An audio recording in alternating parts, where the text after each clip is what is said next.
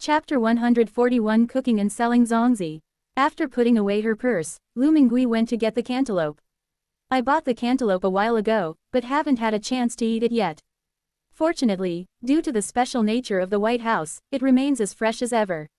She cut the half cantaloupe into 5 pieces, one for each person. Remembering the cantaloupe she had sampled at the fruit shop last time, Lu Mingui couldn't help but swallow hard before hurriedly taking it out. Try the melon Mom bought, it's so sweet and delicious. The orange-yellow flesh emitted a sweet aroma, which surprised everyone in the main room. Song Xiaodong realized what was happening and asked curiously, "What kind of melon is this? How come there are melons at this time of year?" It was a melon he had never seen before. "Mother, is this, like the persimmons, also a gift from a noble person?" Song Xiaoqiu spoke up before Lu Mingui could. "That's right, let's eat. This melon looks delicious. Is her daughter keeping it a secret for her?" Lu Mingui felt a surge of comfort and, without offering any further explanation, distributed the melon among the group. "Eat up, 1 piece for each of us." Song Xiaodong couldn't resist any longer. She picked up a piece of cantaloupe and took a bite. Instantly, the sweet juice bursts in your mouth, bringing ultimate sweetness. He suddenly opened his eyes wide. This melon is so sweet and delicious. Juicy and crisp, sweet with a fruity aroma. The others followed his example and took a bite with a crunch, their eyes immediately lighting up. Man said, "Grandma, the honeydew melon is even tastier than that last time." Shen Juya nodded in agreement. "Yes, what's that called again?"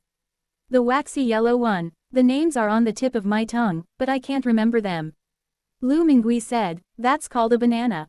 There are bananas too, they're still in the White House.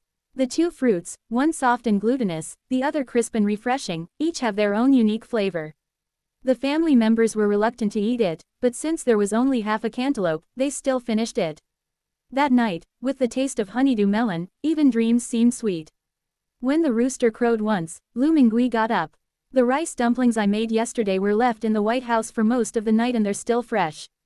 This time, I made 80 meat-filled rice dumplings, 60 sweet rice dumplings, and 60 plain rice dumplings." She touched the keys in her pocket, then pushed the trolley out of the White House. It was still dark at the vegetable market. The vegetable vendors are already busy tidying up their stalls. The stall, which was originally covered with plastic sheeting, was opened up, and various vegetables were neatly arranged for shoppers to choose from. The vegetables are freshest in the early morning. Some were picked in the middle of the night and just delivered, with dew still on the leaves. There were no customers yet at this time. Shops like Li Ji Grain and Oil, or dried goods stores, open even later. As Sister Yang said, she usually doesn't open until 8 o'clock. Therefore, all the shops in this area had their iron gates tightly closed. Lu Mingui pushed the cart to the shop entrance and took out her keys to search carefully. "I saw a keyhole in the middle of the silver-gray iron door. I inserted the key and turned it a few times. I heard a click, and the door opened. The roller shutter door needs to be pulled up forcefully and then pushed overhead." Then she realized that the shop was a bit dark. "I remember that the store was always brightly lit when I came in. Fortunately, the light from the market shines into the shop, so it doesn't affect our work." Upon closer inspection, it was indeed found that Sister Yang had already prepared 2 buckets of water and a pot. Following Sister Yang's instructions, Lu Mingui put the rice dumplings in first, then poured in the water. After doing all that, she took a deep breath, inserted the black plug into the 3 holes, held her breath, and pressed the red button. A red dot of light then lit up. "This is how you start cooking."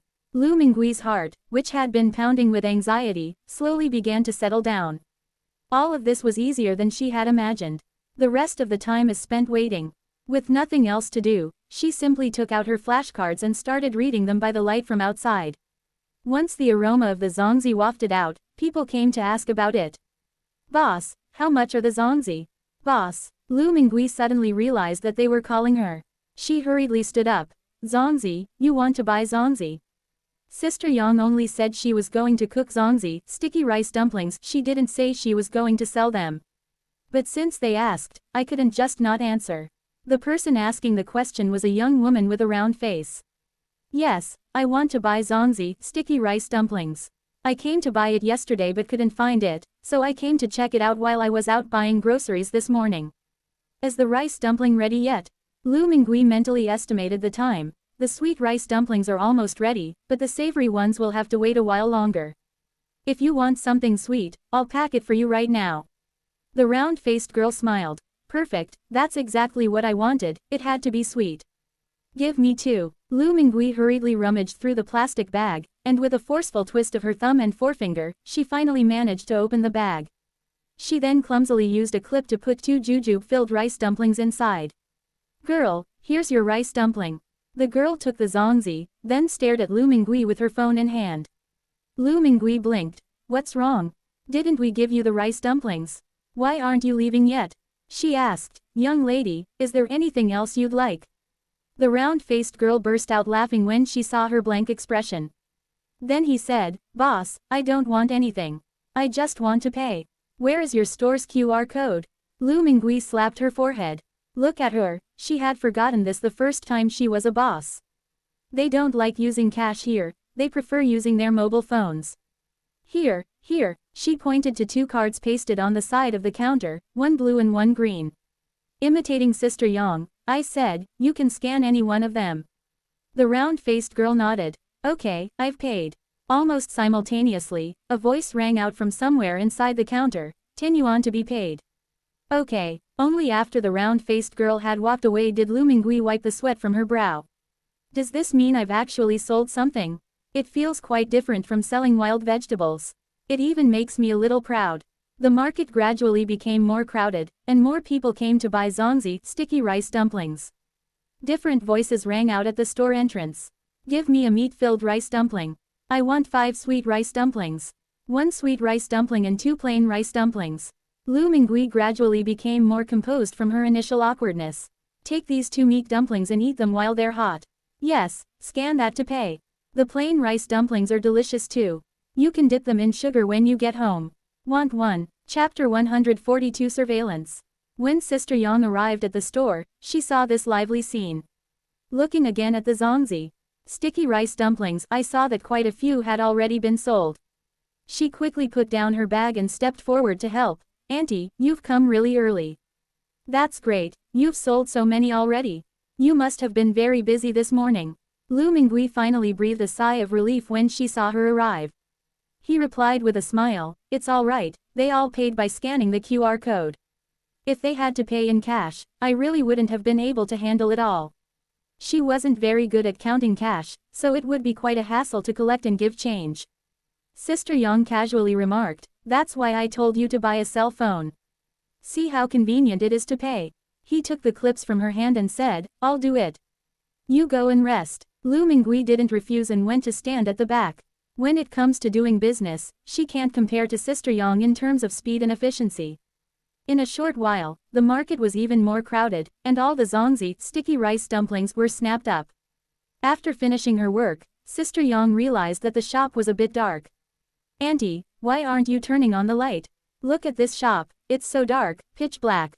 Lu Mingui knew the shop wasn't as bright as usual, but she didn't know how to turn on the lights. Aunt Yang thought she hadn't found the switch, so she pointed to the switch on the wall and said, Auntie, could you please turn on the light? My hands are dirty, I'm going to wash them.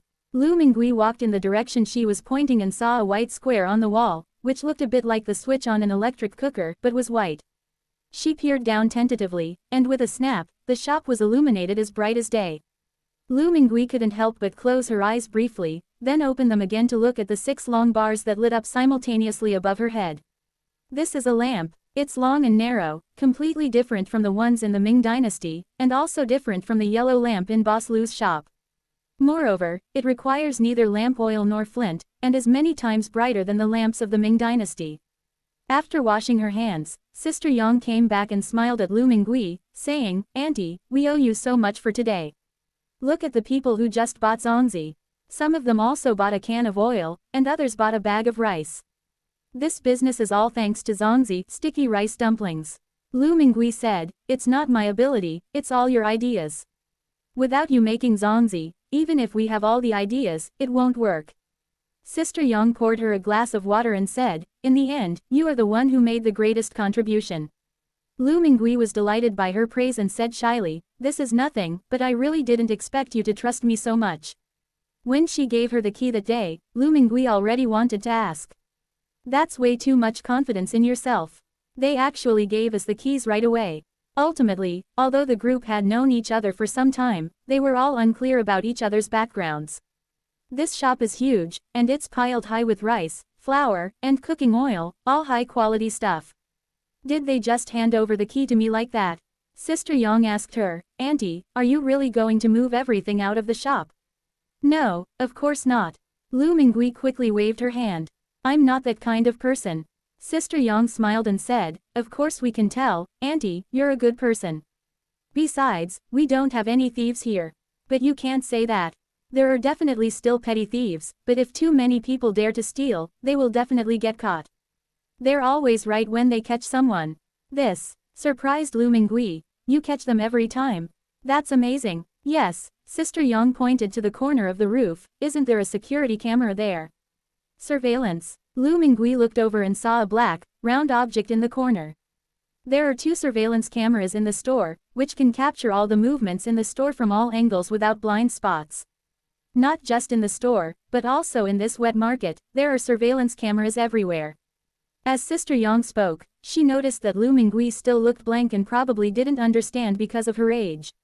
So he took out his phone, turned on the home security camera, and showed it to Lu Mingui. Here, this is the security camera footage from my home. My husband broke his leg before, and my parents-in-law are too old to take care of him. I spent a little over 100 yuan to buy a surveillance camera and put it in my home. Check his phone frequently to make sure he's home alone and doesn't fall and pass out without anyone knowing. Lu Mingui could make out the shape of a room on her phone, and there was a bed with a man on it, looking at something.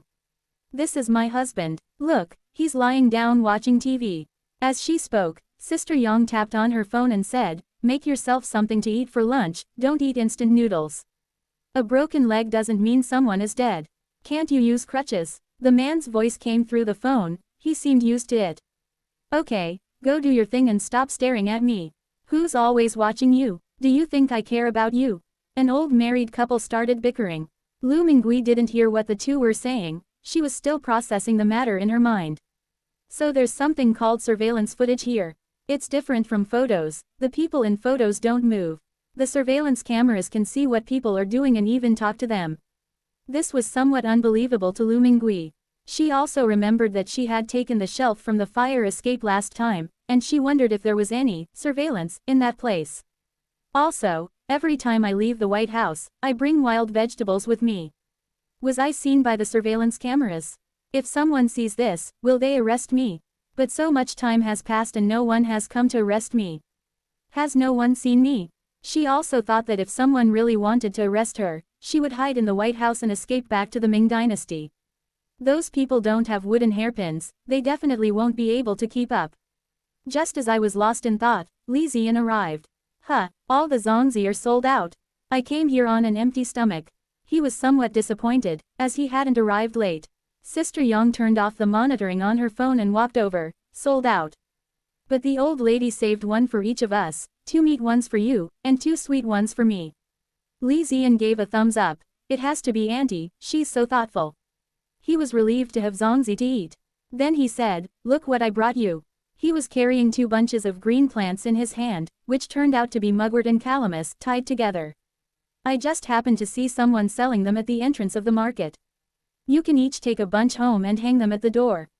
Looking at the mugwort leaves, Lu Mingui thought to himself, although the world changes quickly, some things remain the same.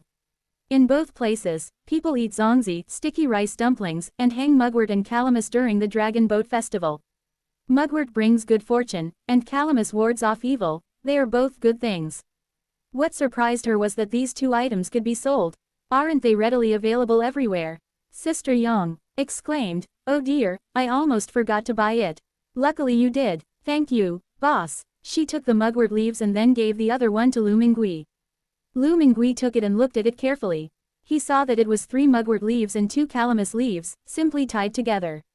How much does this bunch of mugwort cost? Chapter 143 Sweet Flag and Mugwort. Li Ziyan was already peeling and eating zongzi when he heard this, and without even looking up, he said, 15 yuan a handful. Lu Mingui was shocked. Good heavens, this costs 15 yuan. That's enough to buy 7 caddies of rice and 10 bags of salt. Auntie, you can't calculate it like that, Sister Yang said after carefully putting away the mugwort leaves. It's only hung for a few days a year, so it's okay if it's a little more expensive. Actually, I don't think it's expensive. This is the price now. If you come too late, you won't be able to buy any. Lu Mingui was surprised. You can cut them yourself. We all cut them ourselves and hang them on the door. After eating the zongzi, Li Ziyan interjected, go cut it yourself. A trip to the outskirts of the city wouldn't even cover the gas money. However, some retired elderly people have nothing to do, and since the bus is free, they wander out of the city to get cut. But you can't cut off many. It definitely won't be enough to sell. Sister Yang joked with him, wow, boss, you even know that retired seniors don't have to pay for bus fares. I thought you would just drive your Mustang around the city. Li Ziyan clicked his tongue. Sister Yang, I think the zongzi that Auntie made aren't sticky enough. You can talk while you eat. Sister Yang was clearly used to joking with him and didn't mind at all, continuing to eat her zongzi. But then Lu Mingui asked, can I go back and cut some mugwort and calamus to sell now? She had thought about it. There were plenty of water calamus by the river. As for mugwort, although it can be eaten when it is young, its taste is too pungent and somewhat bitter, so it is generally not eaten. At most, we make and eat qingtuan green rice dumplings during the Qingming festival. Therefore, mugwort is everywhere. This business is definitely worth doing. Li Ziyan and Sister Yang then stopped talking and said in unison, that's great. He added, Auntie, if you want to sell mugwort, go and cut it today, and come back to sell it first thing tomorrow morning. Tomorrow is the Dragon Boat Festival. Once the Dragon Boat Festival is over, nobody will buy them anymore. Lu Mingui immediately snapped to attention. What else was there to say? They had to hurry. She immediately looked at Li Ziyan. Was there anything Li Ziyan didn't understand? He sighed, I'll ask for leave for you. Having received the order, Lu Mingui pointed to the cart again, can I borrow it for a bit? Take it, you can have it. After she left, Sister Yang tilted her head to watch her retreating figure and said, Boss, you know, this old lady is so old, why is she still so keen on making money? I'm going to retire as soon as I turn 50. Li Ziyan glanced at her. Then it won't be many years left. I need to hurry up and recruit people. Sister Yang rolled her eyes. I'm only 43, I still have to work for several more years. She thought about it and realized that a company like Mr. Lee's, which provides lunch and insurance, is already a conscientious company, which is why she can retire with peace of mind. Okay, Sister Yang, you can place an order for a small cart first. I think the old lady needs the stroller more than we do, so I'll buy one for her. Speaking of shopping, Sister Yang suddenly realized she had forgotten something. Oh dear, I forgot to buy salted duck eggs. Yesterday, the guests all said that the salted duck egg and meat rice dumplings were delicious and they didn't get enough. What do we do now? The old lady doesn't even have a cell phone, we can't contact her. Li Ziyan wasn't in a hurry. Didn't the old lady buy meat and candied dates too? Selling the same 3 types of zongzi as before is enough. Sister Yang said with some regret, I must remember this next year.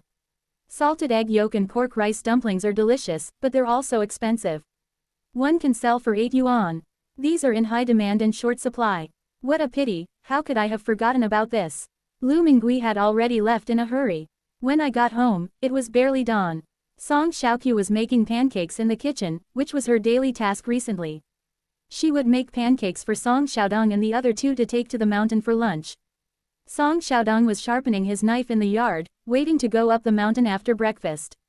Lu Mingui called to him, Xiaodong, don't go up the mountain today. Take the Zhao brothers to cut mugwort and calamus. Cutting mugwort? Isn't mugwort only hung up during the Dragon Boat Festival?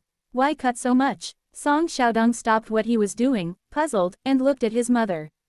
Song Xiaoqiu came out of the kitchen. If I tell you to cut it, then go cut it. It'll be useful eventually. You don't need to go up the mountain for calamus and mugwort. Go quickly after breakfast. She then smiled at her mother. Lu Mingui smiled too. This girl was protecting her in every way so that the rest of the family wouldn't find out anything. Song Xiaodong said, okay, I'll go tell Zhao Yuan. I'll go with you, Lu Mingui said. We can ask Zhao Da and the others if they'd like to go cut mugwort. This time, the time was too tight. Based on the timing of both sides, cut it during the day and bring it over when the rooster crows at midnight. However, Lu Mingui did not insist. If Brother Zhao and the others were willing to cut the meat, that would be best. If not, he and his men would cut as much as they could and sell it. Zhao Da was getting ready to go to the field with his hoe. Although it wasn't time to harvest winter wheat yet, he felt restless staying at home. The village is full of lazy people who lie around all day and never work in the fields. When Lu Mingui explained his purpose, the whole family was delighted and nodded in unison. Zhao slapped his thigh. Cut it. Of course we'll cut it. I know where the mugwort grows best. I saw a whole patch of them on the hilltop last time. Zhao San said, then I'll go cut some calamus. Everyone wants to go. The women asked, Auntie, shall we go and cut some mugwort too? You all continue making zongzi, and the men can go and cut mugwort and calamus, Lu Mingui said with a smile. We mothers and daughters can stay home and keep busy. We have to wrap the zongzi too. In the end, even old Zhao went to cut mugwort and calamus. Naturally, they didn't go to the same place to get the cuts, each person went to find their own place separately.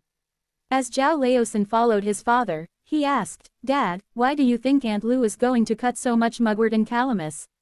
Instead of answering, old Zhao asked, was the stewed pork delicious last night? Zhao Laosan thought to himself, isn't this about Aunt Lu's family? Why are we talking about stewed meat? But I'll still answer honestly, it's delicious, very fragrant. How long has it been since we smelled meat in our house?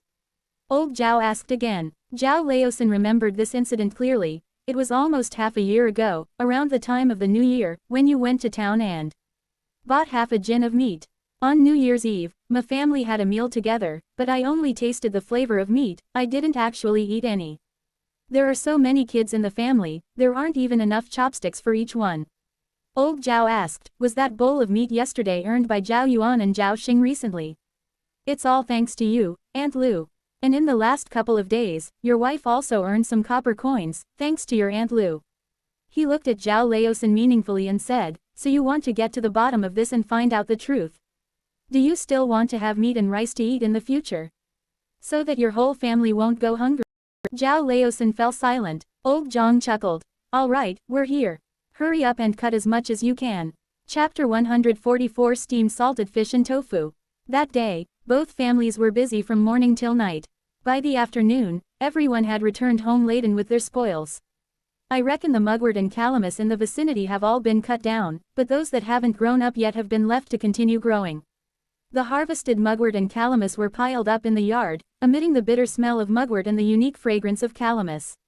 First, everyone had to remove the dead leaves, and then select leaves of similar thickness and put them together. Then Lu Mingui taught them how to tie it. Take 3 mugwort leaves and 6 calamus leaves, and tie them together with calamus leaves. That makes exactly one bunch. Both mugwort and calamus should be used in odd numbers, as odd numbers are considered yang numbers, meaning that yang energy is used to drive away evil spirits on the Dragon Boat Festival. As she spoke, she demonstrated with her hands, and everyone watched carefully and began to learn how to tie it up. We chatted and laughed while working, and time flew by. As darkness fell and the yard became too dark to see, all the mugwort and calamus were bundled up and neatly arranged to the side. Lu Mingui counted them and found there were about 200 bouquets, fewer than she had expected. Because we had to choose the ones that were growing evenly, and those that were too thin were not acceptable, plus the harvest was poor that year, so we didn't harvest many to begin with. But that's enough. According to Li Ziyan, if a bunch can sell for 15 yuan, then this many can sell for 3,000 yuan. However, we'll have to wait and see how many we can sell tomorrow. After finishing the work, Lu Mingui invited them to stay for dinner. Come eat at my house tonight, the food is all ready. The Zhao family refused, saying that Aunt Zhao had gone back to cook first. They had barely finished speaking when Aunt Zhao came to call them home for dinner. Helpless, Lu Mingui settled the wages with the Zhao family, since the market would no longer need zongzi starting tomorrow. All wages should be settled. The agreed-upon wage for harvesting mugwort today was 10 coins per person, but the Zhao family provided 4 people and received 40 coins. The 3 wives were originally paid 8 coins each, but they were given a few extra coins to make it a round number, so they were given 30 coins.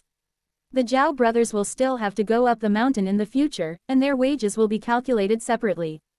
Finally, they gave them an extra 10 pounds of brown rice. 10 caddies of brown rice would cost 50 coins. Brown rice was Song Dehai's pension food, because his family usually ate a mixture of white rice and brown rice, so they ate very little brown rice. When Aunt Zhao saw the brown rice and copper coins, she was so happy that she wiped away tears. Little sister, thanks to you, things have been a bit Easier for the family lately. Her withered hand held Lu Minggui's hand, which still carried the bitter scent of mugwort, and her eyes were full of gratitude. Don't be so polite, we're neighbors. Besides, it's not like I'm taking it for free. Lu Mingui pointed to the yard. Look at all this mugwort, your family helped to cut it. There will definitely be times when we need your help in the future. The Zhao family returned home happily. The Song family began to eat dinner. Besides brown rice, there was also a dish of steamed tofu with salted fish. The salted fish was given to us by Aunt Zhao last time. Cut the tofu into cubes and place them at the bottom of the bowl. Then slice the salted fish and place it on top of the tofu. Add a little soy sauce. This will make the tofu look more appetizing. Steam in a pot for 15 minutes, then sprinkle with chopped green onions before serving. A bowl of savory steamed fish and tofu is ready. The salted fish has a brownish-red hue, and the oil is slightly translucent from steaming. Take a bite, and you'll find it salty and fresh, with firm flesh that becomes more fragrant the more you chew. The tofu, now stained with soy sauce and soaked in the savory broth, transforms its original delicate flavor into a rich and complex taste. This is the most authentic and delicious food from the countryside, which can relieve most of the fatigue from a long day. Everyone ate their fill before going to rest. Lu Mingui still slept until the rooster crowed once, then got up. She knew the way well and arrived at Li's grain and oil shop.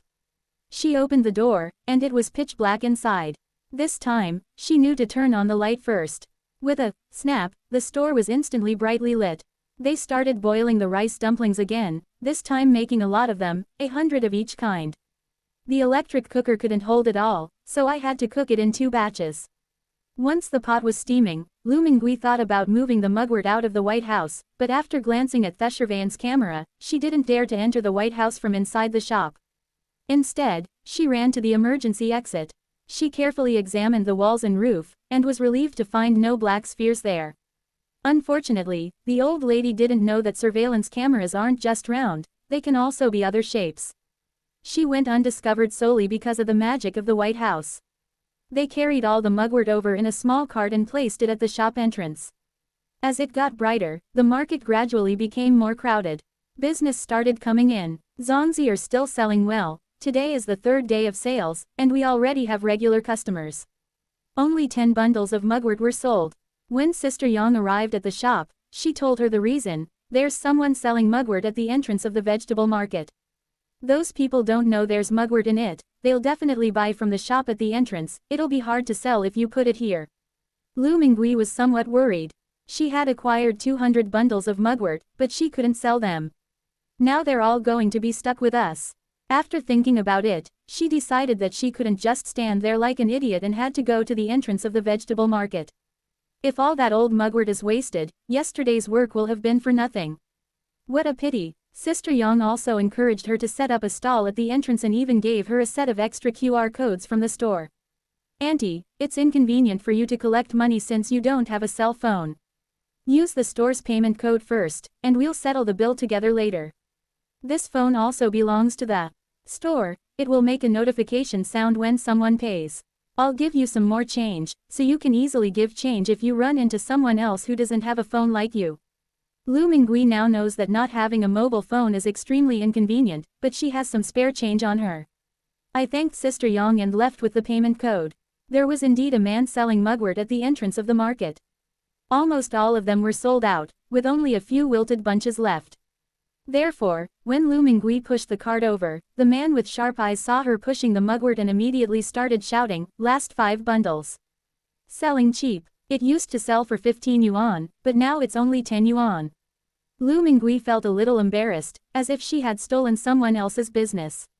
Just as I was hesitating, gripping the handle of the cart, someone came over to ask the price.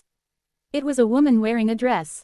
This mugwort is nice. I smelled its fragrance when I passed by you just now. This bunch is quite sturdy, how much is it? Lu Mingui hurriedly replied, 15 yuan a bunch. The woman put her hands down again, having been selecting mugwort. 15 yuan a bunch, that's too expensive, they only sell for 10 yuan over there. The man not far away saw everything and raised his voice again, shouting, 10 yuan. Last 5 bunches, 10 yuan a bunch, selling cheap. Don't miss out. The woman did indeed turn her head away. Lu Mingui's lips moved, but in the end she didn't say anything to ask the person to stay. It's still early. Once the man sells these bunches, his business should pick up. Just as I was wondering whether I should call out to her, the woman returned. Give me 3 bunches. This time she spoke directly without haggling. As she spoke, she complained, that person only had a few bunches left, they were all wilted, and he still dared to charge 10 yuan a bunch. You get what you pay for. Chapter 145 Home Textiles. Lu Mingui was overjoyed. She thought the first deal was going to fall through, but who knew the other party would come back. She quickly said, oh, I'll pick out 3 good ones for you. Actually, every single bouquet is very nice. But she remembered that when Sister Yang sold zongzi, she liked to say, I'll pick out the biggest one for you, or, I'll pick out the prettiest one for you. People who want to buy things will be very happy to hear that. Sure enough, the woman smiled, pick out the good ones for me. You're really honest in business. She paid the money, picked up the 3 bundles of mugwort, and left happily. Lu Mingui found doing business to be quite strange at times. She stood there for quite a while, and not a single person asked her about the price. But ever since this woman bought the mugwort, her business has suddenly boomed. This mugwort is quite nice, such a big bunch. The aroma is so strong, it looks like it was just picked this morning, quickly give me a bunch. I want 2 bunches, one to hang at my own home and one to hang at my parents' home. The sound of payments being received kept ringing out. The amount collected ranged from 15 yuan to 30 yuan, with the largest single purchase being 5 bunches, which the buyer said were for their neighbor. After this wave of activity ended, the number of people gradually decreased. Lu Mingui finally had time to wipe the sweat from her brow. She didn't feel tired, only happy. In just a short while, half of the mugwort was sold. I estimate there are only about 70 or 80 bunches left. At this moment, the man who had been selling mugwort earlier suddenly strode towards her, holding the remaining 5 bundles of mugwort in his hand. It seemed that he hadn't sold any of them. Upon seeing this, Lu Mingui felt a pang of panic. She had witnessed 2 vendors fighting over business during the town's market day. The situation escalated, eventually leading to a bloody fight where no one benefited. The man who approached was not tall and rather thin, but he was still someone whose physique she could not possibly defeat. You probably can't win an argument with them. Lu Mingui knew that she was not an eloquent person. The only option was to take a step back. With a handful of mugwort in my hand, if things got too bad, I'd just have to run. Unexpectedly, the man walked over aggressively, then suddenly smiled obsequiously. Auntie, where did you get this mugwort? How come you're so good looking? Look at my things, compared to your mugwort, they're practically deformed. Lu Mingui felt relieved. So that's what they were asking about. To harvest the mugwort, they even called on their aunt. I looked at the mugwort in his hand again, it was indeed just so. She couldn't say exactly where it was cut, so she could only vaguely say, it was cut at the foot of the mountain. The man asked suspiciously, at the foot of the mountain? Next to Songshan Mountain. I go there every year, but I've never seen trees grow this well before. Before Lu Mingui could speak, the man muttered to himself, does this mean we have to go get it done in the middle of the night? The ones I cut yesterday are already wilted today. Lu Mingui was speechless, her mugwort had also been cut yesterday. It was just placed in a white house, and when taken out, it looked as if it had just been cut. She was trying to figure out how to answer when the man turned and left. He muttered to himself as he walked, I'll have to be more diligent next year and harvest more. Anyway, I've already made money this year, so I can go home and relax for a while.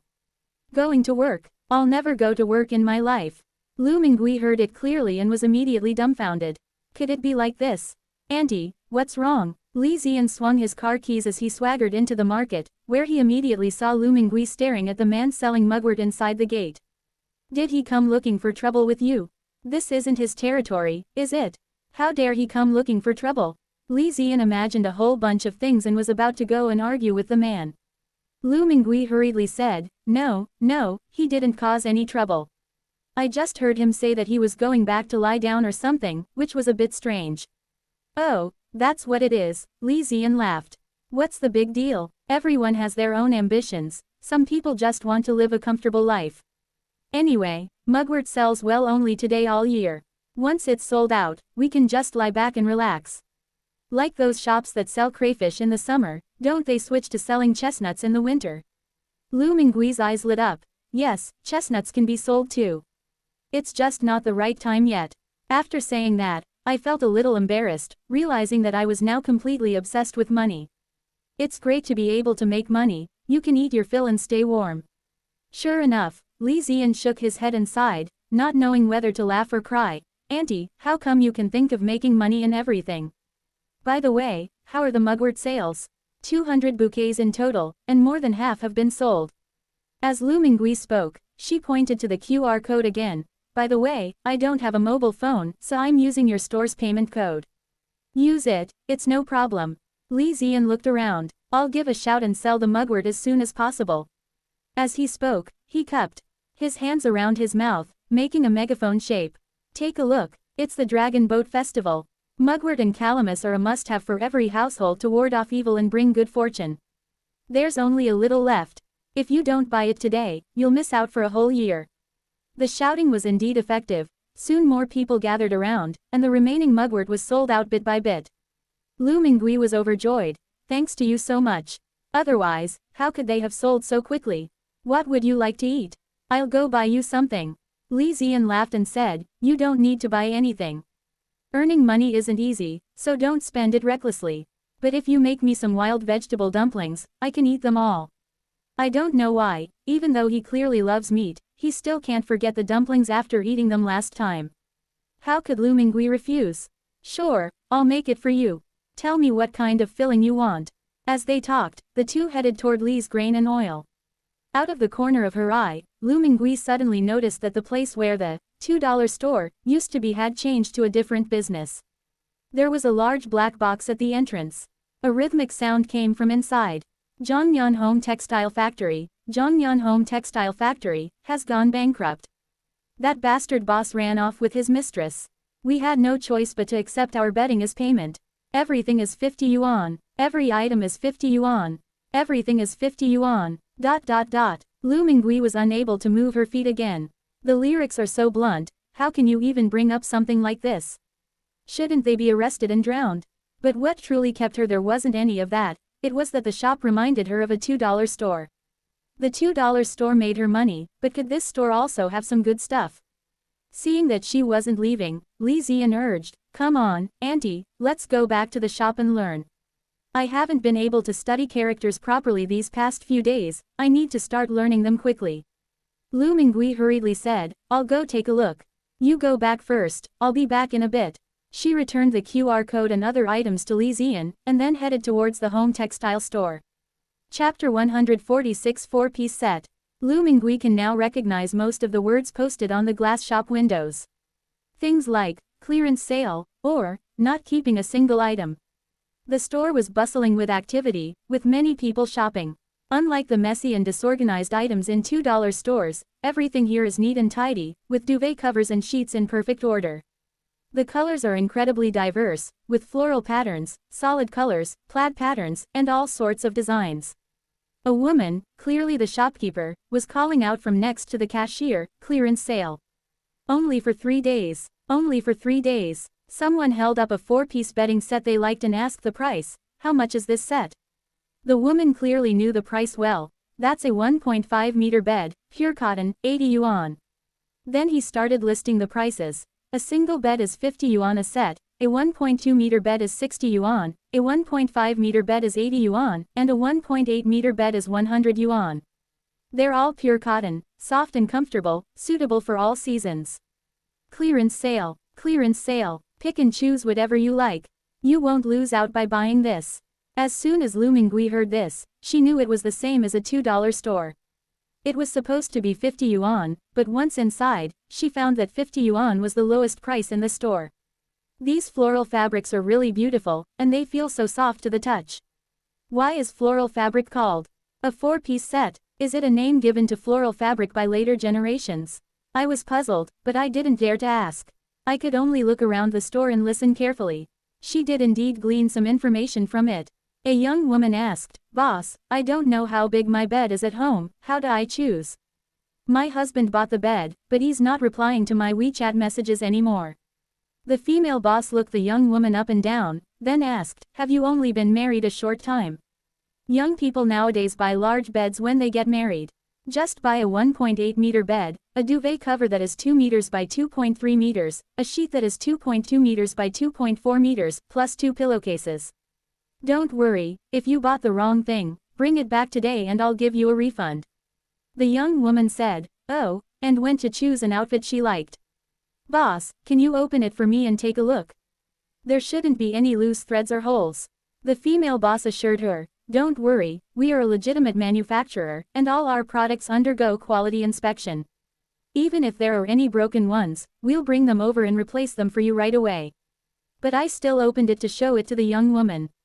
The two of them worked together to unfold the blanket and examine it carefully. Hey, the duvet cover is fine, the sheets are good, and there are 2 pillowcases too.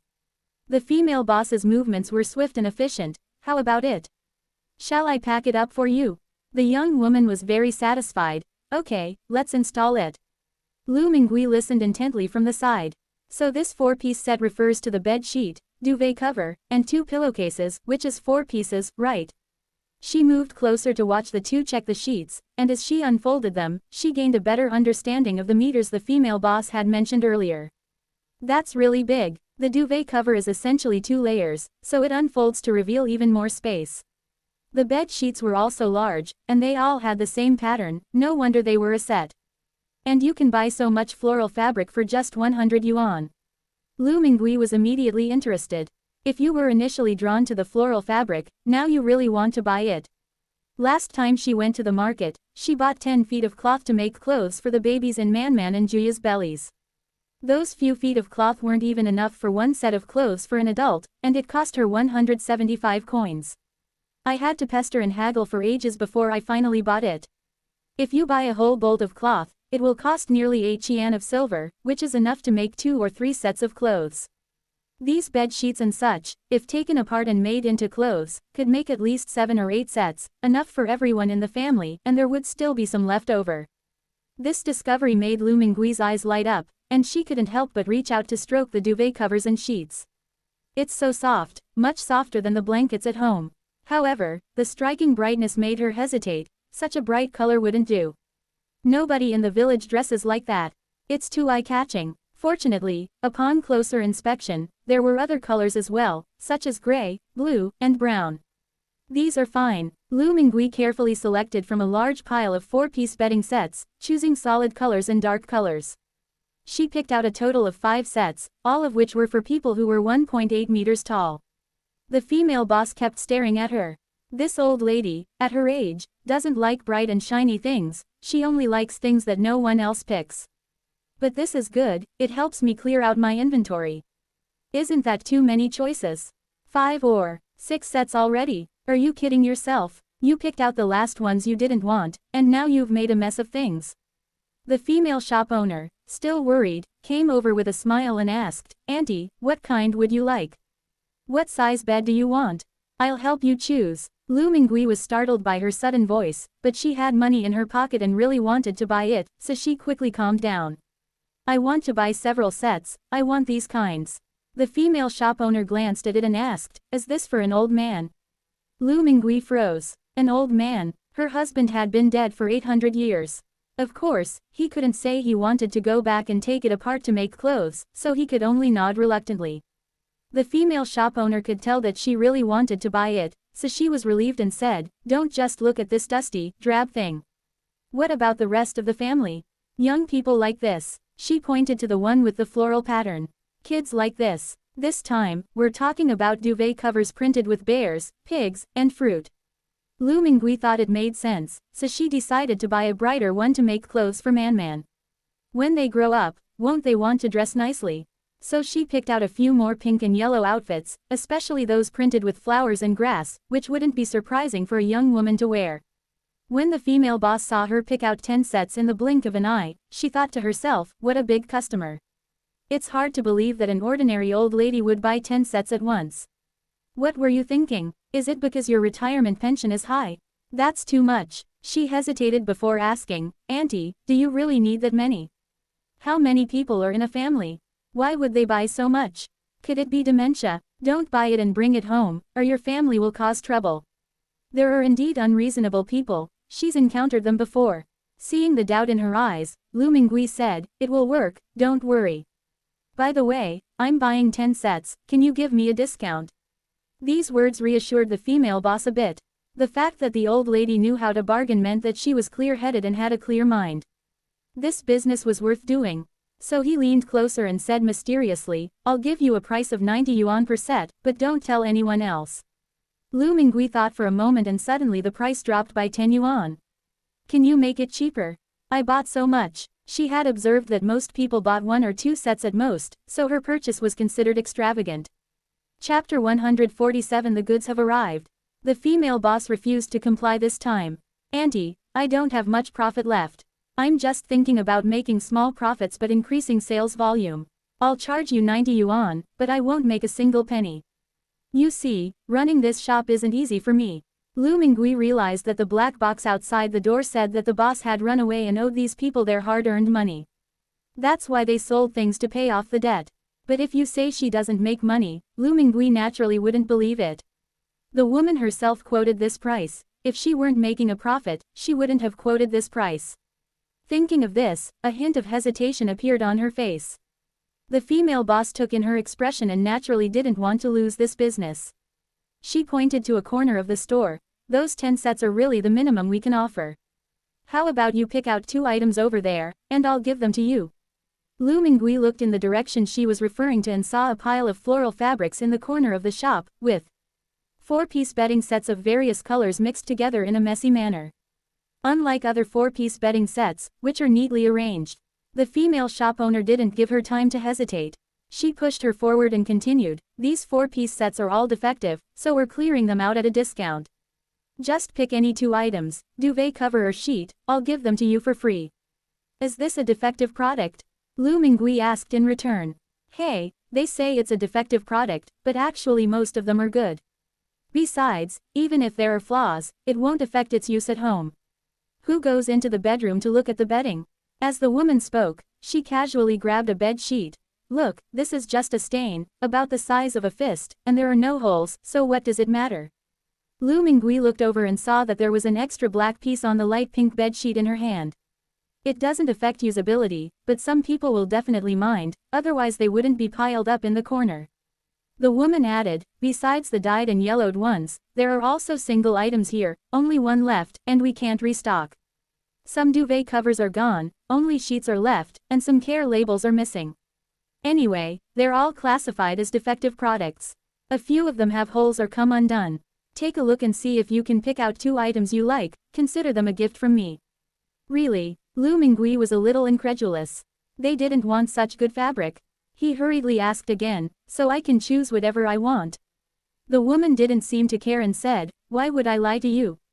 You can choose. Anyway, if they can't be sold, we'll find a way to get rid of them." Relieved, Lu Mingui began searching with peace of mind. This pile can no longer be considered a 4-piece set, there are almost no complete sets. There are duvet covers, sheets, and pillowcases, and they come in different sizes. The smallest is the single size for dormitory rooms, and the largest is the 1.8-meter bed size.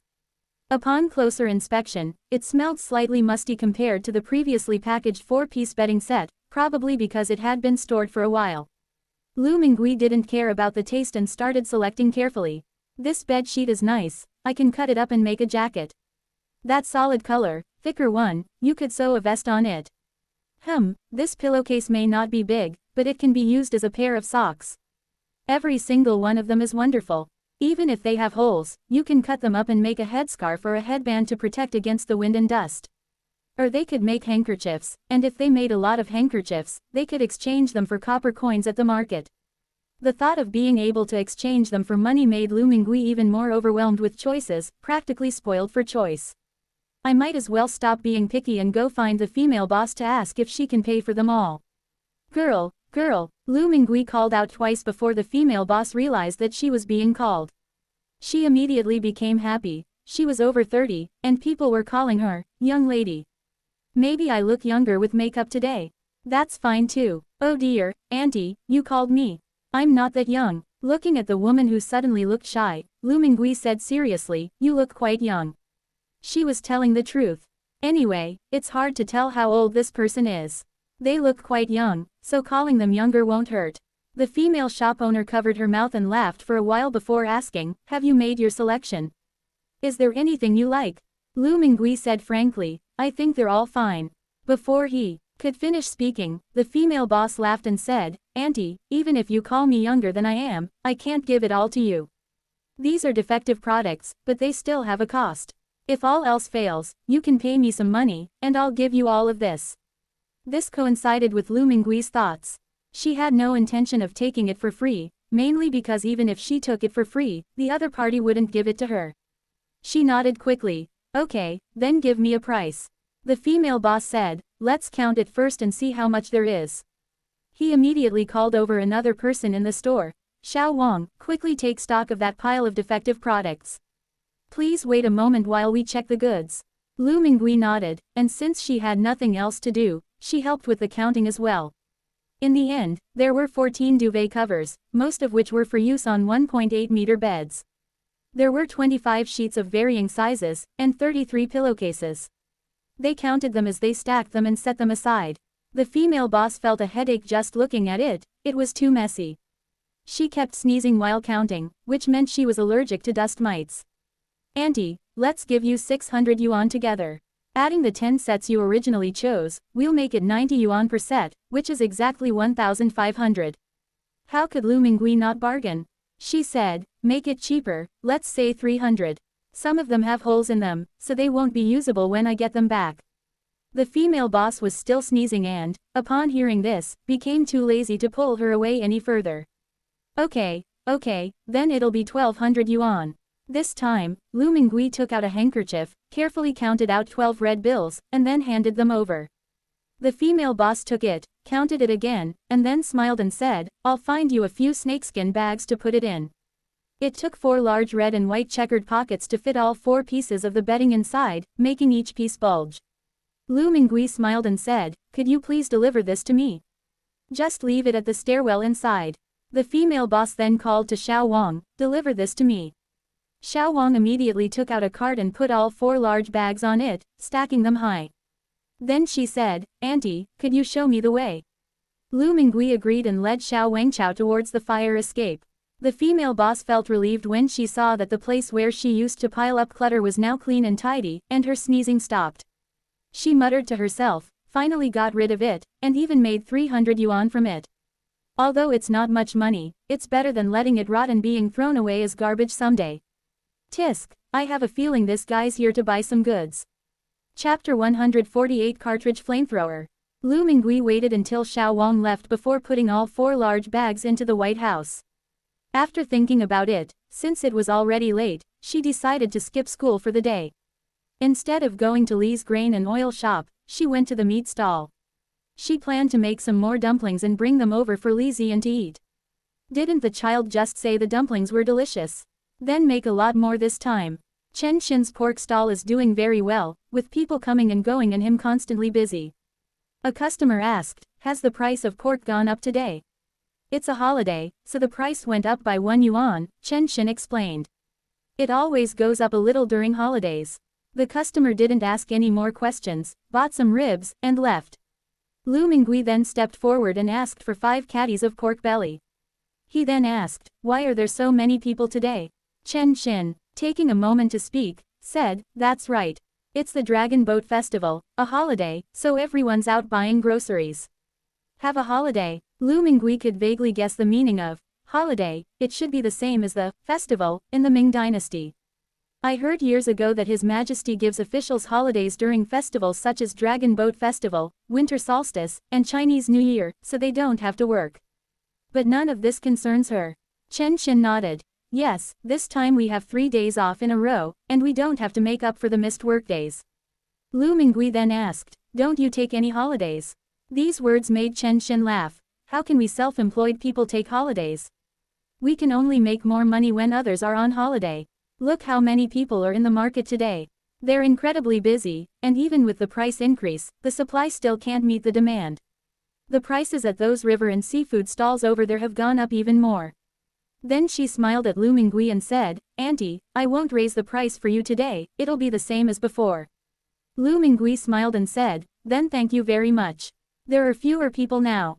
Chen Xin carefully removes hair from pigskin using a cartridge-type flamethrower. Lu Mingui had seen him burn off the pig bristles before and thought the fire-breathing thing in his hand was a bit scary. He pressed something and blue flames shot out. The burning pigskin deformed and made a sizzling sound, and finally the pig hair turned to ash, leaving only black dots. She exclaimed, "Your tool for burning pig bristles is really amazing."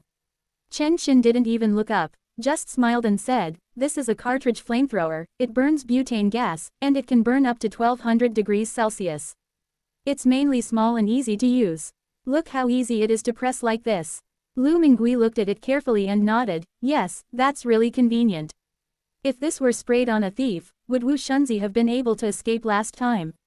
That time, although she comforted Song Xiaoqiu, saying that Wu Shunzi would suffer the consequences even if he didn't die, she still couldn't let go of her worries. Keeping it around will only cause trouble. Besides, what if there are other bad guys in the future? In years of famine, people become neither human nor ghost, and will do anything to get food. The only person in her family who owns a bow and arrow is Song Xiaodong, but Song Xiaodong doesn't dare to use it. The rest were women and children. Although they were used to farm work and were not weak, they would definitely be no match for thieves. If only I had something that breathes fire for self-defense. She tentatively asked, "Could I take a look at this?" Chen Xin handed it over. "Here, take a look, just don't point it at people." "Of course, I can't do it to myself, hee." Lu Mingui agreed, took it in her hand, and felt that it was slippery and covered with lard. It looks small, but it has some weight to it. The part that breathes fire is made of brass. Below the brass is a black button. She resisted the urge to press it, looked at it carefully, and then returned the item. "Where did you buy this?" "Our village is going to slaughter a pig for the new year, so we'll need to buy one too." Chen Xin said, "I bought it online. If you don't use it often, I can lend it to you for a couple of days." Luckily, there's a big one left in the store. Lu Mingui wasn't looking to borrow them for 2 days, so she carefully said, "We'd rather buy the 2 pigs in the village ourselves." "Is this expensive? Where can I buy one if I don't have a phone?" Chen Xin had dealt with Lu Mingui quite a few times and was not wary of her. "It's not expensive. A flamethrower like this with 2 canisters of butane gas costs only 30 yuan. How about this, auntie? If you're not in a hurry, I can buy it for you online. You can pick it up when you go to buy the meat." Lu Mingui was overjoyed. This young man was always enthusiastic, and he had just hit the nail on the head. "No rush, no rush. In our village, we only slaughter pigs during the Chinese New Year." If he mentioned slaughtering a pig in the last couple of days and then coming to buy meat, Chen Xin might become suspicious, so he could only say the time would be later. She added, "How about you buy me 2 instead?" "Buy 2, you don't need that many," Chen Xin said with experience. 1 bottle of butane gas is enough for 1 pig. Your village slaughters 2 pigs, that's exactly 2 bottles. Let's buy 2, just in case it's not enough, it'll be troublesome for me to come out." As Lu Mingui spoke, he handed over the money. 60 yuan was for the cartridge flamethrower, and the other 60 yuan was for the pork. Chen Xin then accepted the money. "Okay, I'll buy 2 sets. You can come and pick them up later. Here's another piece of pork fat for you to take home and render into oil." How could Lu Mingui possibly ask for the pork fat again? The other person had already helped her buy things. She quickly said, "Don't bother, I'm too embarrassed to accept it." "Okay, you weigh both of these pieces, and I'll render some more lard at home." Chen Xin was about to say a few more polite words, but seeing Lu Mingui's insistence, he put the scale on. "It weighs 9 jin and 7 liang in total. I'll charge you 9 jin, and at 8 yuan per jin, I'll charge you 60 yuan. Lu Mingui paid the money and then walked towards the grain and oil shop. After walking for a while, it dawned on me that if it was 8 yuan per jin, then it should be 70 yuan. This kid is too quick to round down the price. How can you apply so much?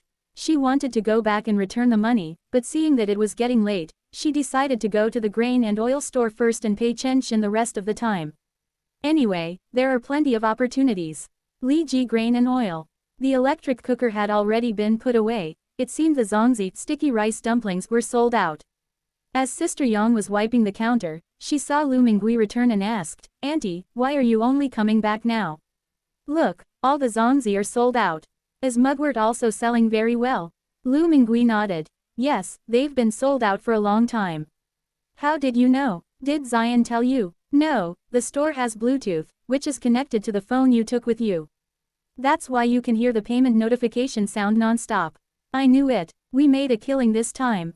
Sister Yang was joking, but she didn't mean anything by it, it's all hard-earned money. Lu Mingui smiled and said, that's right, so I went to buy some meat to make dumplings for you guys later. That's wonderful, Sister Yang said, looking at the meat she was carrying. Your dumplings are so delicious. Chapter 149 Milk Tea. Lu Mingui looked around the shop and asked, where's Li Ziyan? You said you came back first, but have you left again? Sister Yang replied casually, he went to buy a boxed lunch and picked up his takeout. Lu Mingui was filled with confusion. Takeout? What is food delivery? Is it food sold outside? So you have to go outside to pick it up. Just as I was making wild guesses in my mind, I saw Li Ziyan come back carrying 3 boxes of food in one hand and some other things in the other. Auntie's back. It's almost noon, come and eat. She added, I ordered 3 milk teas for delivery, one with coconut jelly, one with red beans, and one with pearls. It's quite hot today, so I bought all the iced drinks. Which one would you like to drink? Sister Yang really likes milk tea, but she's afraid of gaining weight. She picked up a cup and looked at it. Is it 30% sugar? If it's too sweet, I won't drink it. They're all 30% sugar, Li Ziyan said speechlessly. Sister Yang, you're already drinking milk tea, why would you care about how much sugar? I mean, aren't we putting the cart before the horse? Sister Yang ignored him. Choosing the sweetness level was her final requirement for herself, a way of expressing that her determination to lose weight was still intact. She picked out a coconut milk tea for herself and handed the red bean milk tea to Lu Mingui. Auntie, here's the red bean one for you. Boss, you can have the pearl drink. Upon hearing the word, pearls, Lu Mingui couldn't help but reach for the cup of milk tea in Li Ziyan's hand. It contained black substances, completely different from the pearly white ones. She chuckled to herself, thinking how she had made money off pearls and how excited she was at the mere mention of them. That's impossible, how can you eat pearls? He then took the milk tea in his hand and examined it closely. The transparent cup contained a light brown liquid, and red beans could be faintly seen at the bottom. The cool sensation traveled from my palms. She looked at it from all angles, but couldn't see where to drink from. The lid was plastic and stuck tightly to the rim of the cup, so there was no way to open it. Lu Mingui couldn't help but ask, how do you drink this milk tea?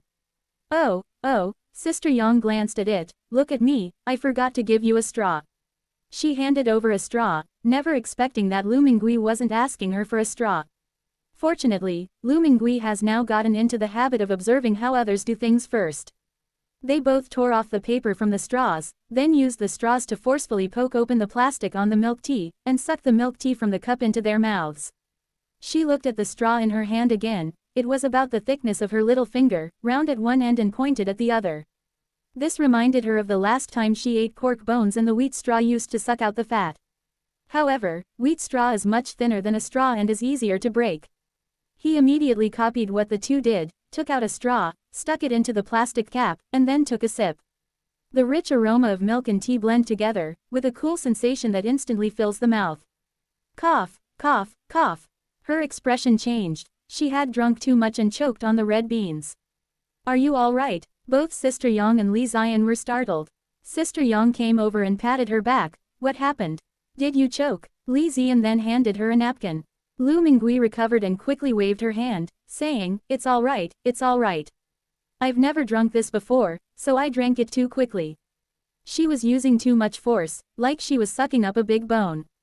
The other two were somewhat surprised. Is this your first time drinking milk tea? After Li Ziyan finished speaking, fearing that the old lady might have some thoughts, he added, actually, it's normal. She's getting old and doesn't like eating hamburgers and milk tea anymore, right? Sister Yang disagreed. Who said that? My father-in-law is almost 70 years old, and he still secretly goes out to buy hamburgers and fried chicken to eat. I told him that fried food is bad for his health, but he wouldn't listen. Hamburgers are healthy food, Li Ziyan retorted. They have carbohydrates, protein, and vegetables, what more do you want? The two then started arguing back and forth. Lu Mingui carefully took another sip of milk tea, which was fragrant and sweet, and she could also chew on large red beans. These red beans are even sweeter than honey. It tastes so good, much better than the mung bean soup we make at home in the summer. It's icy cold and refreshing, and it helps to beat the heat. While I was sipping my milk tea, Sister Yang next to me had already slurped it all up. She rubbed her stomach. I won't eat the boxed lunch, I can't eat it.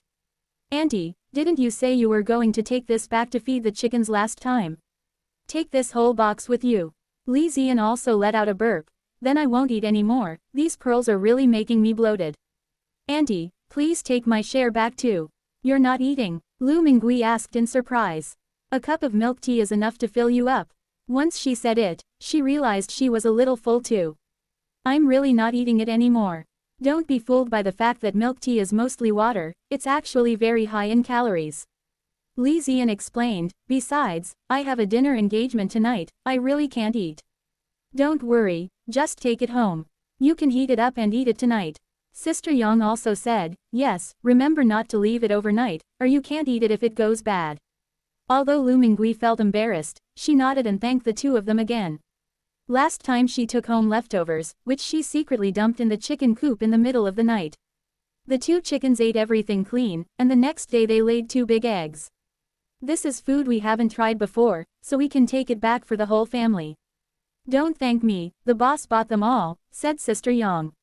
No need to thank me. If you don't take it back, we won't eat it tonight. Wouldn't that be a waste? Li Ziyan also said, glancing at his watch again. I have things to do this afternoon, so I need to leave early. I won't be learning to read today. Since we still have some time, Sister Yang, let's settle the money from selling the zongzi and mugwort. They all use the store's payment QR code, which contains the old lady's money. Li Ziyan thought that the old lady's family must be in difficulty, so he should figure it out as soon as possible and not let her worry.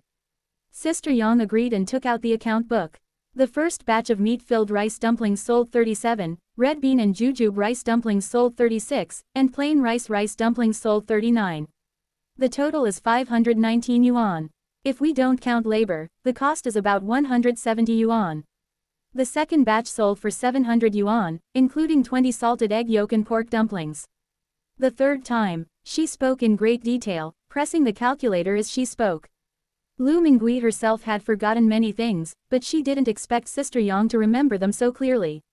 In the end, the zongzi sold for a total of more than 2,100 yuan, with the cost of pork and glutinous rice being the biggest expense, at about 700 yuan. Li Ziyan then calculated the labor costs and expenses, totaling over 500. Looking at it this way, the profit wasn't actually that much, probably around 900 yuan.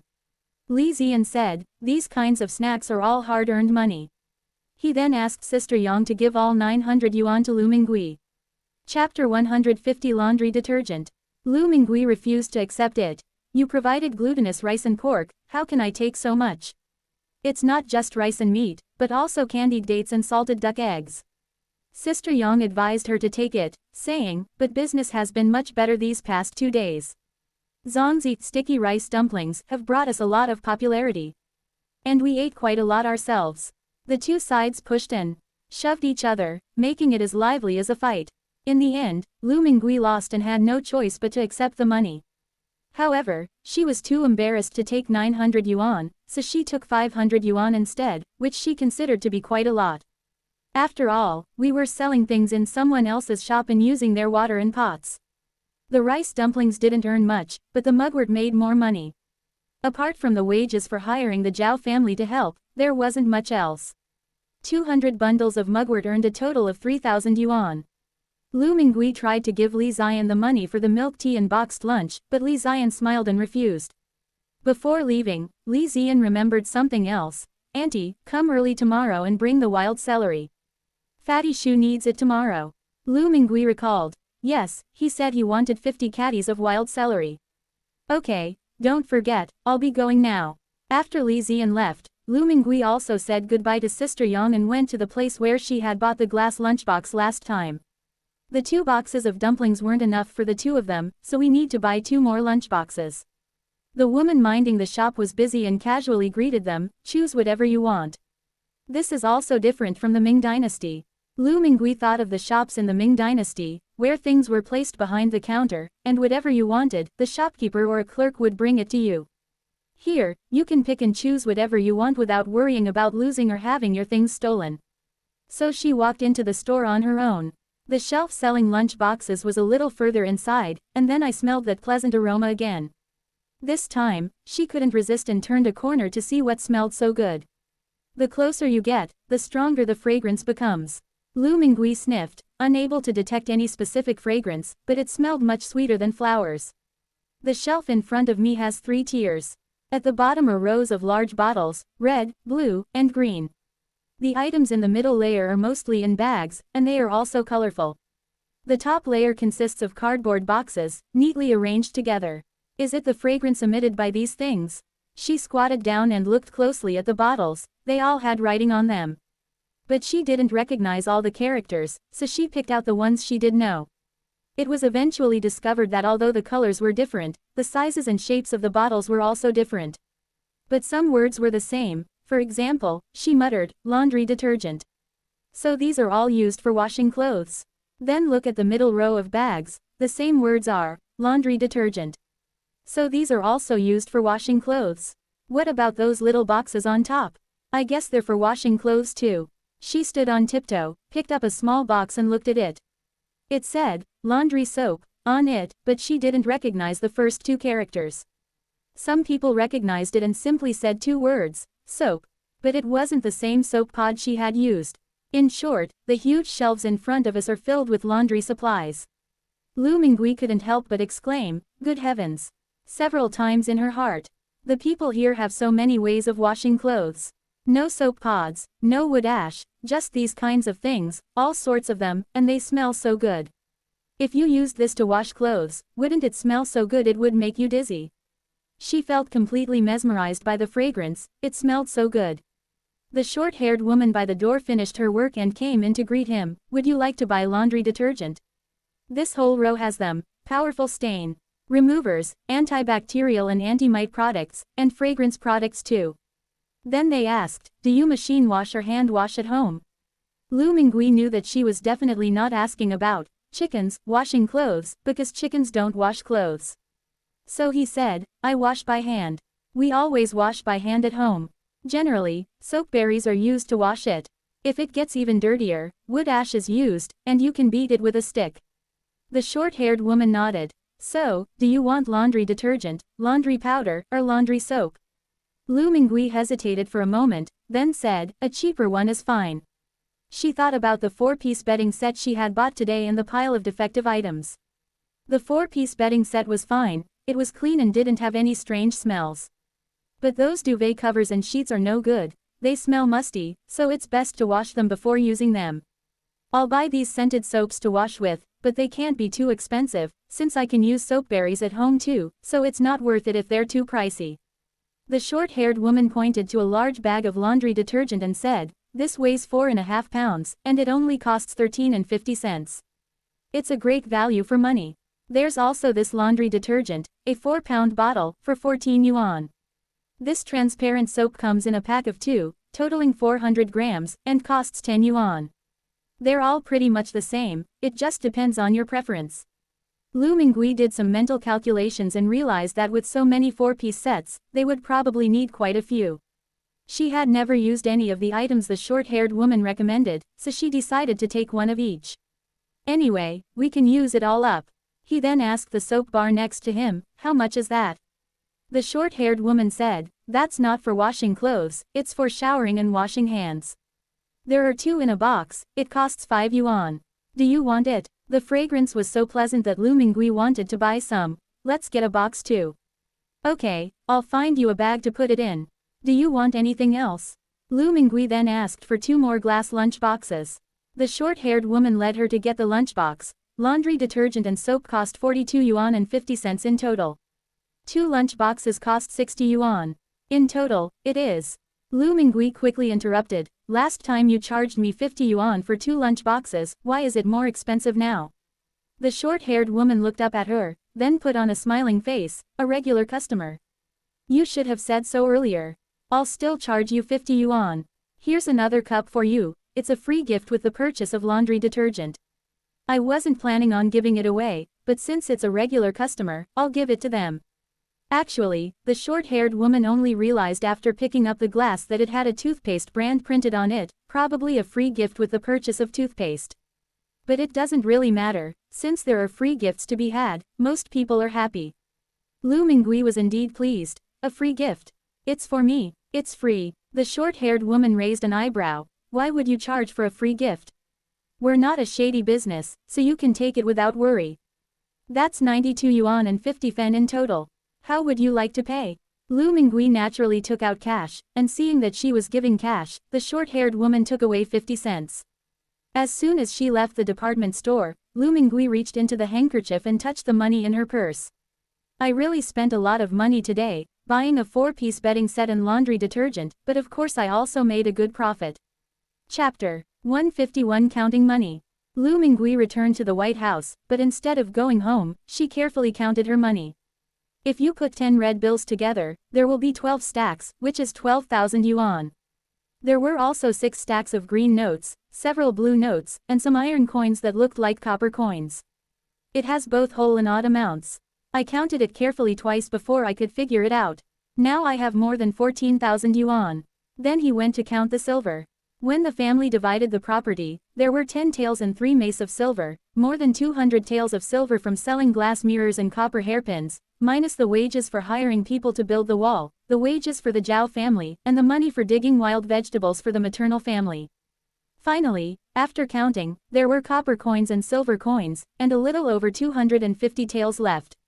Lu Mingui had brought a small bamboo basket specifically to hold this money. Now it's piling up more and more. Those colorful banknotes are beautiful, and so are these heavy copper coins and silver ingots. She never dreamed that she would have so much money left over one day, and she felt extremely at ease at that moment. By the time we left the White House, the sun was already high in the sky. Song Xiaoqiu was busy in the kitchen when Lu Mingui briefly met her before returning to the White House. So many 4-piece bedding sets need to be sorted out. Those 10 outfits were all carefully selected in color, black, gray, and brown, colors that ordinary people could wear, so there were no problems. However, among that pile of defective products, some are inevitably unseen. For example, that bright red quilt cover. This kind of red is only meant for a bride to wear when making her wedding dress. There was another bed sheet with something printed on it that looked like scribbled characters. It wasn't a word she recognized, nor was it a number like 1, 2, 3. It was probably something she couldn't show to anyone.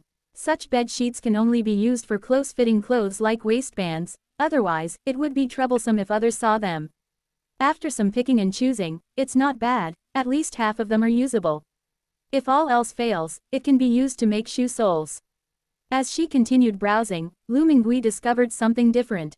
The sheets and pillowcases were fine, but many of the duvet covers had something strange on the top. 2 thin white ribbons are sewn onto the top of the duvet cover, with fine teeth on them and a small sliding object in the middle. As it slides, the small teeth on both sides come together, closing the quilt cover. Sliding it back opens the quilt cover again. Although she couldn't name it, she could guess its purpose. It's simply a matter of stuffing cotton or cattail fluff inside, so it can't escape. That's really ingenious. The bedding in the Ming Dynasty was not like this. Place a piece of cloth underneath, spread the cotton on top, cover it with another piece of cloth, and then sew them together with needle and thread.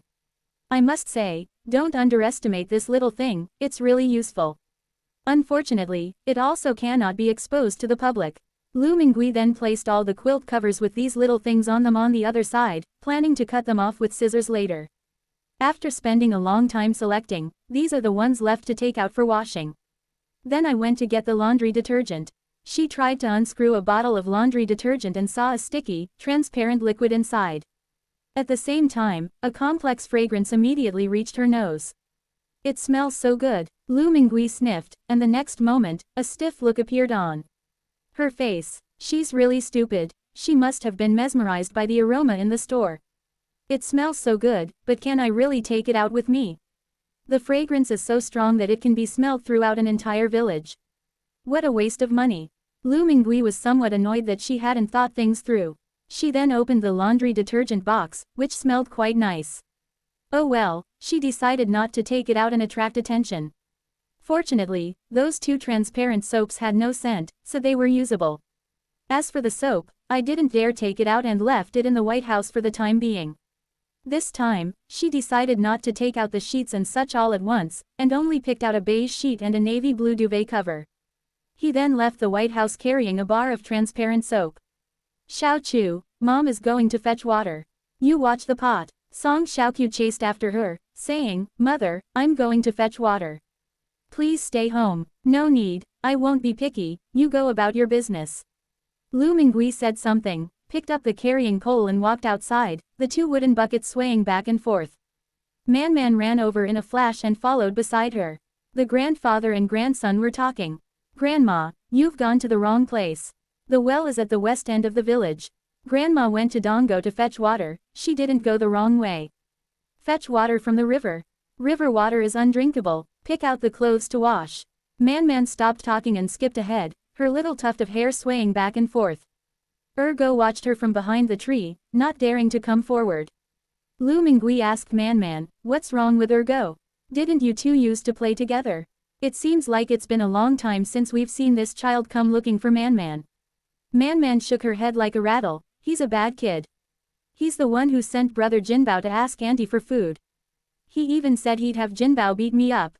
Lu Mingui glanced at Ergo behind the tree, surprised that this was happening. This kid must be only 5 or 6 years old, and he's already learned how to sow discord. He even tries to trip people up from behind the scenes. Man, our family and Song Jinbao's family have severed ties, so don't call him brother anymore. Also, if Erguzi bullies you, don't play with him. If he dares to come after you next time, beat him up. Whatever happens after the beating, Grandma will take responsibility. Her voice was loud enough to scare Ergo, who was behind the tree, into running away. Man looked at her little fists. But I can't beat him. Lu Mingui smiled. That's right, you're still young. If we can't beat them, we just run away. There's no shame in that. Look how fast Erguzi runs. Erguzi's 2 short legs were flapping rapidly, and his pants were about to fall down, revealing half of his buttocks. He burst into laughter. Grandma, I understand. Lu Mingui liked her granddaughter to be like that, like women in later generations, laughing when she was happy and doing whatever she wanted. Even if she can't go to school or become an official, at least she can be happy. Let's go, hurry up and fetch some water. On the banks of the East Ditch, villagers were washing clothes. In 2s and 3s, they squatted on the large blue stone, beating the clothes in their hands. Lu Mingui greeted the people she knew and looked around before finally finding a good spot to fetch water. With great effort, she bent down and swayed from side to side, finally managing to fill both wooden buckets with more than half a bucket of water. Man said with some worry, Grandma, be careful. Has the water level dropped again?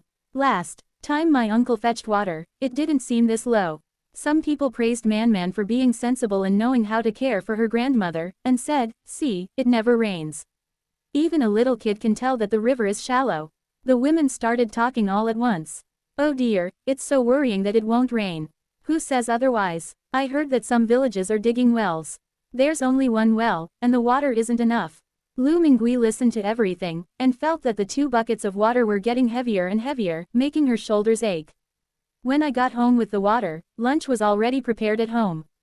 Chapter 152 How to Use Transparent Soap.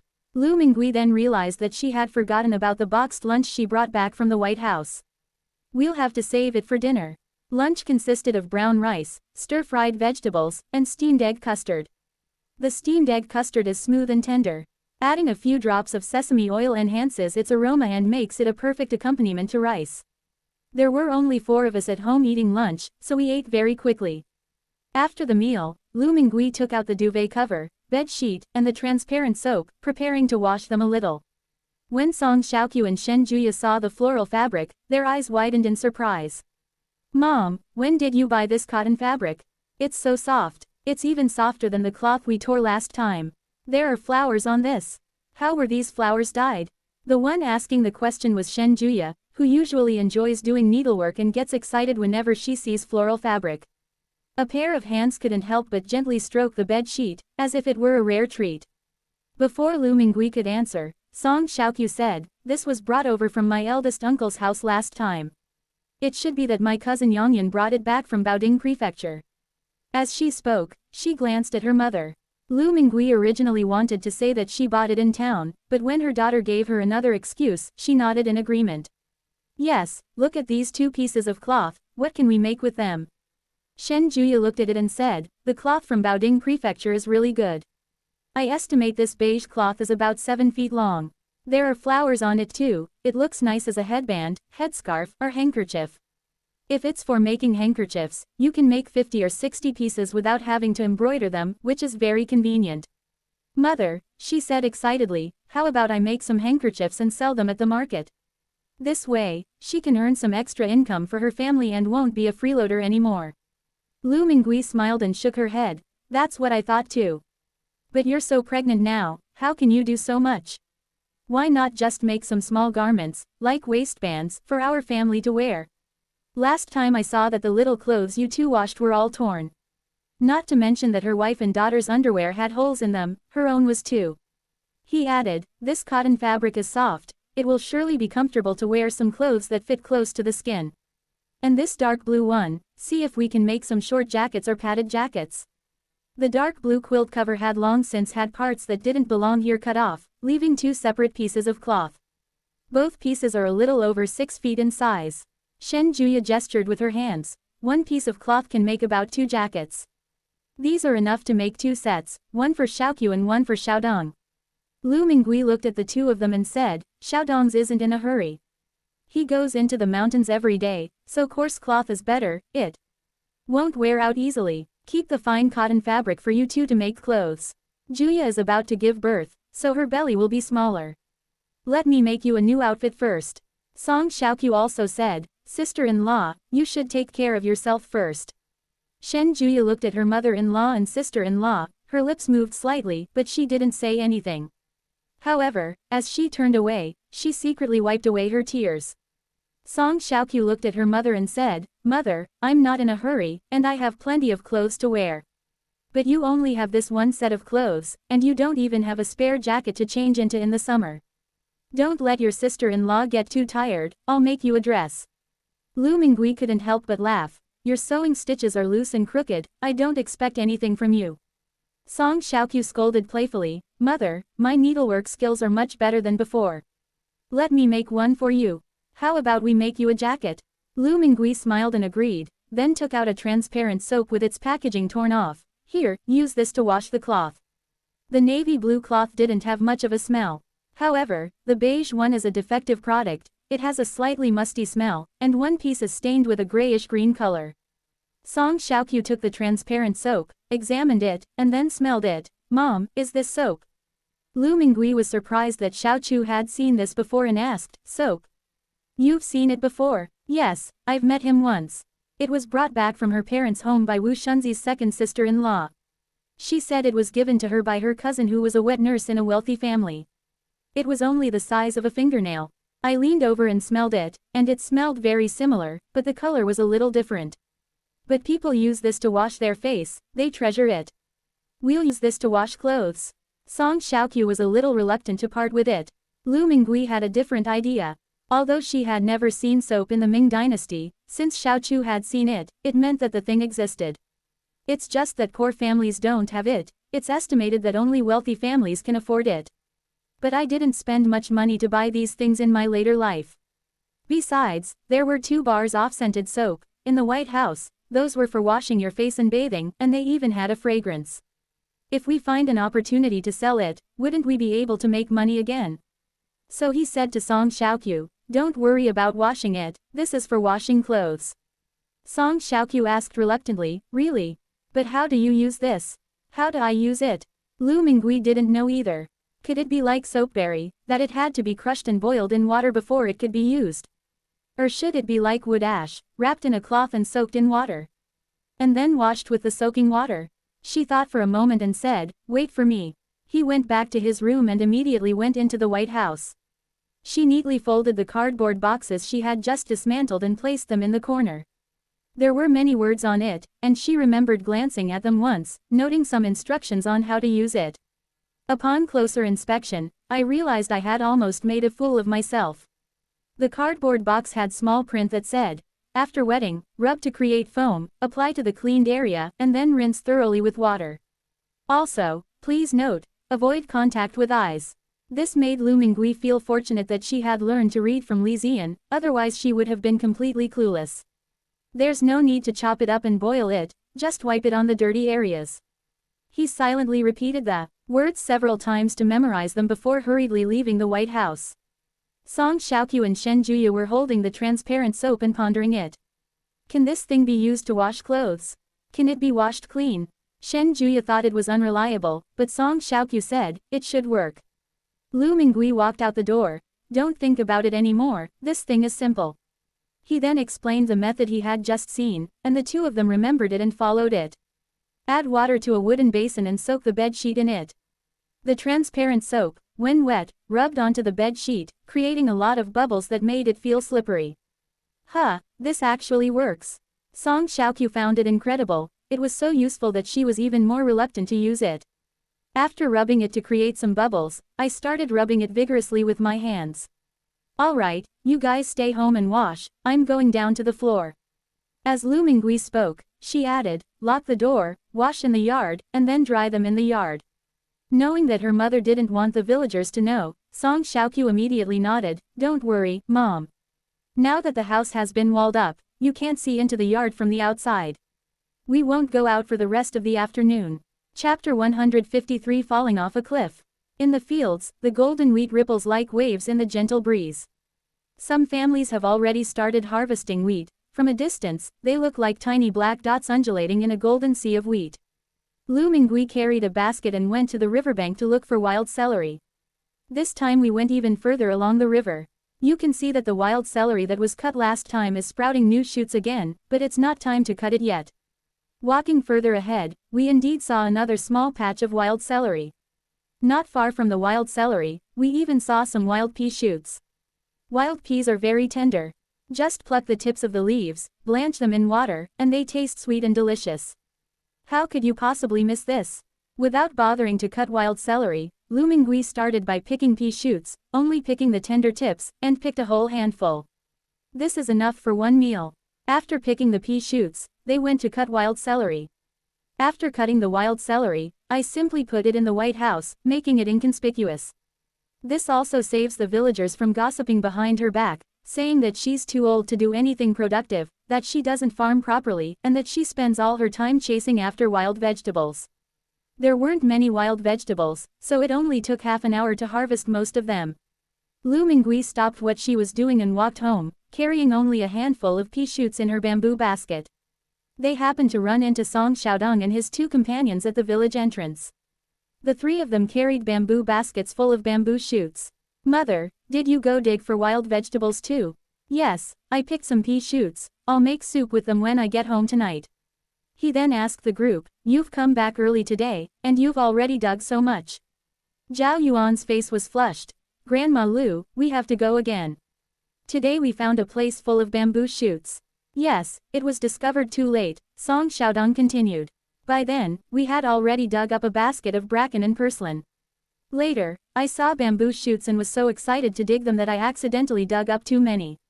The three of us said we'd come back to deliver it first, and then go back to pick it up later, it would be fine. As they talked, they arrived at the gate of the Song family's house. Lu Mingui glanced at the sky, it was indeed still. Early, he asked, how many bamboo shoots do you still need to take? Song Xiaodong thought for a moment. There's still a basket of bamboo shoots, and another basket of purslane and bracken. Lu Mingui said, well then, since we have nothing else to do, Xiaodong and I will go get it. Yuan Zhe, you and Xing Zhe go home and rest. Neither of the children wanted to.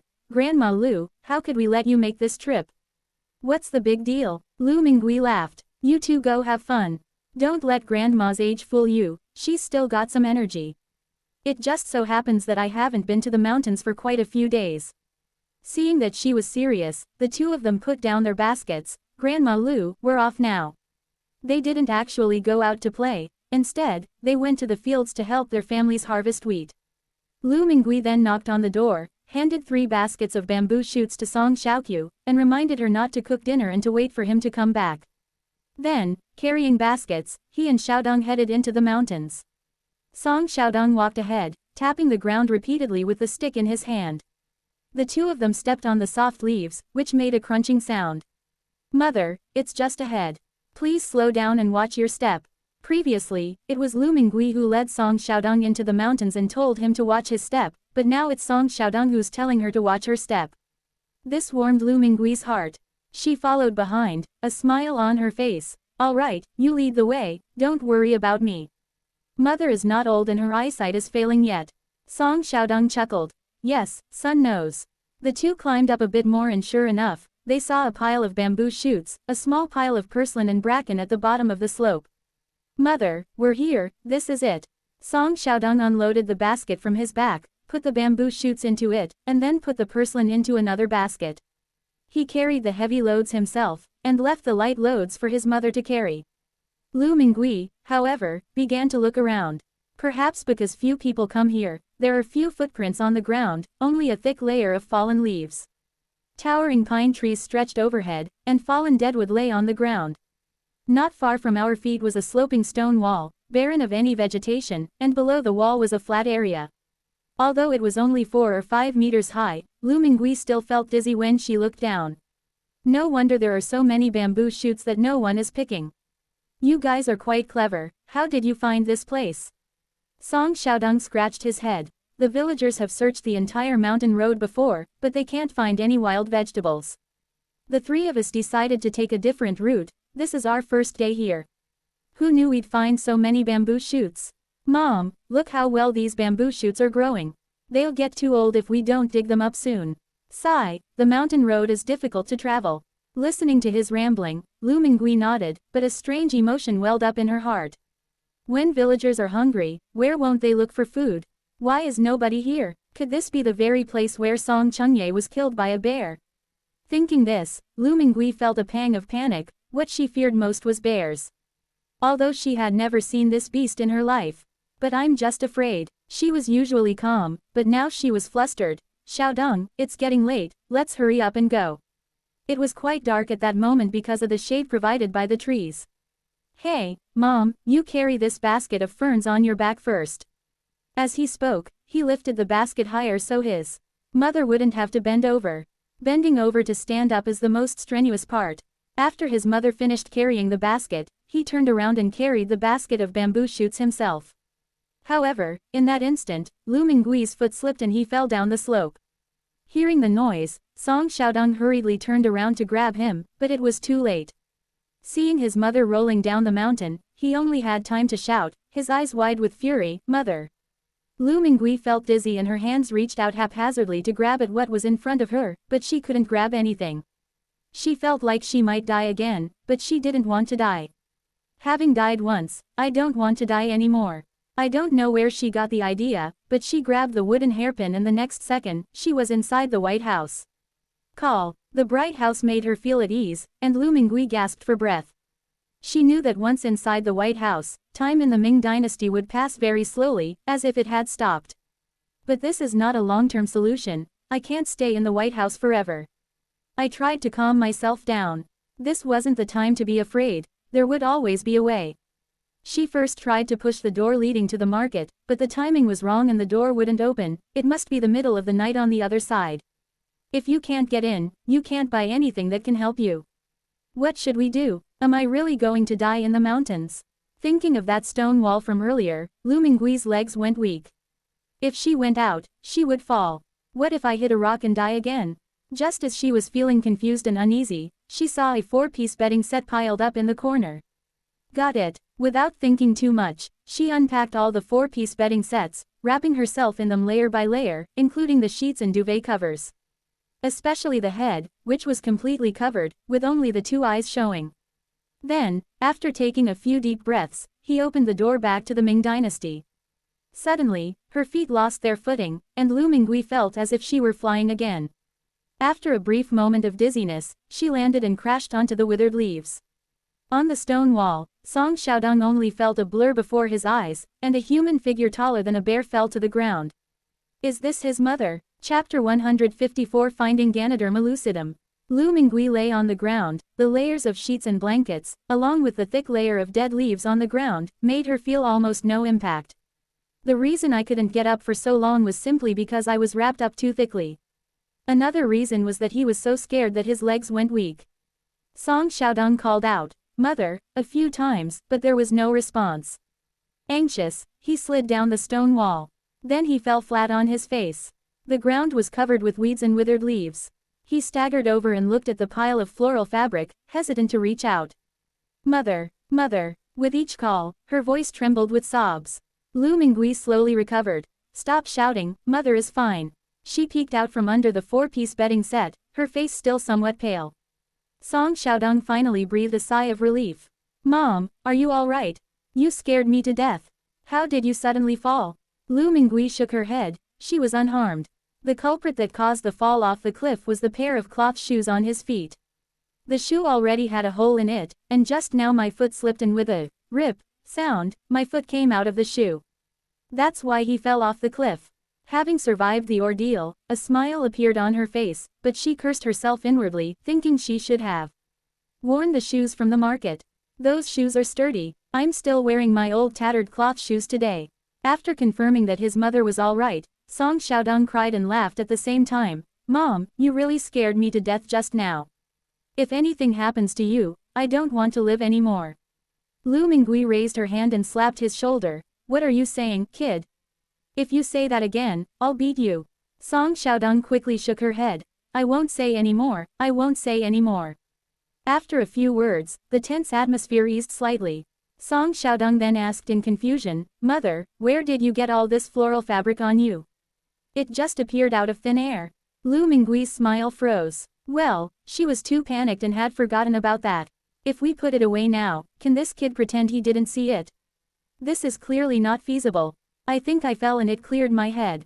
A thought flashed through her mind, and she said decisively, it must have been your father who saved my life by getting such an old-fashioned floral fabric. Your father has been dead for so many years, and finally his spirit has appeared. Song Xiaodong was skeptical. Was his father really that powerful? But his mother spoke with utmost seriousness, and these floral fabrics truly appeared out of thin air. If it wasn't his father's intervention, what else could it be? If it weren't for these floral fabrics, mother would definitely have fallen and hurt herself. Besides, his mother wouldn't lie to him. Song Xiaodong believed it completely. He knelt down with a thud and cried out to the sky, Father, Father! You've finally come back to see your son. My son has grown up now, and he will definitely be able to support the family and take good care of everyone. Don't worry. The wind rustled the leaves. Song Xiaodong became even more excited. Mom, did you hear that? That's Dad answering me. Father, Father, you can go in peace. He then knelt on the ground and kowtowed 3 times. Lu Mingui's lips twitched. This silly boy, did he really take it seriously? Song Chengye has been dead for so many years, but he has never come back to see his family. After kowtowing, Song Xiaodong came over and helped Lu Mingui untie the floral cloth covering her body. Mother, didn't you used to say that father often traded his game for copper coins and bought cloth to make clothes for you? These floral fabrics must have been made by your father to make clothes for you. Lu Mingui had originally planned to take the 4-piece bedding set back to the White House while her son wasn't looking, but upon hearing this, she gave up on that idea. Let him think that way. The mother and daughter finished tidying up the 4-piece bedding set, and the sky grew increasingly dark. Let's figure out a way to go back as soon as possible. Your sister and the others are going to be worried. Song Xiaodong nodded. It was getting dark. It was time to go back. However, the smooth stone wall is impossible to climb. Going downhill would be even worse. Below was an even deeper cliff.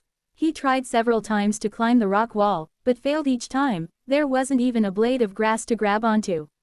Lu Mingui broke off a stick and tentatively probed the other side of the stone wall.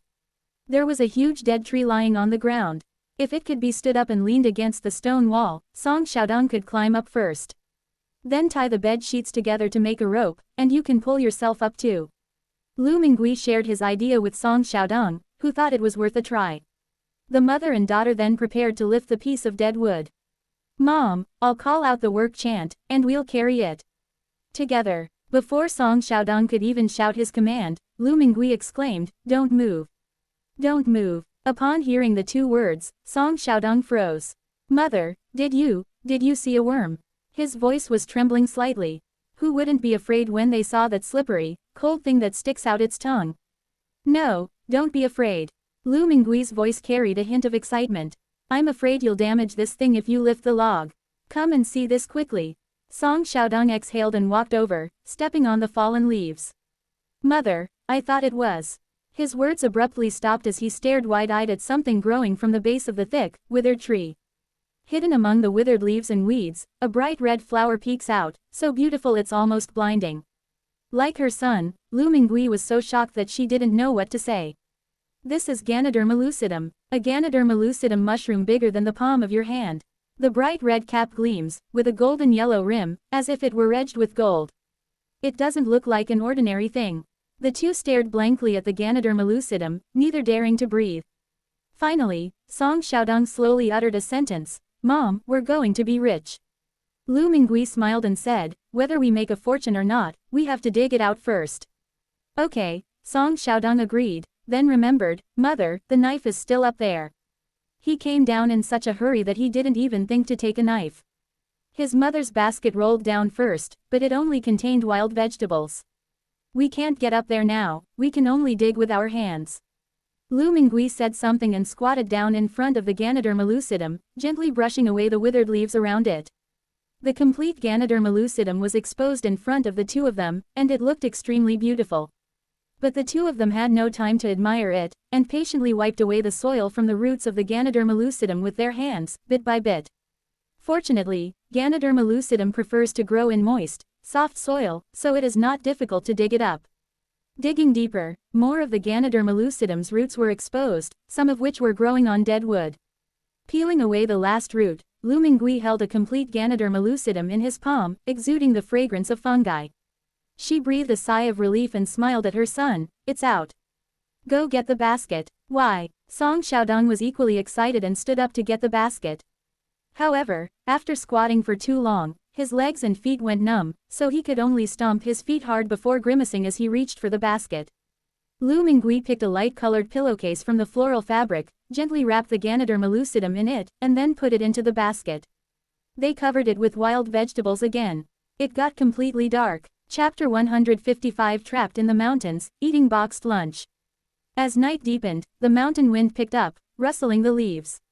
The cawing of a crow came from afar, hoarse and unpleasant. After storing the Ganoderma lucidum, the mother and daughter tried to move the dead tree, but unfortunately the tree was too thick and they couldn't lift it at all.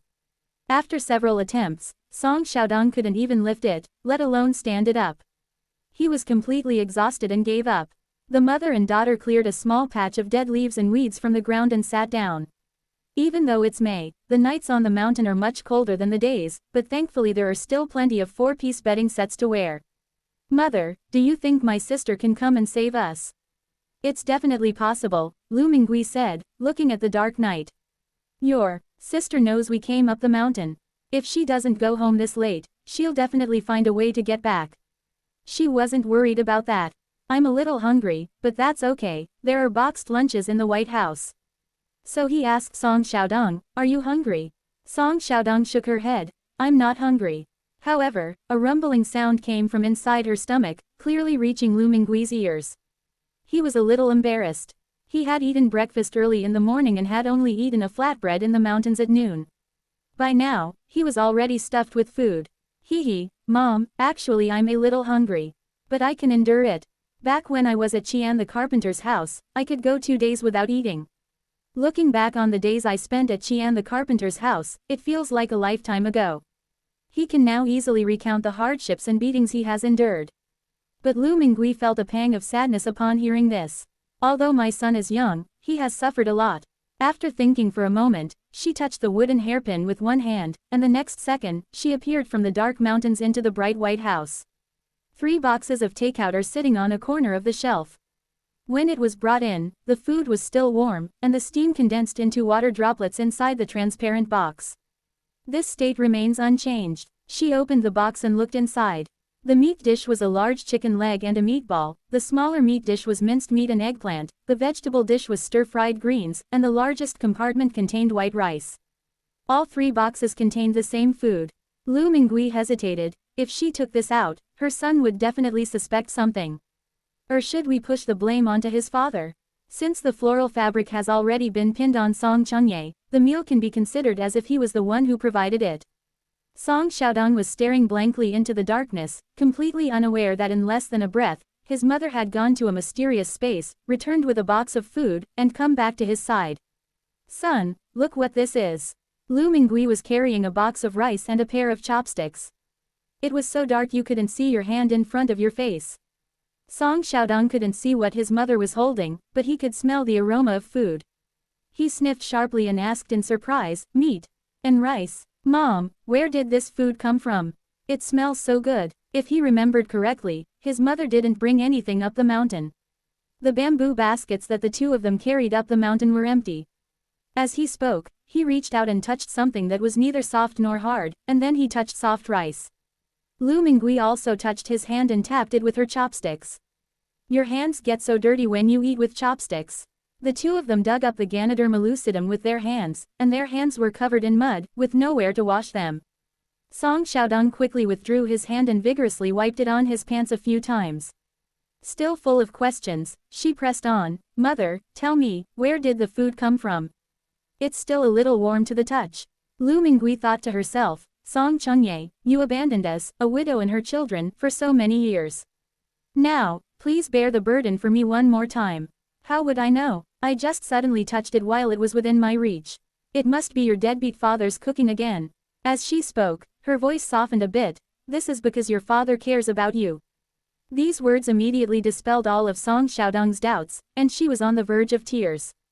"Dad, I wish I had been born sooner. Then I can learn to hunt from you. Father, your son misses you so much." Then he started kneeling down and kowtowing repeatedly. Lu Mingui quickly stopped him. "All right, hurry up and eat, don't let your father's good intentions go to waste. If we keep kowtowing, the food will get cold." Song Xiaodong hurriedly took the food and chopsticks, then paused, surprised. "That's all? Mother, why didn't father bring more food? Father, did you hear that? Mother hasn't eaten yet." All right, Mom isn't hungry yet, so stop yelling. If you howl again, the wolves will come running." A sense of powerlessness rose in Lu Mingui's heart. She used to think that her son was an honest child, which was good. It's not a good thing to find out now that this child is too honest. Fortunately, the honest child listened and, when Song Xiaodong heard the wolf howling again, he quickly shut up. The mother and daughter shared a box of rice. "Mom, here's a chicken leg for you. Try it, it's delicious, much better than the food we cook at home." I wonder where father got it from. Did dad go to heaven to become a god? Even if an ordinary person dies, they can't get such delicious food, right? In the surrounding villages, there are often some supernatural and ghostly legends. There are stories of deceased relatives returning, possessing someone's body, and even appearing in dreams. But I've never heard of being able to bring food back. Father is really capable. Lu Mingui didn't respond, mainly because she didn't need to say anything or explain anything, her son had his own ideas. After finishing the boxed meal, both of them were only half full. Having regained some strength, Song Xiaodong said, "Mother, let me try again to see if I can climb up." Lu Mingui listened intently for a moment, then interrupted him, saying, "All right, save your energy. I think I heard someone coming up the mountain." Yongfang village, under the big locust tree. Everyone was making a ruckus. Song Xiaoqiu's eyes were red and swollen. "Uncles, aunts, and uncles, please help me." She waited at home until dark, but her mother and younger brother did not return, and her eyelids kept twitching. Sticking a small piece of paper on my eyelid didn't help. At this point, the only option is to ask the neighbors for help. More and more villagers gathered. Some people are worried. What? Aunt Lu and Xiaodong are still on the mountain and haven't come back yet. This is terrible. It's dangerous on the mountain at night. Some people gloated. Isn't this what they asked for? They're always running into the mountains. Exactly. Wild vegetables can be eaten as a meal.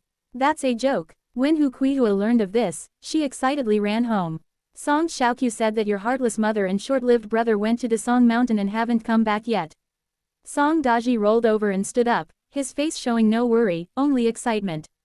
Really, there are wild animals on Mount Dasong. If the two of them die in the mountains, we can move back to the old house. Those two women, Song Xiaoqiu and Shen Juya, are no match for us. Hu Kuihua laughed out loud. That's right, let's not build a new house either. Those craftsmen are always cunning, they don't even need to be paid. Chapter 156 Rescue. The noise continued under the old locust tree. Aunt Zhao was the first to step forward. "Xiao Chu, don't cry, and don't worry. I asked Zhao Yuan's father and his uncles to go up the mountain to help look for him." Another neighbor of the Song family, the Wang family, also stepped forward. "We'll help look for them too."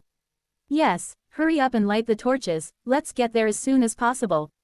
Another experienced person said, you should bring a rope. If they're not coming down the mountain this late, they're probably stuck somewhere. It's convenient to have hemp rope.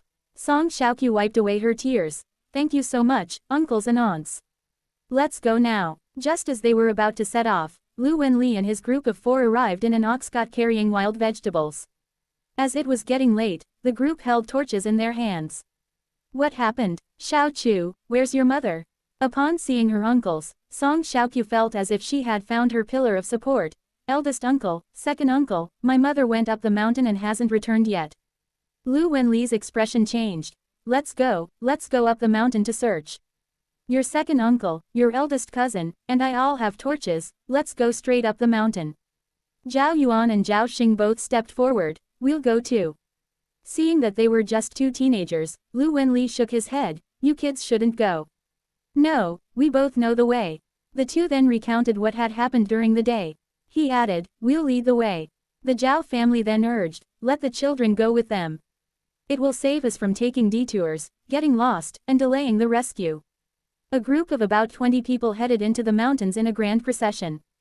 As for Song Xiaoqiu, she was told to stay home and boil water, just in case, so that the person wouldn't freeze to death after being rescued. The torches cast a chaotic shadow of people. Shouts rose and fell. Aunt Lu, Uncle Xiaodong. Lu Mingui heard it clearly and quickly said to Song Xiaodong, it must be the villagers coming to rescue us. I can hear it, and I can hear your uncle's voice too. Song Xiaodong also perked up her ears. That's right, there's someone there. He hurriedly shouted, we're here. We're here. While he was shouting, Lu Mingui secretly took all the 4-piece bedding sets and lunchboxes back to the White House. They also put the Ganoderma lucidum from the bamboo basket into it. With so many people around, it's best to be careful. The shouts echoed from both sides, and with Zhao Yuan leading the way, they quickly reunited.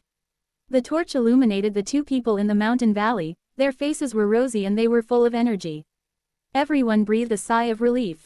Lu Wenli asked, little sister, are you all right? Are you hurt? Lost in the mountains, you can survive for 2 days if you're thirsty and hungry, but the worst thing is freezing to death, and also getting injured and bleeding. Lu Mingui shook her head. Xiaodong and I are both fine. He added, this ravine isn't very high, but the rock walls are very slippery, and you can't climb up. I'm sorry to have troubled you to make this trip. Seeing that someone had come to rescue her, Song Xiaodong calmed down and, under the torchlight, searched around for the food box she had just finished eating. He wanted to keep it as a memento. To everyone's surprise, after searching around, they couldn't find the food box anywhere. Not only was the food box gone, but the pile of floral fabric was also missing. Mother, what happened just now? Lu Mingui quickly shook her head. It was probably taken away by your father. Maybe your dad doesn't want others to know about this. This disappointed Song Xiaodong a little. His father was protecting him, but didn't want others to know. Does his father have his own difficulties? Or is it that ghosts are afraid of fire? The people at the top discussed it and decided that there was no need to go down, since no one was injured. All you need to do is throw the rope down and pull the person up. Sijao shouted, Auntie, let's throw the rope down, and you can pull it up. Lu Mingui agreed and tied one end of the dropped rope tightly around her body. This ravine wasn't very high to begin with, it just lacked a place to get a foothold. With the rope, it was easy to climb up. After she went up, the others went to pull Song Xiaodong up, and Song Xiaodong didn't forget to bring the bamboo basket with her. Once the 2 were safe, the group hurriedly descended the mountain. When they arrived in the village, many people were still awake and gathered around to watch the excitement. There's not much excitement to see. Both of them were in good condition, except that Lu Mingui's shoes were torn and Song Xiaodong's clothes had 2 rips. Song Daji was very disappointed, but unfortunately the group pretended not to see him at all. Seeing that it was getting late, the Wang and Zhao families drank a bowl of hot water at the Song family's house and then left. Lu Mingui then looked at her family members and chuckled awkwardly, what a coincidence this time. Lu Wenli said with a stern face, little sister, you're a grandmother now, why are you still following the young men and running into the mountains? This time we were lucky, we didn't fall from a very high place. If it's a high place, wouldn't they be smashed to pieces? He felt a chill run down his spine just thinking about it. Lu Wenqi, the second brother, also said, you haven't changed a bit over the years. When I was little, I used to climb trees and steal birds' nests like other boys, and I still dare to go into the mountains now. What kind of wild vegetables do you want? Aren't we here for you? Lu Mingui looked embarrassed. The younger generation was all there, and her two older brothers didn't even bother to save her face. It was Lu Yongkong and Lu Yongxian who came up to persuade them. Dad, please stop talking about aunt. Could it be that my aunt jumped down intentionally? Lu Yongxian is the son of the second brother. He used to study in the town, but he failed the imperial examination several times and is still a student in the preliminary stage. Lu Mingui hadn't seen him in a long time and said happily, Yongwen is here too. How's your studying going lately? Lu Yongxian said, I'm not reading anymore. I failed the exam 3 times. It seems I'm not cut out for it. I won't take the exam anymore. I'll finish the farm work at home first, and then I'll go to town to find a job. My family has supported me for so many years, it's time for me to choose a more practical path. His candor was entirely sincere. Lu Mingui patted him on the shoulder but didn't try to persuade him further. The family originally hoped that Lu Yongxian would pass the imperial examination and become a scholar, so that the family could be exempted from some taxes and corvée labor, just like his grandfather had done. But since I could never pass the exam, I had no choice but to give up. Although Lu Yongxian spoke casually, the others still felt somewhat awkward, especially his father, Lu Wenqi. So Lu Wenli changed the subject, pointing to the ox cart outside and saying, Little sister, we've brought you some wild vegetables. These 2 baskets belong to Sui's family. These 3 baskets were dug up by Xinghua's family. Lu Mingui took a look and found that, as she had requested, everything had been sorted, neat and clean. That's fine, keep digging like this from now on. Lu Wenli said, we haven't been digging for wild vegetables these past 2 days, but the wheat harvest is almost finished, so we'll come to your house to collect them tomorrow. Lu Mingui responded and went back inside to count the copper coins. We need to settle the money for these baskets of wild vegetables with copper coins and have my elder brother deliver them to these 2 families. Meanwhile, Song Xiaoqiu had prepared dinner. She had been thinking about what her mother had said, that she didn't need to cook. Judging from her mother's condition, she probably won't be able to avoid cooking this time. With my uncle and cousin coming, there are so many people, we definitely need to prepare some food. It's a bit late, so I'll just make an egg pancake, stir-fry some chives and dried shrimp, and make a spinach soup for a simple meal. Chapter 157 Contract. The whole family was hungry. On the table was a large bowl of spinach soup and a tall stack of egg pancakes, each one bigger than a face. There was also a large plate of bright green chives stir-fried with dried shrimp, and a side dish of dried radish mixed with sesame oil. Everyone held a big bowl, took a sip of hot spinach soup, and then took a bite of a golden egg pancake. It was delicious. Lu Yongkong ate dried radish wrapped in an egg pancake, making a crunchy sound. Song Xiaodong, on the other hand, ate stir-fried shrimp with chives wrapped in a soft egg pancake. The soft and tender egg pancake wraps around the fresh and crisp chives, and the salty and savory flavor of the dried shrimp adds a complex taste to the mouth. I took a big, hard bite, and my whole body felt relaxed. Delicious, so delicious. Song Xiaodong ate half a pancake in one go before slowing down. Seeing him eat with relish, the others all smiled. Lu Wenli said, this child must be starving today, right? These words reminded Song Xiaodong of the food that had appeared out of nowhere in the mountains. She quickly put down her egg roll and said earnestly, Uncle, I saw my dad today. There were outsiders present, so he held back from saying anything. I just couldn't hold back any longer. Some people in the village said that his father died not long after he was born, saying that he was the cause of his father's death. Now that his father has appeared, what does that mean? It means that his father wasn't someone he was destined to bring misfortune upon. Dad loves me dearly. As soon as these words were spoken, the people who were drinking soup started coughing and choked. Lu Wenli glanced at his younger sister and saw that Lu Mingui was expressionless, slowly drinking her soup, and he understood what was going on. This child must have been terrified. He's just imagining things. Seeing that no one believed him, Song Xiaodong became anxious. Uncle, second uncle, please believe me. It's true. When my mother rolled down the mountain, a pile of floral cloth appeared out of nowhere and protected her.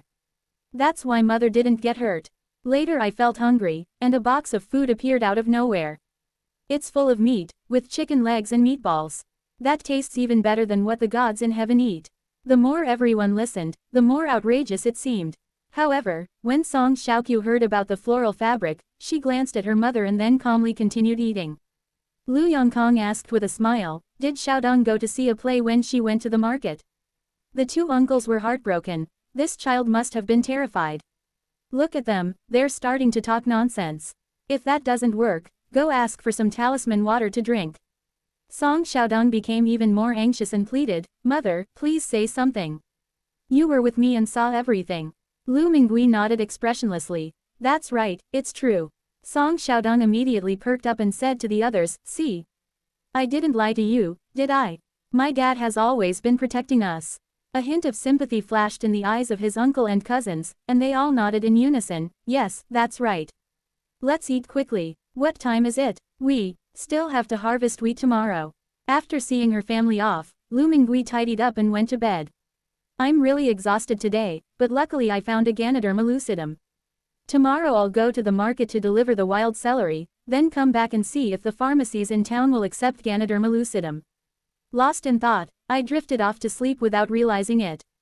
She woke up when she heard the rooster crow for the first time, but didn't get up until the rooster crowed for the second time. She tidied herself up and went to the market. This time, he was carrying a large basket on his back, filled to the brim with wild celery, probably weighing 20 or 30 pounds. The exact weight is unknown.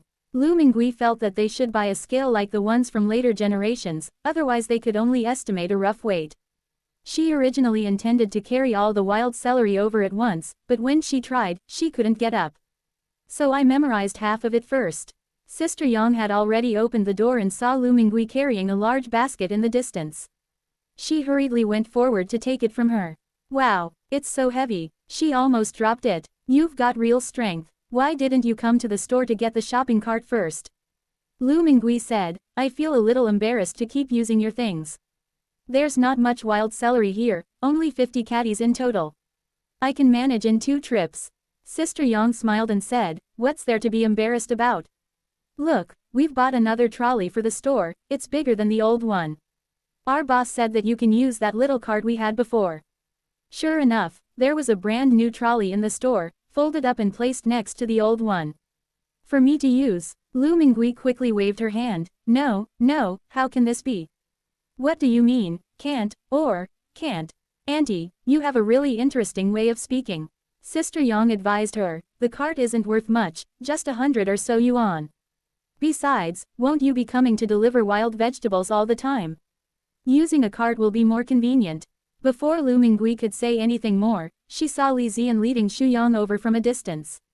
Li Zian said, I could hear you talking from a long way off. Auntie, feel free to use the cart. Consider it an investment on my part. Xu Yang punched him. You little brat, you think you can treat a broken cart as an investment? I won't allow it. Then he asked Lu Mingui, Auntie, did you bring the wild celery? My shop needs it urgently. Here it is. Lu Mingui pointed to the baskets. There's one basket here, and I'll go get the other one right away.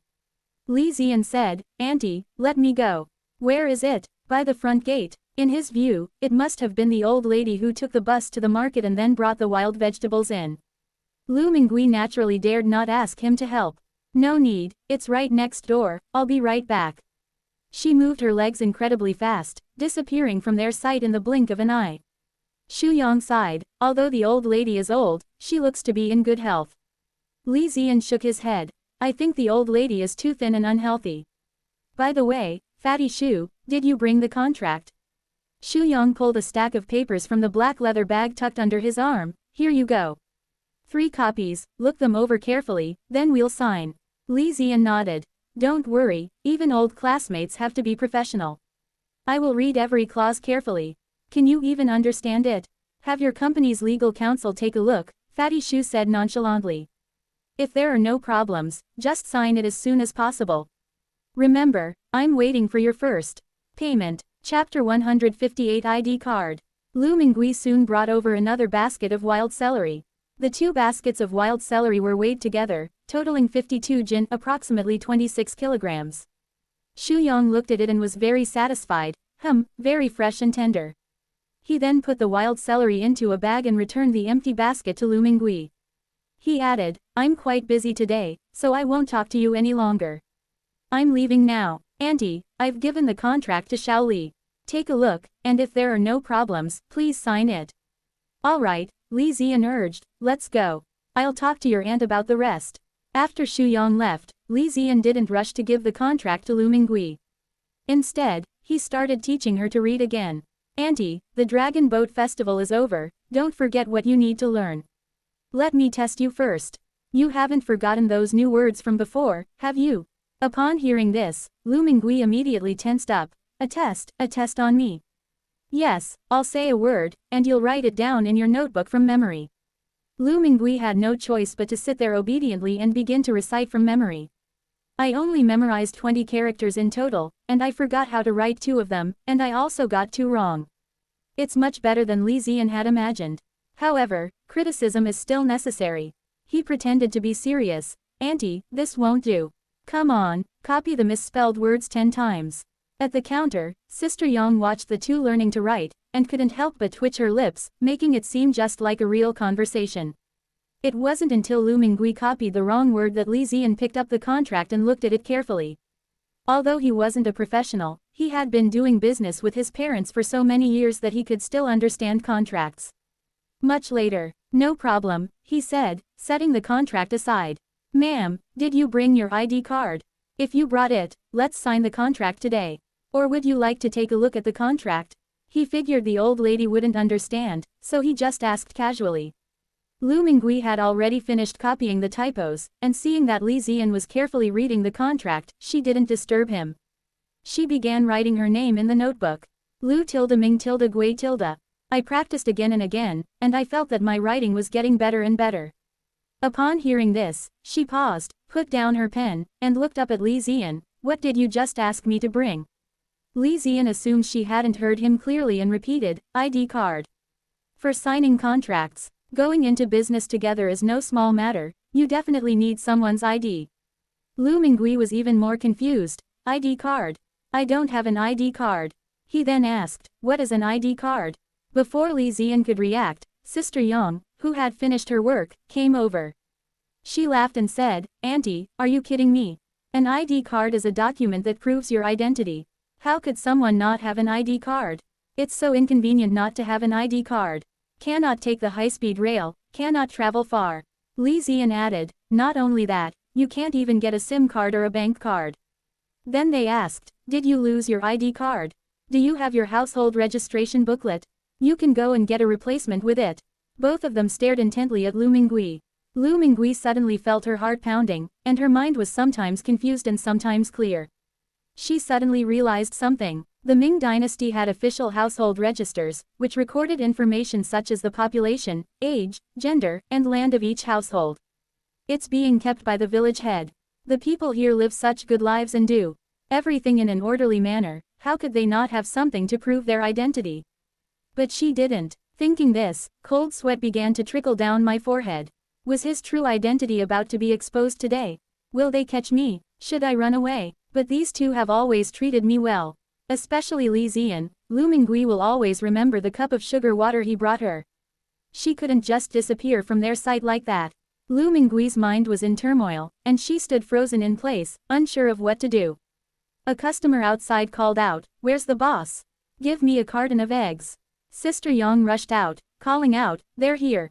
They're here. Only Li Ziyan and Lu Mingui remained in the cubicle, facing off. Li Ziyan thought about it 1,000 times in his mind, and seeing the old woman's expression, he realized she wasn't joking. In this day and age, are there still people who don't have ID cards? Are they unregistered residents? Or is it because they live in a remote mountain area and have no registered household? Surely he can't be a bad person. Did he owe money? Did he kill someone? Did he flee here under an assumed name? It doesn't look like it. If they are truly criminals like this, they are even less likely to expose that they don't have an ID card. It's more like someone who has always lived deep in the mountains, isolated from the world. His gaze swept over Lu Mingui's face, wondering what to do with the old woman. Should we send the person to the place where they can register their household registration? However, the next second, he saw the words written in the notebook. Lu Ming Gui . Li Ziyan read out each word one by one, and then jumped up from his chair. Lu Mingui, Auntie, what do you mean by writing this? Lu Mingui was somewhat puzzled by his agitated and out-of-control behavior. Didn't you just ask for my ID? Why are you asking about this character now? She countered, what's wrong with that? Did I misspell a word? Li Ziyan looked at her steadily, it's not written wrong. I just want to ask, why did you write this? Startled by his expression, Lu Mingui pressed herself tightly against the back of the chair, one hand almost reaching for the wooden hairpin in her hair. This is a sign that they are ready to escape at any moment. But he still answered honestly, that's my name. Your name? How could this be your name?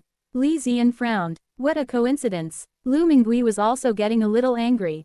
This child has always had a good temper, so why did he suddenly become so agitated? Does she have the age to impersonate someone else? What kind of person do you take her for? He immediately straightened his back and said, this is my name, the name my father gave me. If you don't believe me. In an instant, her back slumped again. If you didn't believe her, there was nothing she could do. I don't have that damn ID card. Was she going to get the household registration book and show it to Li Ziyan? Doesn't that just blatantly admit that you're not from here? Besides, the household registration book was in the hands of the village head, she had no way of getting it. So all I could say was, believe it or not, it's up to you. After a long while, Li Ziyan sat back down in his chair and slowly said, this is my maternal grandmother's name. Oh right, I remember now, you said your surname was Lu last time. Lu Mingui was also surprised. What a coincidence. The child's maternal grandmother has the same name as her. Li Ziyan also found it amazing, and his mood gradually calmed down. No wonder I felt you looked familiar when I first saw you. It must be fate. His eyes revealed his longing for his grandmother. Seeing this, Lu Mingui didn't know what to say for a moment, so she could only sit quietly. After a long pause, Li Ziyan said, Auntie, let's not sign this contract yet. Let me think about it. Chapter 159 Mung Bean Sprouts. Lu Mingui breathed a sigh of relief, as long as they didn't ask her for her ID card. But then he started to worry again. If he didn't sign the contract, the business wouldn't be done. So she tried to find a way to sell wild vegetables. But it's alright, God will always give us food. She looked around the store and realized that because of her ID card, she might not be able to come to Liji Grain and Oil anymore. Both Li Ziyan and Sister Yang are doing well, and Lu Mingui felt a little reluctant to part with them, her heart heavy. She secretly sniffed. At her age, she couldn't possibly act like a crybaby. Then I'll be going now. Lu Mingui said something and got up to walk out of the shop. Behind her, Li Ziyan suddenly said, Auntie, you said you would make dumplings for me. Don't forget. Lu Mingui immediately felt relieved. You still want to eat the dumplings I made? Li Ziyan said matter-of-factly, eat. What's wrong? You don't want to make it anymore? That won't do. I'm waiting. Lu Mingui quickly shook her head. How could that be? There's plenty to eat. I'll go home right now and make dumplings for you. She was no longer sad, and picked up the basket and left. After Lu Mingui left, Sister Yang finally finished her work. She asked gossipily, Boss, does the old lady really not have an ID card? Is he really an unregistered resident? For some reason, Li Ziyan didn't tell the truth. Instead, he shook his head and said, I've found out. It's either an unregistered resident or it's lost. I'm getting old, and I'm becoming forgetful. I don't take my ID card seriously, and I don't even know to replace it if I lose it. Oh dear, that won't do. Sister Yang immediately shook her head. I'll have to talk to her about it next time. You can't just leave your ID card lying around. Li Ziyan nodded. Okay, I'll be going now. Boss, aren't you having lunch here? Sister Yang asked a question, then happily replied, then I won't eat the boxed lunch either. Let's go buy some spicy hot pot. There is a 20 yuan subsidy for lunch, which can be used as one pleases. I was tired of eating boxed lunches, so I decided to try something different. As Li Ziyan sat in the car, he felt a strange unease. So he took out his phone and made an international call to his mother, but no one answered. He sighed. He wondered where the couple had gone off to have fun. I called my sister again, but no one answered. This little girl, ever since she went to study abroad, has been like a kite that has been released into the sky, you can't even see her shadow anymore. Helpless, he called Fang Jian. Fang Jian asked him, why did you think of calling me? What happened? Li Ziyan was at a loss for words when asked this question. Could it be that the old lady he's been helping shares the same name as his maternal grandmother? This isn't a big deal. Forget it, let's not talk about it. Nothing much, what have you been up to lately? Fang Jian immediately poured out his grievances. Don't even mention it, my old man is about to turn 80. I'm currently searching everywhere for a birthday gift that suits my taste. You know, the old man has high standards, and I really don't know what to do for the time being. Li Zian couldn't help him with this. The old man of the Fang family was getting on in years and had a very eccentric temper. All I could do was offer a few words of comfort and tell him not to worry before hanging up. On the other side, Lu Mingui originally intended to leave directly, but after thinking about it, she went to the vegetable market for another round. She has only ever bought pork and fruit, she has never bought vegetables. There are many vegetables here. Not only are there many varieties, but some of the vegetables are not in season. For example, cucumbers. The cucumbers she grows at home haven't even started sprouting vines yet, but these are already being sold at stalls. Each one is straight, bright green, and tender. Come to think of it, she really wanted to try it. After wandering around, they ran into an acquaintance, Zhu Yufeng's husband, Zhao Jingquan. He was pushing a cart full of vegetables, seemingly having just returned from outside. Zhao Jingquan recognized her and greeted her warmly. "Auntie, are you going to buy groceries? Come and take a look at our stall, the vegetables are all very fresh." Lu Mingui hesitated. Ever since her unpleasant parting with Zhu Yufeng, she felt there was no need to have any further involvement. To everyone's surprise, the person acted as if nothing had happened. Didn't Zhu Yufeng tell him? Zhao Jingquan seemed oblivious to her hesitation and said, "I thought you were thinking of buying cucumbers just now. We just received a new batch of cucumbers today, which were freshly picked. Look, the flowers are still thorny on top, they're so tender. It's delicious whether you eat it raw in a salad, stir-fry it with eggs, or use it in soup." Lu Mingui simply pretended nothing was wrong and looked at the cucumbers, saying, "They're really good. How much is it per pound?" She stared at the cucumber, thinking to herself, "I hope it's not too expensive." For farmers, buying vegetables to eat is a luxury. Zhao Jingquan casually said, 1 yuan and 50 cents a pound. Lu Mingui felt a sense of relief, this was a real bargain. It was much cheaper than she had expected. "Then weigh a few pounds for me." "Okay." Zhao Jingquan pushed the cart forward, "Come with me to the stall and weigh it." Lu Mingui did not refuse and followed him forward. Before they even reached the vegetable stall, Zhao Jingquan called out, "Zhu Yufeng, quickly weigh out a few pounds of cucumbers for Auntie." Zhu Yufeng looked up and met Lu Mingui's gaze directly. Her smile instantly froze. "Hurry up, what are you standing there for? Aunt Lu wants to buy cucumbers." Zhao Jingquan's reminder pulled Zhu Yufeng out of her embarrassment. Oh, Auntie, how many pounds do you want?"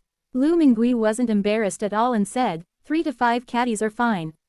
In the end, it weighed a little over 5 jin, 2.5 kilograms, about 10 pieces, for 7 yuan and 50 cents. The cabbages looked very nice, so I asked the price, 80 cents a pound. The price surprised Lu Mingui again, so she quickly bought another large cabbage, weighing 5 jin, 2.5 kilograms. Zhao Jingquan said, "It's 11 yuan and 50 cents in total. You can just give me 11 yuan. That won't do." Lu Mingui refused, rummaging through the money and finding a 50-cent coin in addition to the 11 yuan bill. Speaking of which, this 5-cent coin does resemble the copper coin of the Ming Dynasty in color, and is probably made of copper as well. She paid and left with the cucumbers. He hadn't gone more than a few steps when Zhu Yufeng caught up with him. "Aunt Lu, take this home and eat it." Before Lu Mingui could react, a bag was shoved into her head. She looked down and saw a bag of white, crisp mung bean sprouts. Mung bean sprouts? I can't accept those. This thing is expensive. Beans can be eaten as a staple food, so why would farmers use them to sprout beans? Years ago, she asked about the price of bean sprouts at the market, and they cost 25 coins per pound, but she couldn't bring herself to buy them at the time.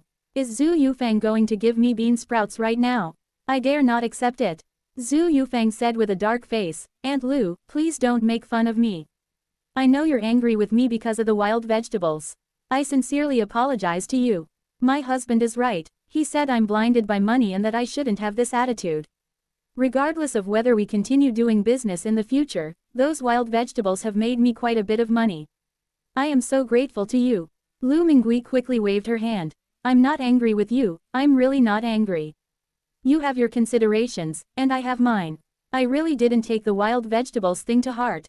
Besides, the wild vegetables I dug up are still useful, so I can't sell them to you. Li Zian said he needed to think about it some more, so the wild vegetables couldn't be touched yet.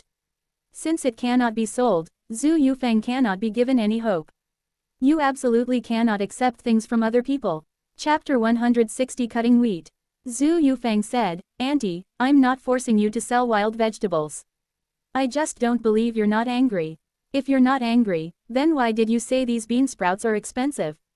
Isn't this a slap in my face? Lu Mingui asked, puzzled, isn't it expensive? Seeing that she was speaking so seriously, Zhu Yufeng realized that she wasn't just saying things out of anger. Thinking of how naive and unsophisticated she used to be, I sighed again. She even began to wonder if Lu Mingui had some kind of cognitive impairment. He pointed at the bean sprouts and said, 1 yuan and 50 cents a pound, this whole bag is only 1 yuan and 50 cents. Where is it expensive? Only $1.50. This surprised Lu Mingui even more than the price of Chinese cabbage and cucumbers. She was even thinking, why not buy some to resell? Then I thought, whether I sell it in the village or in the town, it's not feasible for now. The villagers certainly couldn't afford it, and going to the town would make them easy targets. You could buy some to eat yourself. After all, once it's in your stomach, no one else will know. Zhu Yufeng nodded quickly. Yes, 1 yuan and 50 cents. Can you accept it now? Auntie, please forgive my past mistakes and forget what I said before. Besides, I'm not asking you to sell me wild vegetables just because I have these few bean sprouts. You can take it without worry. Lu Mingui had no choice but to thank him and accept the gift. Zhu Yufeng then cheered up. Hey, I've been holding this in for so long, I feel a little better now. Alright, Aunt Lu, I won't take up any more of your time. I'll go back to watch the stall. After saying that, he hurriedly went back. Lu Mingui looked at her back, then at the bean sprouts in her hand, and didn't know whether to laugh or cry. Zhu Yufeng has a quick temper.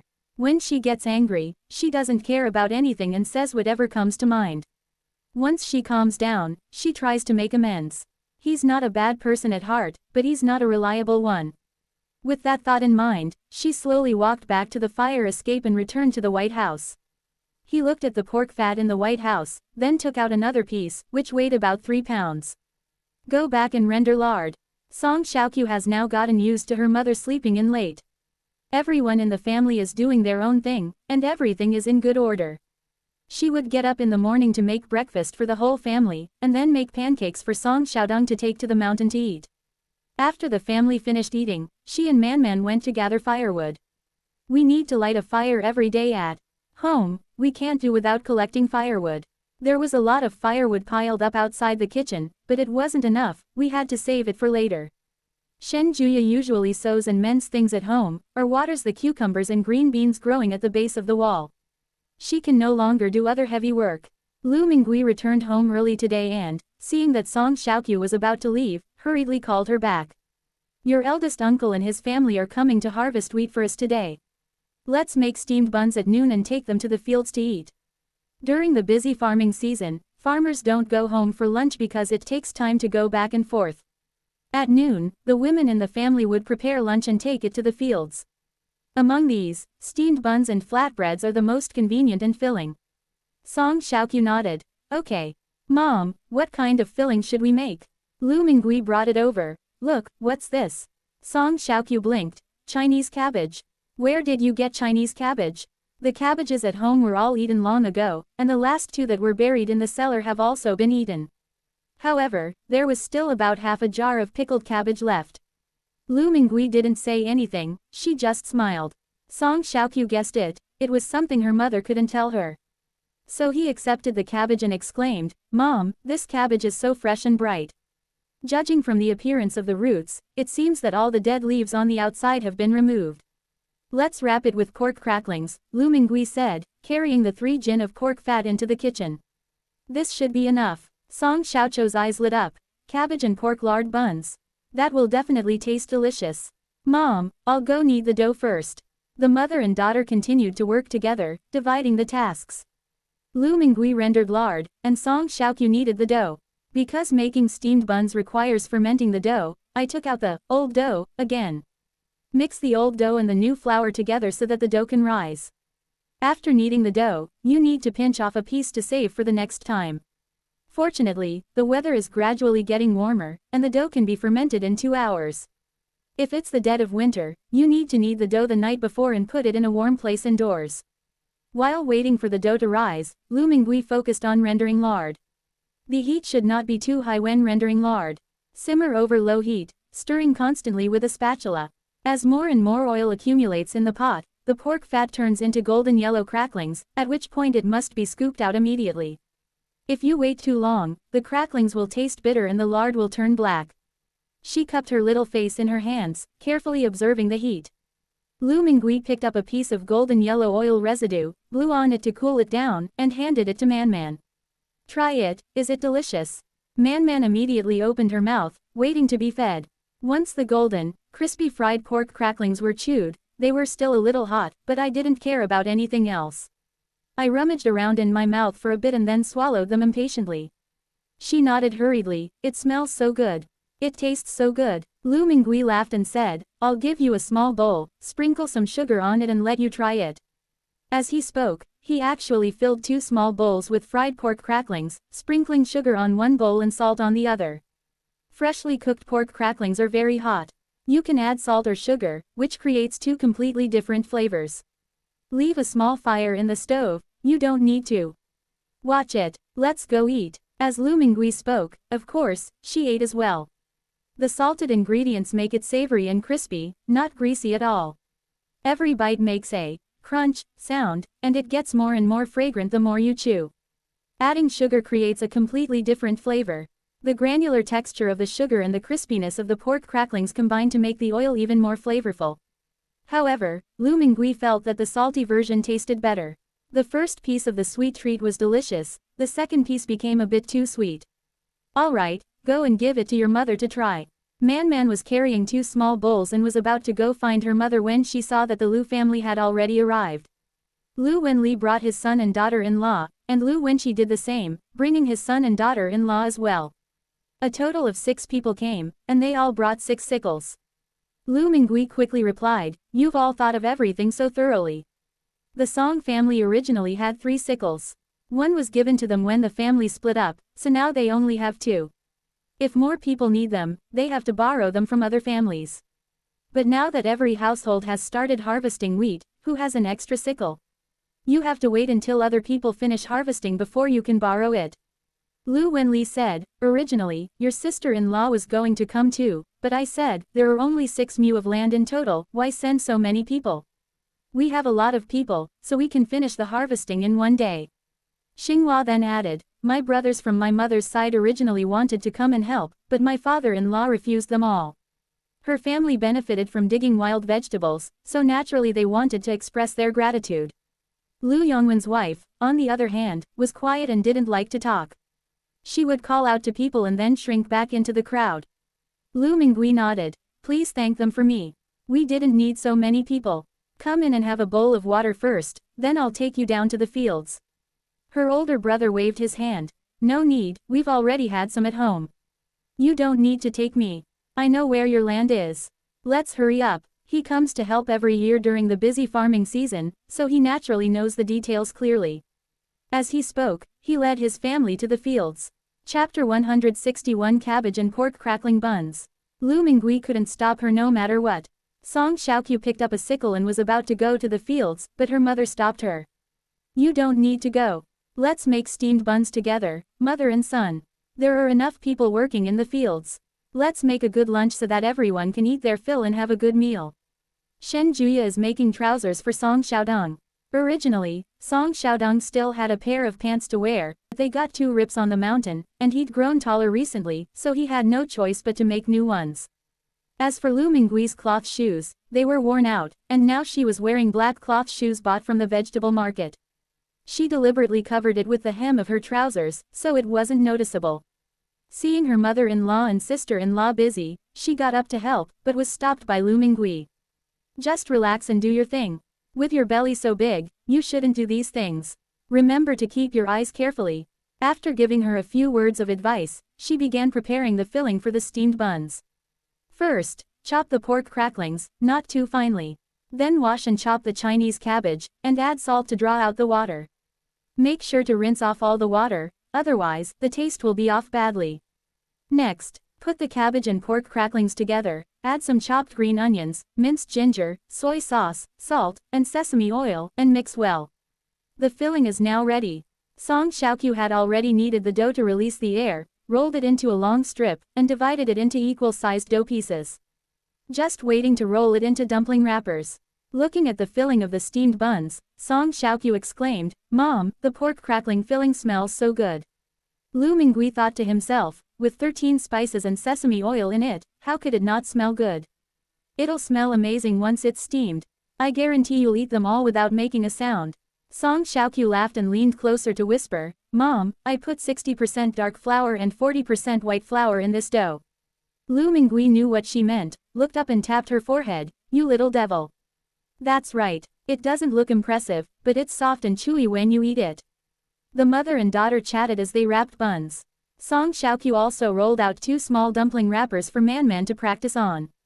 She imitated the adults, spreading the dumpling skin in her palm and using chopsticks to put some filling on it. There were too many, so I pulled some out. It felt like there wasn't enough, so I had to add some more. After repeating this several times, I still couldn't get it right. The filling in the buns was either too much or too little. Her brows were furrowed so deeply they could trap a fly. Song Xiaoqiu secretly nudged her mother's arm, signaling her to look. Both mother and daughter suppressed their laughter and let Man do whatever she wanted. After all the buns filled with cabbage and pork cracklings were wrapped, there were a total of 35 large buns. "There's still a lot left." Song Xiaoqiu exclaimed, "Mom, you needed too much flour. Then let's steam some buns." Finally, there were 10 steamed buns and 35 large steamed buns. The large pot at home couldn't hold all the food at once, so it was steamed in 2 batches. Add cold water to the pot, use a clean coarse linen cloth as a steamer cloth, place it on the bamboo steamer, and then put the buns on it one by one. The pot lid isn't sealing properly, you need to plug it with a cloth. Add firewood to the stove, bring it to a boil, and once steam rises, add firewood a second time. After the firewood has burned out, let it simmer for a while longer, and the buns will be cooked through. As Song Xiaoqiu picked up buns into the bamboo basket, she asked her mother, "Shall we cook some soup and take it to uncle and the others? Should I cook congee or vegetable soup? Eating only steamed buns is a bit dry." Lu Mingui took out a handful of pea shoots she had picked last time. "Let's make a vegetable soup. We'll put it in an earthenware pot later and carry it over." After the pea shoot soup was cooked, the family ate lunch. "We'll deliver the food to the fields after we've eaten." Lu Mingui first picked up a cabbage and pork crackling bun, which was still a little hot to the touch. After taking the first bite, he praised Song Xiaoqiu, "This dough has risen really well. Soft, chewy, and fragrant." Song Xiaoqiu also took a bite and then praised her mother, "Mom, the filling you made is the best. It smells so good, you could open a steamed bun shop here." He then called out to Shen Juya and Man, "Sister-in-law, Man, come and try it, it's delicious." None of them spoke, they focused on eating their steamed buns. With one bite, you can taste the crisp and tender cabbage, the crunchy pork cracklings, and the savory seasonings that blend the 2 ingredients together without overpowering each other, preserving their original flavors. Crispy and soft, with a variety of textures intertwined. It's so delicious that you'll want to eat more than one. She was holding a steamed bun almost as big as her face and eating it with great relish. She finished one, still wanting more, but couldn't eat a second one. Shen Juya could normally eat a lot, but her large belly made her feel uncomfortable after eating too much. So the mother and daughter shared one. Lu Mingui, on the other hand, had a good appetite. She ate 2 large steamed buns and could also drink a bowl of sweet pea shoot soup. 3 of the remaining buns were left for Song Xiaodong, and the rest were taken to the field. There were 24 steamed buns and 10 mantou in total. They were all packed into bamboo baskets, covered with burlap, and kept tightly sealed. Then, they poured the soup into an earthenware pot, picked up bowls and chopsticks, and carried it to the fields. It was very hot at noon, and the people working in the fields were racing against time. Many fields have already finished harvesting wheat, revealing the dark earth and rows of neatly bundled wheat stalks standing upright in the fields. People were pushing wheelbarrows or flatbed carts, which were piled high with wheat stalks, into the village. In the Song family's fields, Lu Wenli and the others were busy working. 4 men bent over to cut wheat, while two wives behind them used wheat straw as rope, twisting and binding it to create round, plump wheat stalks. "Uncle, uncle, dinner's ready." Song Xiaoqiu called out to each person, carrying the steamed buns and soup to the edge of the field, and deliberately found a shady spot. Lu Wenli wanted to finish cutting the wheat, but Lu Mingui had already walked up and taken the sickle from his hand. "Big brother, second brother, Yongkong, Yongwen, hurry up and eat. Eat your meal first, then get back to work. I'll finish cutting this row." Lu Wenli asked, "Have you eaten? Don't go hungry." Lu Mingui found her older brother's words very interesting. "I ate it. I'm not a 3-year-old child. I know what fullness and hunger are. You guys go and eat." Upon hearing this, the group straightened up and walked towards the edge of the field. Lu Mingui then began to cut the remaining small patch of wheat. With one hand holding a handful of wheat stalks and the other holding a sickle, the wheat is neatly cut down along the base of the stalks in a swift motion. After settling the group down, Song Xiaoqiu came over and followed her mother, bundling wheat. On the edge of the field, Xinghua was eating a steamed bun when she suddenly exclaimed, "Mom, steamed buns made with cork cracklings. It smells so good. I've never had such delicious steamed buns before. This dough is soft. Is it mixed with wheat flour? Why does my aunt still have cabbage? It's already May." Lu Yongkong said, "What's the big deal? We'll just keep it in the cellar. Just eat, why are you making such a fuss? Even eating steamed buns can't shut you up." Xinghua thought to herself, "If I say one more word, I'll get one less bun. You really have to eat it all in silence." They all ate ravenously. I was really hungry after a busy morning. Even wild vegetable dumplings would taste delicious to them, let alone such tasty cabbage and cork crackling buns. Chapter 162 Busy farming season. Not far from the Song family's wheat field was the 4 mu of wheat field allocated to Song Daji's family. The wheat was golden, but there wasn't a soul in sight in the fields. Lu Yongkong asked his father in a low voice, "Are they not planning to harvest the wheat at all? Such good wheat, we can't let it rot in the field." Lu Wenli shook his head. "Who cares about all that? We'll know when we get hungry." He didn't intend to get involved in this matter. Since his nephew had severed ties with his younger sister, he was nothing to him. Lu Mingui naturally saw the wheat in the field as well. These were planted by her own hands. She watered them, weeded them, and took meticulous care of them. It would be a lie to say I don't feel sorry for you. But meddling in other people's business is absolutely out of the question. The only option is to harden one's heart and pretend not to see it. After the Lu family finished lunch, Lu Mingui carried his load home. On the way, Song Xiaoqiu said happily, "Mom, our steamed buns are so delicious. I was worried we wouldn't be able to finish it. Who knew my uncles and the others like to eat it? What should we cook for them tonight?" Lu Mingui thought for a moment, then remembered the Ganoderma lucidum in the White House. "Mom, go to town this afternoon and buy a roast chicken to eat.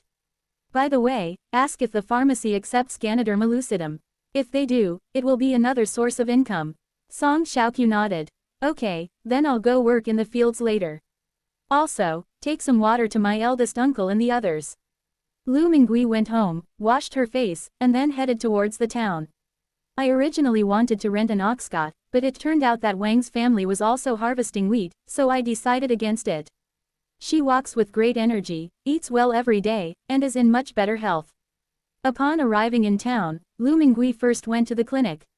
There were no patients in the clinic at the moment. It was deserted except for a young apprentice.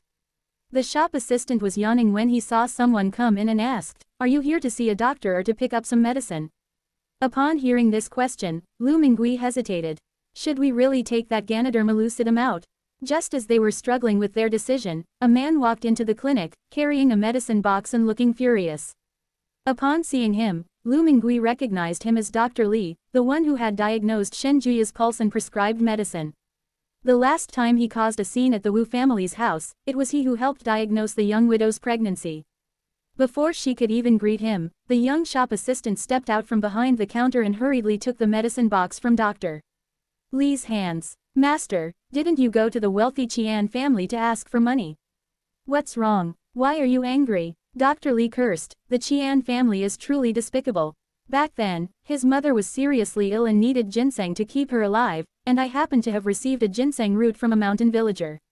He promised me 10 taels of silver, but when I went to ask for it back, he said his mother had died. You want me to go ask your mother for it? Now look what's happened. This ginseng has not only failed to earn us any money, but has also brought us a lot of bad luck." He was yelling and cursing as he spoke. He was really angry. The young waiter chimed in with curses. "That heartless rich man, his family is rolling in money, yet he still does such a despicable thing. Next time someone in his family is sick, we won't go to treat him." Dr. Lee sighed. "The more difficult someone is to deal with, the less likely you are to offend them." Lu Mingui listened from the side, feeling somewhat awkward, unsure whether to leave or stay. Fortunately, Dr. Lee spotted her and quickly composed himself. "So it's Granny Lu. Is something wrong at home?" At this moment, Lu Mingui was even less willing to take out the Ganoderma lucidum. Who knows what else might happen? So I made up an excuse. "Dr. Lee, my daughter-in-law is about to give birth. I would be grateful if you could take a look at her when you have some free time." Dr. Lee's expression softened further. "You're a good mother-in-law. I'll go when I have some free time in a few days. Don't worry about it." Lu Mingui then took her leave and went directly to the cooked food shop. Although it was already late afternoon, the cooked food stalls were still bustling with activity. They also sell alcohol inside. A few idle men were drinking and talking inside. One of them said mysteriously, "I heard there's been some trouble in the West. A few farmers killed several wealthy landowners and even looted the granary." Another person cursed, "Are you courting death? You can't say that." His voice was so loud, it almost scared me to death. The first person retorted, "So what if I said that? My family just harvested winter wheat, and we already have to pay grain tax. This place is really..." Before they could say anything more, the shopkeeper reminded them, "If you gentlemen are drunk, go outside to sober up." His words, neither too soft nor too hard, immediately shut them up. Lu Mingui pretended not to hear and carefully selected what she wanted to buy. "The roast chicken was a promise I made to Song Xiaodong last time, and since my older brother is here this time, we're eating it together. I spent 70 coins to buy a roast chicken, and smelled the dried tofu, which smelled very good, so I bought another 20 coins, worth of dried tofu. I bought a serving of roasted pig's head for 50 coins. A whole pig's head was too expensive, so one serving was enough. In addition, I spent 80 coins to buy a jar of rice wine." Then he went home. She put all the food in the White House and went back empty-handed, so she wouldn't attract attention and could pick some wild vegetables along the way. As the sun set, she returned home. I went back to my room first and moved all my things out of the White House. Song Xiaoqiu also went to the fields to harvest wheat and hasn't returned yet. Lu Mingui then went to knead the dough. She thought that since Li Zian hadn't made a fuss about the ID card, she should at least make something to thank him. "We were originally going to make dumplings, but now that I think about it, it's nice to try something different." The steamed buns were very popular this morning, and although we didn't have any cabbage at home, we still had half a jar of pickled cabbage. The pickled cabbage and pork buns are also incredibly delicious. After the dough was kneaded and was waiting to rise, she went to chop the sauerkraut and mince the pork. Then I started preparing dinner. There was roast chicken, braised tofu, and roast pig's head meat bought in town. I also stir-fried some crisp bean sprouts and chives with dried shrimp. I cooked brown rice and made a wild vegetable and egg soup. This was the most sumptuous meal ever served at the Song family's dinner table. 5 dishes and 1 soup. Lu Mingui knew that the 6 mu of winter wheat would ultimately not earn as much as the money spent today. But she was happy when she spent the money on her family. Just as it was getting dark, Song Xiaodong returned first. The 3 of them carried wild vegetables on their backs as usual. Lu Mingui took out the steamed buns from lunch and gave them to the 3 of them to eat. "Let's use this as a pad first." The Zhao brothers took the steamed buns and went home with smiles on their faces. The people who went to work in the fields have all returned. Song Xiaoqiu ran in. "Mom, all the wheat in our fields has been harvested. They're all being transported to the threshing ground. My eldest uncle said he'll come again tomorrow to harvest rice for our family." Lu Mingui nodded. "After the wheat is harvested, it needs to be threshed, winnowed, and then dried. The fields need to be plowed, dried in the sun, and then crops can be planted. There's still a lot to do. Go and call your uncles over for dinner, the food is ready. Finish your meal early and go home to rest." Upon seeing the table full of dishes, Lu Wenli began to grumble, "Little sister, this isn't how you live your life. If you eat this meal, will you go hungry for the next one? If we run out of food, we'll suffer terribly." Lu Mingui replied with a smile, "I'll eat like this again for the next meal." Chapter 163 Grandma's name isn't this. Lu Wenqi exclaimed in surprise, little sister, you even brought a whole jar of wine. Yes, you've all had a long day, have some drinks to relax. Before Lu Mingui got married, her family would buy a jar of cloudy wine to drink during busy farming seasons. They didn't drink much, just poured one bowl for each person. Later, the harvest got worse and worse, and there was no more spare money to buy wine. Now, this jar of wine has whetted Lu Wenqi's appetite. Big brother, please don't talk about your little sister. You've already bought it, how can you return it? Quickly scoop a bowl for me to try. Lu Mingui said, then quickly sit down and eat, drink and eat. He added, second brother is so straightforward. Eldest brother, why don't you sit down? Yongkong, Yongwen, bring your wives and come sit down. Xinghua pulled Yongwen's wife aside and said, sister-in-law, there are many people, you all eat. Shosho and I won't sit at the table. Generally speaking, such a square table can seat 8 people, but it can be squeezed into seat 12 people. She thought that with so many people around, if she offered not to sit at the table, her aunt might have a better impression of her. But clearly Lu Mingui is not that kind of person. She thought the apricot blossoms were unnecessary. Squeeze in a bit, you've all been busy all day, how can you not sit at the table? Lu Mingui said, Xiaodong, go to the Zhao family and borrow 2 more wooden stools. Chrysanthemum Leaf sat right next to me. The family then sat down together and began to eat. Lu Wenqi scooped up a bowl of wine and was somewhat surprised, it's not cloudy wine yet. It looks clear. Little sister, this jar must be expensive, right? The cheapest turbid wine cost 50 coins a jar, but Lu Mingui bought a slightly better one for 80 coins. She scooped up half a bowl of wine for herself, took a sip, and felt a gentle sweetness at first, with a hint of sourness in the sweetness, followed by a strong spiciness. Eat the vegetables quickly. This stir-fried chives with dried shrimp is so delicious. The pig's head meat is so delicious, it's the best snack to have with alcohol. If you ask me, bean sprouts are still the best, they're so fresh and bright. They ate and praised each other, making dinner a very lively affair. Although there were many dishes, there were also many people, and they ate all the food on the table. After the meal, the men of the Lu family tidied up the oxcot. Lu Mingui then called her 2 nieces-in-law aside and handed each of them a wooden comb. She bought it at a $2 store. I bought 5 in total, 1 for myself and 1 each for Kiku and Akio. There was no use in keeping the rest, so I simply gave them to my 2 nieces-in-law. Take it back and use it. Xinghua was overjoyed and took it, saying, thank you, auntie. He gestured to his head and said, my comb has been broken for a while, so I can only use half a comb to comb my hair. Auntie, you are so kind to us. Shosho said, Aunt, this is too precious. I can't accept it. She could see clearly that the wooden comb was polished smooth and had simple flowers carved on it. She saw it in town last time, a comb like that would cost more than 10 coins. Lu Mingui didn't care, she was an elder. It's worthless, take it if you want. You two have been very busy today. Your aunt doesn't have much to offer, just these 2 wooden combs. Xinghua tugged at Shosho. Just take it, I told you to. What a beautiful comb, he whispered again, if you miss this opportunity, you'll never have another one.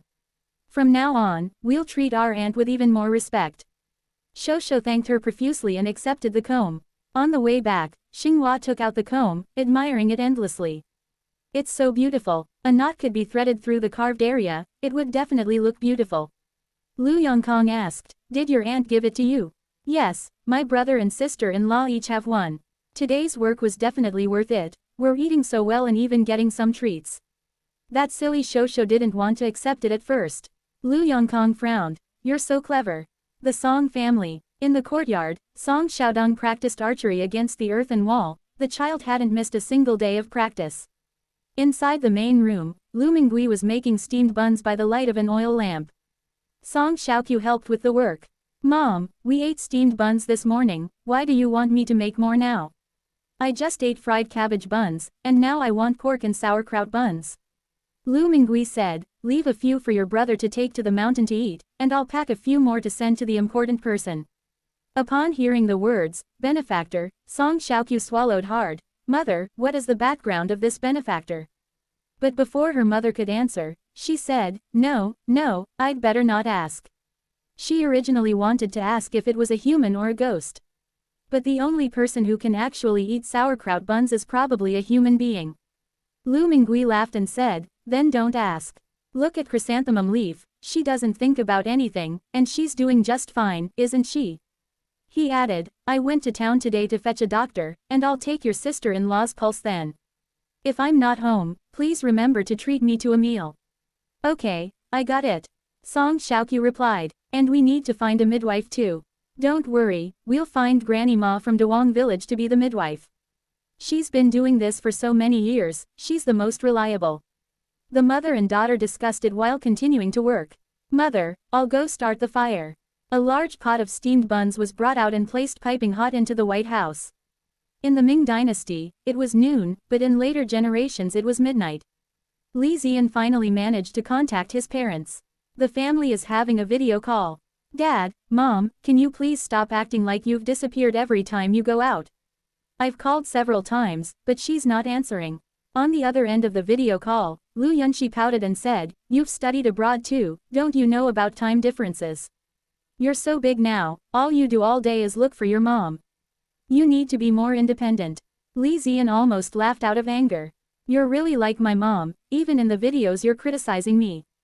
Am I not independent enough? You guys left me to go out and have fun, leaving me to do so much work at the company all by myself, and you still say I'm not independent enough. It's a bit slow, Lu Yunxi said impatiently. Just say what you need to say. Your dad and I have other things to do later. Li Ziyan had no choice but to get straight to the point. Mom, I ran into an old lady at the market who has the same name as Grandma. Isn't that a coincidence? When I saw her name that day, Lu Mingui, my mind went blank. And she looks just like her grandmother. Lu Yunxi, who had been smiling with a hint of impatience, suddenly changed her expression. What did you say? Who did you run into? Li Ziyan repeated. Someone with the same name as my maternal grandmother. Also known as Lu Mingui. Lu Yunxi smiled and said, you brat, you don't even know your grandmother's name. Your maternal grandmother didn't have this name. Chapter 164 Ancestor. The video footage is somewhat blurry. Li Ziyan couldn't see the glimmer in Lu Yunxi's eyes, nor could he see her trembling hands off camera. He slowly sat up straight, somewhat puzzled. Isn't Grandma's name Lu Mingui? But I clearly saw an ID card at home with the name, Lu Mingui, on it. Moreover, the person in the picture looks about 60% like my grandmother. Lu Yunxi showed no surprise and simply said, only 6/10 similar. Is that something to make such a fuss about? By the way, your maternal grandmother's name is Lu Shangbai. When she passed away, all her identity information had been disposed of. Li Ziyan was even more puzzled. Then whose ID card was that I saw before? Does this person exist in our family? Lu Yunxi remained calm. Then they must be someone with a connection to our family. What's the connection? Li Ziyan was naturally curious. Lu Yunxi, however, asked something else. When did you meet this old lady? How come I only saw someone writing their name? What exactly does this old lady look like? Li Ziyan then recounted the recent events. From our first encounter to the recent discovery that the old lady didn't have an ID card.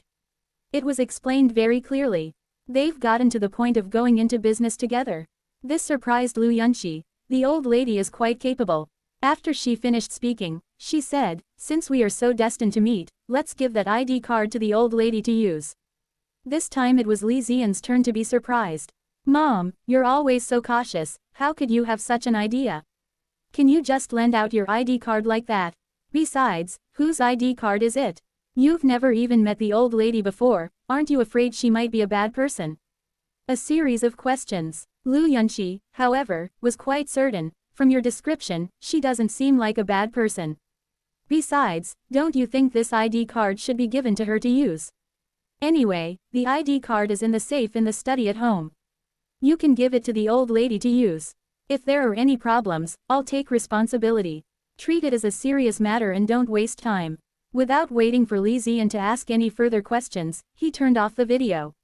Then she stood up excitedly and said to her husband, did you hear that? Our ancestor has really come. He was dressed in tattered clothes, appeared at the vegetable market, had no ID card, and looked somewhat like my mother. And they share the same name. Every single point matches up.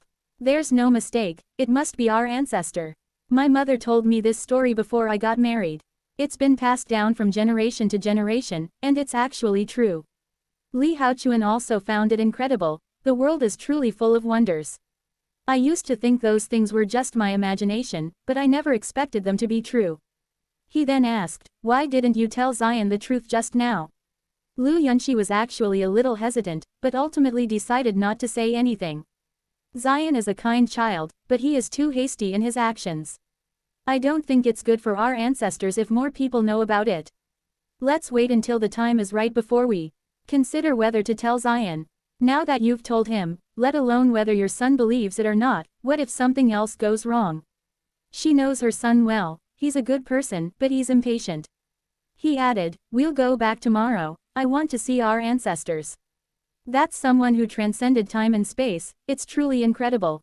As she spoke, Lu Yunxi went to pack her luggage. Li Haochuan advised, there's no rush. Everything has happened before, so it's best to let nature take its course. Besides, didn't the ancestor and Zion meet before you appeared? Didn't our ancestors also get better and better off? She has her own destiny. Lu Yunxi disagreed. The notes left by our ancestors said that she would appear in a vegetable market. But as time went by, the notes became blurred and unclear, and nobody knew exactly which market it was from. That's why we set up shop in all the vegetable markets in the city, so that she might run into our people no matter which market she goes to. The fact that she was able to meet Zion now shows what? It shows that anything is possible with effort. While it's true that anything is possible with human effort, Li Haochuan shook his head, we only asked all the staff to treat the elderly kindly, without specifying what kind of people they were. But the first person to meet our ancestor was one of our own children. I think it's all fate. It's better to let nature take its course. Both husband and wife are eloquent and persuasive, engaging in lively back and forth exchanges. Ultimately, they compromised. Li Haochuan said, then I'll go back with you. Lu Yunxi then said, then I'll just take a look from afar. On the other side, Li Ziyan went directly to the study and found the ID card in the safe. The ID card looks very new, as if it was just issued, or perhaps it was well preserved. The three characters, Lu Mingui, are clearly visible. Speaking of which, all the women in their family have the surname Lu, and they all take their mother's surname.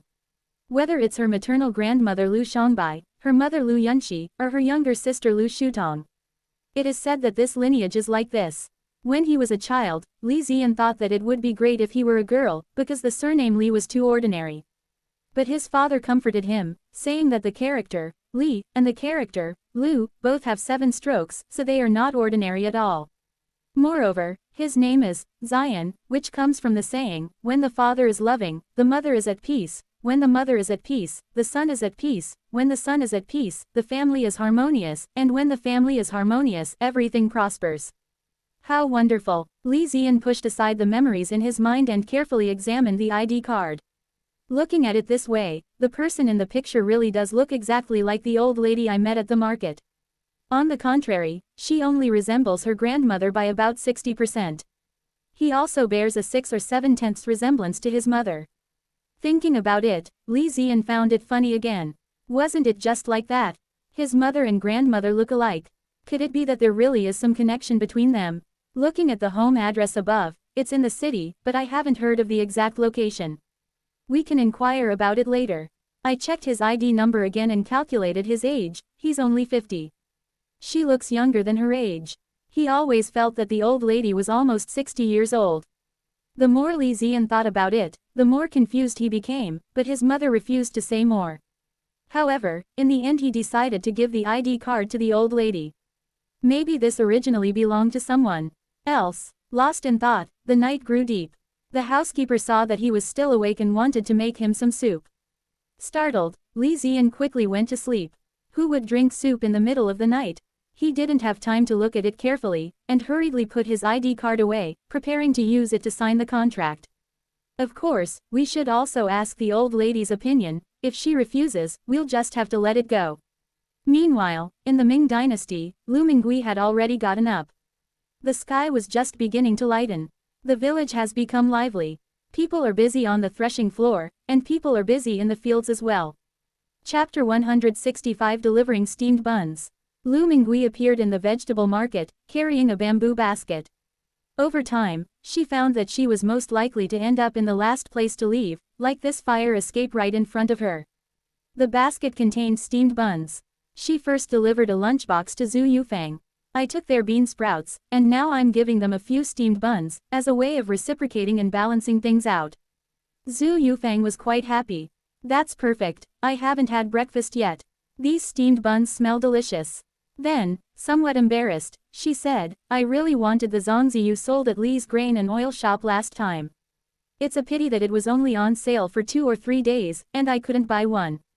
Lu Mingui hadn't expected that she still remembered the zongzi, so she could only say, I'll bring you some when I've made some zongzi. The Ming Dynasty will also celebrate the Dragon Boat Festival. We'll see if there's an opportunity then. After exchanging only a few casual words, she hurriedly went to the grain and oil shop. Looking at the grain and oil shop from afar, Lu Mingui felt a little uneasy. Last time they talked about ID cards, and about cards that prevent you from traveling far from home. They seem to think that not having an ID card is a huge deal. Will I have to ask her something again today? During that moment of hesitation, Sister Yang saw her. Auntie, come quick. There was nothing unusual. Li Zian arrived quite early and was directing a man to move rice onto the shelves. He said, Auntie, please wait a moment, the store is receiving new stock today. Let's unload the stuff first. He remained calm. Lu Mingui, who had been a little apprehensive, immediately relaxed, agreed, and didn't go inside. He simply placed the steamed buns on the counter and said to Sister Yang, I brought you some steamed buns. You guys keep going, I'll go inside and take a look around. She went to Chen Shin's pork stall first. When Chen Shin saw her arrive, he quickly said, Aunt Lu is here. Perfect timing, the flamethrower you requested has arrived. He took out a cardboard box. I haven't opened the package yet. Quickly open it and check it, make sure it's not broken. Lu Mingui took the cardboard box. So fast. Chen Shin said, things are so fast these days. Besides, these things aren't sold in advance, they're shipped as soon as you buy them. Besides, if online shopping is slow, most people would just buy it near their home. Lu Mingui seemed to understand but not quite. What was a pre-sale? She seemed to have heard Sister Yang mention online shopping. But it didn't matter if she didn't know, she was now good at playing dumb, so she nodded and said, oh. Let's just let this matter drop. I picked up the cardboard box again, it was quite heavy. She had seen many of these cardboard boxes in the market, and was initially quite shocked. Can paper be made into boxes? After a while, it became less surprising. However, this was the first time she had ever been in close contact with a cardboard box, which was square and sealed with a yellow seal. Just as he was thinking of prying open the seal with his fingers, Chen Shin handed him a pair of scissors. Auntie, use scissors to cut. Lu Mingui took the scissors. They looked somewhat different and were lighter and easier to use than the ones she had at home. Cut the seal along the seam of the cardboard box, and you'll see something white inside that feels soft to the touch. Open it again, and you'll find the cartridge flamethrower inside. A flamethrower and 2 canisters of butane gas. The gun head is brass-colored, paired with an orange gas canister. After Chen Shin finished his work, he came over to teach her. Look carefully, just press and hold like this, and it will be installed. Then pinch this spot and hold it against the pigskin to set the pig hair on fire. Lu Mingui watched carefully and then learned it again, having already memorized how to use it. She quickly thanked Chen Shin, saying, thank you so much. Otherwise, I wouldn't know where to buy it. Please weigh out some more meat for me. I also want more pork belly, way more, about 10 pounds. Chen Shin happily weighed out 10 jin of pork belly and asked, Auntie, can your family eat this much? Don't think that just because I bought something for you, you're going to do me such a favor. No need to be so particular. Lu Mingui also smiled broadly. My family is large, so we can eat it all. Besides, you help me buy things, so isn't it only right that I patronize your business? After paying, Chen Shin gave them a piece of pig liver as a gift. After buying the meat, Lu Mingui put the items into the White House. She was quite strong, but there was no need for her to carry 10 pounds of pork. Then I went back to the store where I bought the 4-piece bedding set last time. She remembered that the woman had said last time that it would only be available for 3 days. They might have already left, and I wonder if they left anything behind. Just like those shelves last time. She got a great deal. When I got there, I found that the shop had been emptied out and there wasn't a single 4-piece bedding set left. Unfortunately, this store doesn't use shelves. It was probably a temporary structure made of iron frames covered with wooden strips. They took the iron frame with them when they left, the wood itself isn't valuable, so they didn't need it. The shop floor was littered with pieces of wood, making it look messy. A security guard stood at the door complaining again. He wanted these people to clean up properly before leaving each time, instead of making him clean up every time. Lu Mingui thought for a moment, the wooden strips are useful too, they'd be great for starting a fire. She volunteered, "Young man, let me clean it up." The security guard still remembered her. She was the old lady who had helped him clean up his mess without asking for money last time. Here we go again. Why is she always in this? Has the price of scrap metal gone up recently? Wooden strips are considered waste, right? I can't just give it away for nothing. His eyes lit up. I can fix it, but give me 100 yuan. Lu Mingui turned and left, still thinking she was some kind of ignorant old woman. The shelves from last time were somewhat useful, but these wooden strips are really useless except for burning firewood. Sister Yang said that the people here don't use fire, they all use electricity and gas. They wouldn't even consider charcoal, let alone wood strips. In the Ming Dynasty, charcoal also had to be purchased with silver. The security guard quickly stopped the person. Hey, don't go, it's all yours. Lu Mingui stopped in her tracks. You're not taking any money. No, I was just joking with you. Take it all. This time, Lu Mingui didn't hold back. He went into the shop and picked up all the wooden strips on the ground. Just enough to last the family for a few days. After this round of activities, Li Ziyan and Sister Yang had finished their work. The two of them were sitting there eating steamed buns. Upon seeing Lu Mingui return, Sister Yang said, "Auntie, I didn't believe you when you said you made and sold steamed buns at home. Now that I've tasted it, it really is this." She gave a thumbs up. "This is so delicious. Could it be some kind of family secret recipe?" Li Ziyan also praised it, saying, "It's delicious. I don't usually like sauerkraut buns. It was absolutely amazing when I ate it today." Lu Mingui was pleased by the praise. "If you like it, I'll make it again next time." The two quickly finished the steamed buns. Sister Yang was busy working at the front. Li Ziyan then said, "Auntie, let me talk to you about the contract again." Lu Mingui was somewhat surprised. Didn't they say that without an ID card, they needed to think about it? Why are we talking about contracts again? Chapter 166 Strange Things. The two sat facing each other at a round table in the separate room. Li Ziyan stared at Lu Mingui and scrutinized her carefully. In the past, he would have naturally felt that this was impolite, but he couldn't care less about that now. So alike. They look so alike. The old lady in front of me looks exactly like the woman on her ID card. Whether it's the eyebrows, eyes, or wrinkles on the face, everything is perfectly accurate.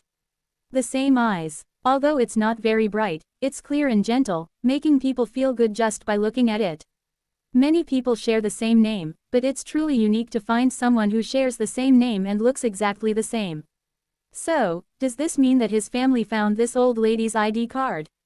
When my parents come back, I still need to ask them properly. But now that we've decided to give the ID card to the old lady, there are some things that need to be made clear. Thinking of this, Li Ziyan glanced at Sister Yang outside. She was too far away to hear him. Then he said, "Auntie, I have an ID card here with the same name as you. You can use it, but," he emphasized, "you have to promise me that with an ID card, I won't do anything illegal or disorderly." Lu Mingui found it very strange. "I don't have an ID card because I'm not from here at all. There is a difference of 300 or 400 years. Where can Li Ziyan get himself an ID card?" But she watched as Li Ziyan took out a rectangular piece of paper with her own photo on it. Tiny, drawn on a piece of paper. This is an ID card." Lu Mingui was speechless, only managing to utter this one question. Li Ziyan sighed, realizing that the old woman was far more out of touch with society than he had imagined. Not only can't they read, but they've never even seen an ID card before. That's outrageous. He's usually impatient. If he encountered someone like that, he wouldn't have the patience to say more. They packed up and left a long time ago. But with the old lady, he was inexplicably much more patient. Perhaps it was the mentality of doing a good deed to the end, or the desire to see things through to the end, but Li Ziyan felt that he should reconnect the old lady with the places where she was disconnected from society. Just like when I taught her to read. No matter how much effort it takes, he's willing to do it. And it gives you a sense of accomplishment. Originally, Li Ziyan wanted her to write a guarantee or a disclaimer, which, although not legally significant, would at least intimidate the old lady. But after Lu Mingui, asked him that question, he suddenly had a change of heart. What's the point of writing a disclaimer? The old lady even looked like she'd never seen an ID card before. Besides, the old lady is very timid, she doesn't seem like the kind of person who would do bad things. No, last time she even dared to catch pheasants. He emphasized, you can't do bad things, whether it's catching pheasants or rabbits, or shooting sparrows. Lu Mingui thought to herself, why are we bringing up pheasants again? He immediately shook his head. No, absolutely no arrests. Last time we caught pheasants by accident, whether we can catch them again in the future is another matter. Besides, even if she caught some wild animals, she wouldn't bring them here. Thinking of this, she suddenly remembered the Ganoderma lucidum in the White House. You can't catch living things, but you can dig up dead things, right? She tentatively asked, Zion, can Ganoderma lucidum be sold for money? Li Ziyan was taken aback. Lingzi, nowadays, Ganoderma lucidum is mostly cultivated artificially, and wild Ganoderma lucidum is quite rare. Auntie, where did you get this Ganoderma lucidum? Lu Mingui explained the origin of the Ganoderma lucidum. It was dug up in the mountains. I saw a Ganoderma lucidum while digging for wild vegetables, so I dug it up. But Li Ziyan didn't quite believe it. Auntie, are you sure it's Ganoderma lucidum? No wonder he didn't believe it. The old lady even asked what his ID card looked like, so how could she know about Ganoderma lucidum? Lu Mingui replied, don't underestimate me. A few years ago, someone in the village also dug up a Ganoderma lucidum. Everyone in the village went to see what was going on, and I went to watch too. That one isn't even as big as mine, nor is it as pretty. Li Ziyan believed him to be 80% convinced and said, then when will you bring it over for me to see? Let me ask for you. He hadn't heard that Ganoderma lucidum couldn't be bought or sold, since it wasn't a protected plant. Lu Mingui was delighted. Should I go get it now? Li Ziyan stopped him, saying, let's talk about the contract first, and we can discuss the Ganoderma lucidum later. Look here, this is my ID card. This is your name, and this string of numbers is your ID number. He paused again, then added, actually, I don't know where this ID card came from. Let's just say it's fate that brought us together. As he spoke, he placed the ID card in front of Lu Mingui, looking extremely serious. From now on, this will be your ID card. Besides the portrait and name, you also need to remember this string of numbers.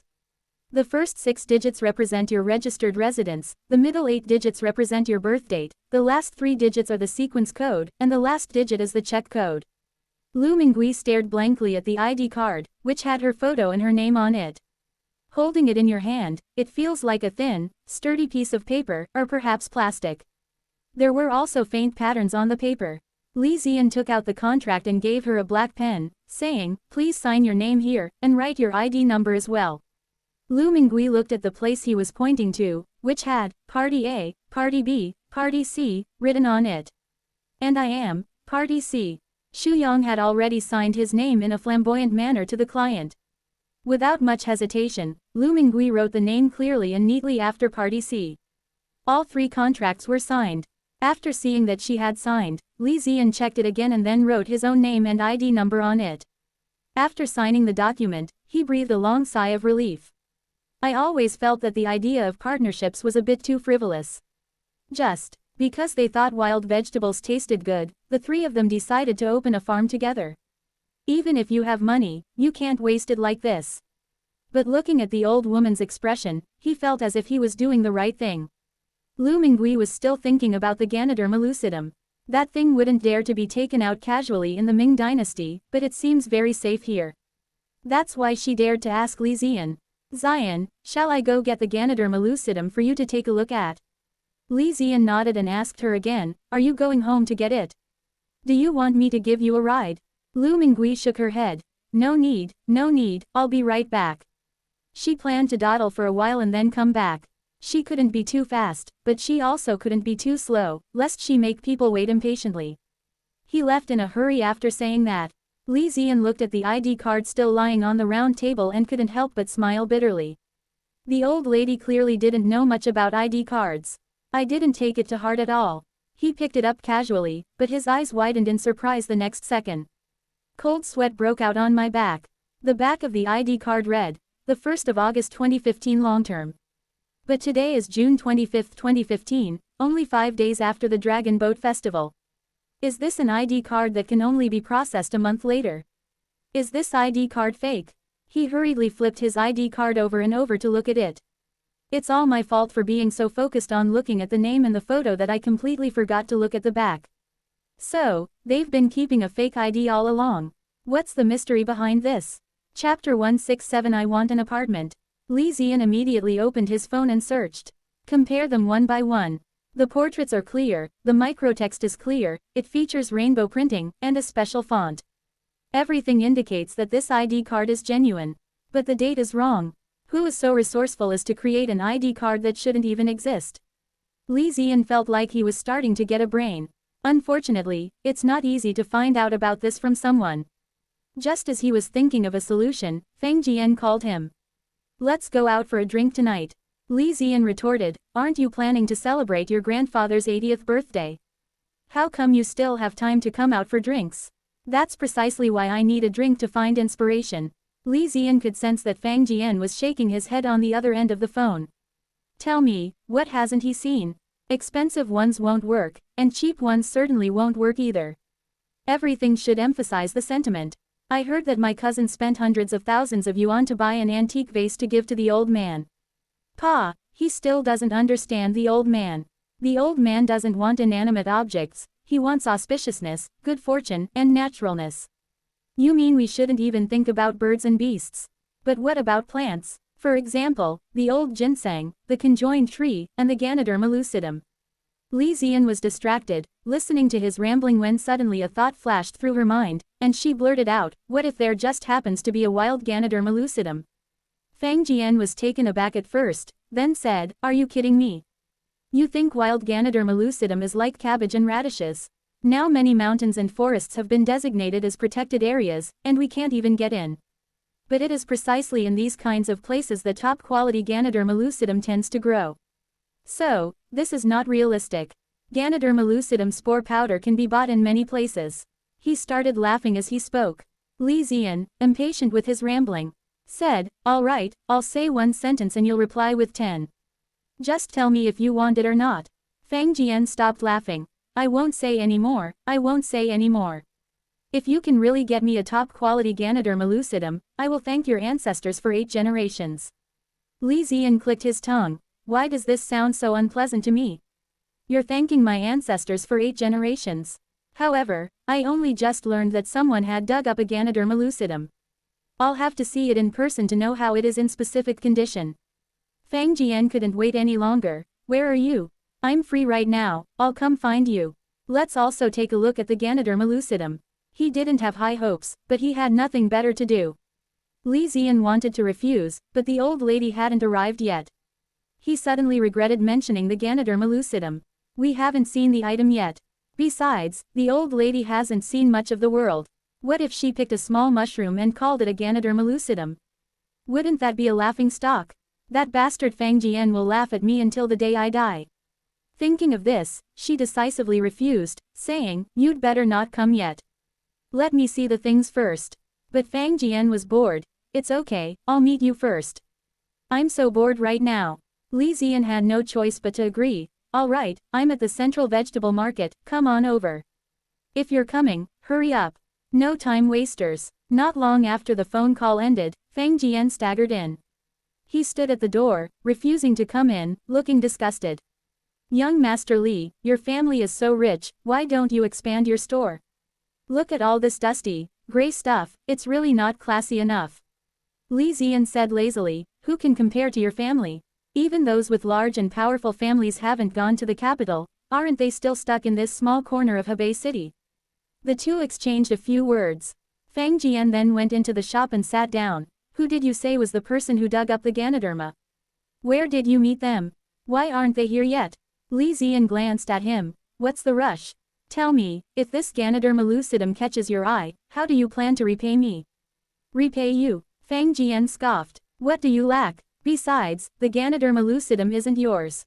Alright, Li Ziyan changed his question, how do you plan to repay the person who found the Ganoderma lucidum? If the Ganoderma lucidum is of good quality, he will secure a generous reward for the old lady. Don't you understand the Feng family's strength? Feng Jian's tone revealed confidence. As long as it makes my old man happy, I'm willing to do everything I can. Whether joking or testing him, Li Ziyan asked, what if I need an ID card? Fang Jian hesitated only slightly before nodding, okay. But what do you need my ID for? Li Ziyan quickly shook his head, I was just saying. What if I want a house? Your family is still short of a house. Fang Jian asked, not believing it. Li Ziyan said, don't worry about all that, just tell me if it's okay or not.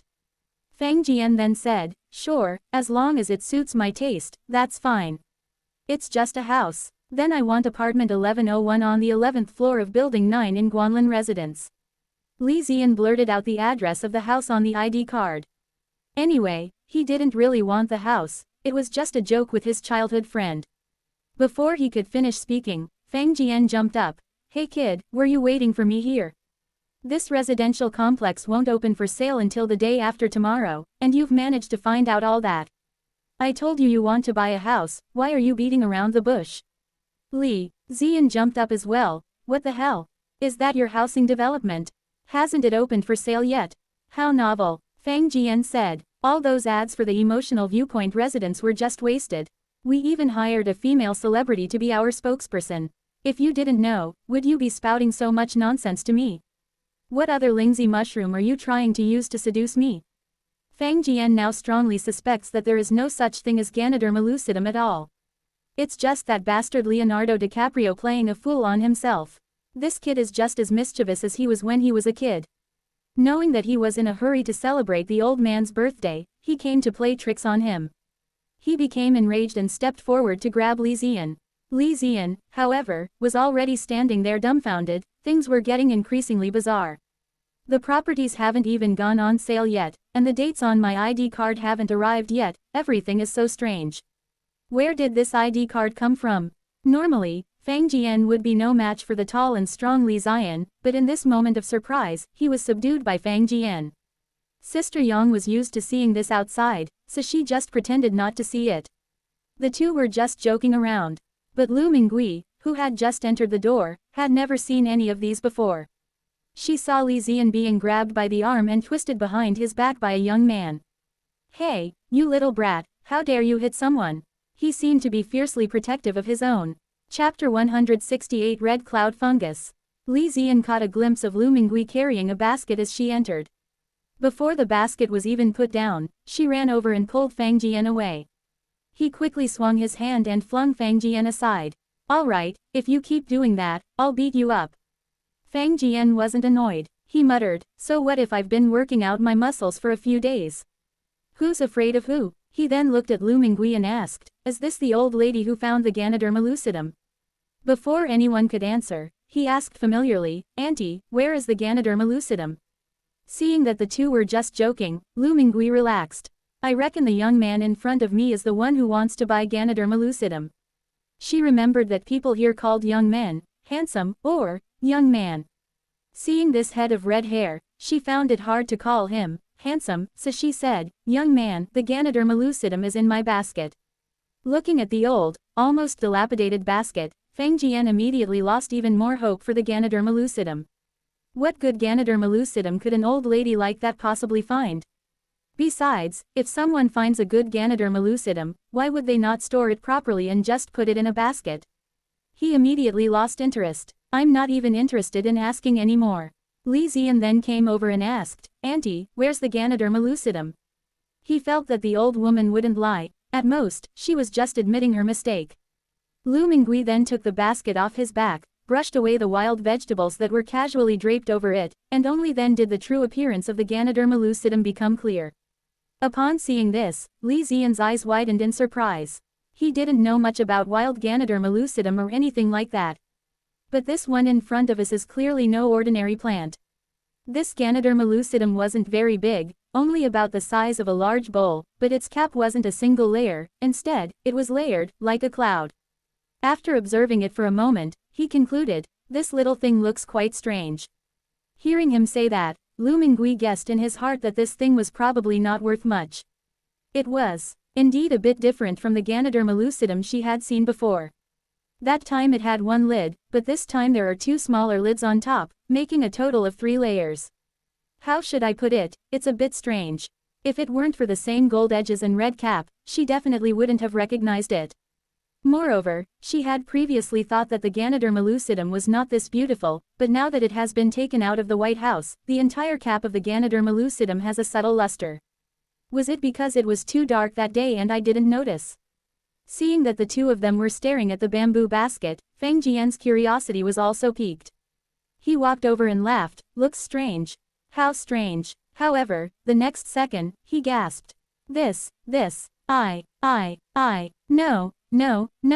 Li Ziyan raised an eyebrow. Where did this stutterer come from? Can't you speak properly? Fang Jian grabbed his collar. Do you mean what you say? Li Ziyan was taken aback by his question and slapped his hand away. What the hell? Have you gone crazy? What did he just say? What do you mean by keeping one's word? Fang Jian panicked. You can't go back on your word. It's a house in Guanlin residence. I'll call the sales manager right now and reserve the apartment for you. By the way, the 1101 apartment, if I remember correctly, is 88 square meters, it's too small. Would you like me to get you a bigger one? In an instant, Li Ziyan understood that this Ganoderma lucidum not only caught Fang Jian's eye, but was also an extremely valuable item. The price of new houses is now close to 20,000 yuan per square meter, and Fangjia real estate is even more expensive than other real estate companies, costing several thousand yuan more. A house worth nearly 2 million, just given away like that. He glanced at Lu Mingui and saw that the old man was straining his eyes to show that he was listening, but clearly he didn't understand anything. He found it somewhat amusing, glanced at the Lingzi mushroom, and then said unhurriedly, "What's the rush? There's no rush when it comes to the house. Oh dear, young Master Li, you're not in a hurry, but I am." Fang Jian stared intently at the Ganoderma lucidum in the bamboo basket, feeling more heartache than anxiety. What a waste. Such ignorant people are truly ignorant. The finest Ganoderma lucidum was simply placed in a bamboo basket. Don't break it. Li Ziyan pulled Lu Mingui to sit down on a chair and said to Fang Jian, "Young Master Fang, please explain the origin of this Ganoderma lucidum clearly. What kind of treasure is it? If you don't explain clearly, the old lady won't sell it to you." Seeing the two of them like this, Lu Mingui slowly figured out what was going on. This was not only a Ganoderma lucidum, but also a high-quality Ganoderma lucidum worth a lot of money. She naturally wouldn't contradict Li Ziyan, and nodded in agreement upon hearing this. Seeing that both of them were like this, Fang Jian then put on an air of superiority. Dong Sijong of the Ming Dynasty recorded in his book Guangbouji that Qingyunji grows on the shady side of famous mountains.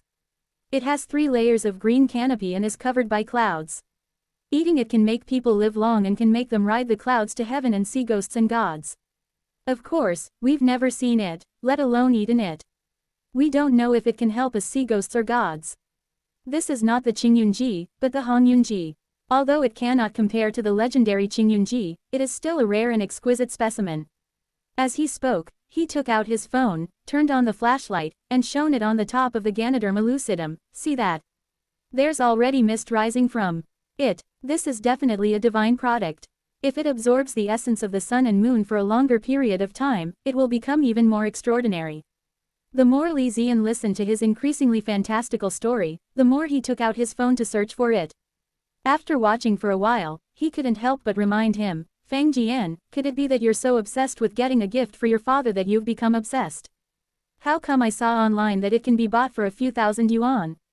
Fang Jian glared at him. "What do you know? I'm a professional. Don't use your amateur knowledge to challenge my expertise." He glanced disdainfully at the phone in Li Ziyan's hand. The search page on it was still open. Li Ziyan awkwardly put away his phone, thinking, "Oh well, I'm not the one who's going to have to leave the house anyway. This is a good opportunity to benefit the old lady. By the way, ma'am, how do you preserve your Ganoderma lucidum? I'm thinking of planting it, turning it into a bonsai, and giving it to my father." Lu Mingui was listening to the two talking when he asked her a question. She could only shake her head blankly and say, "Just leave it like that. Just leave it like this." Fang Jian repeated, his heart aching even more. Such a good thing, just left lying around like this.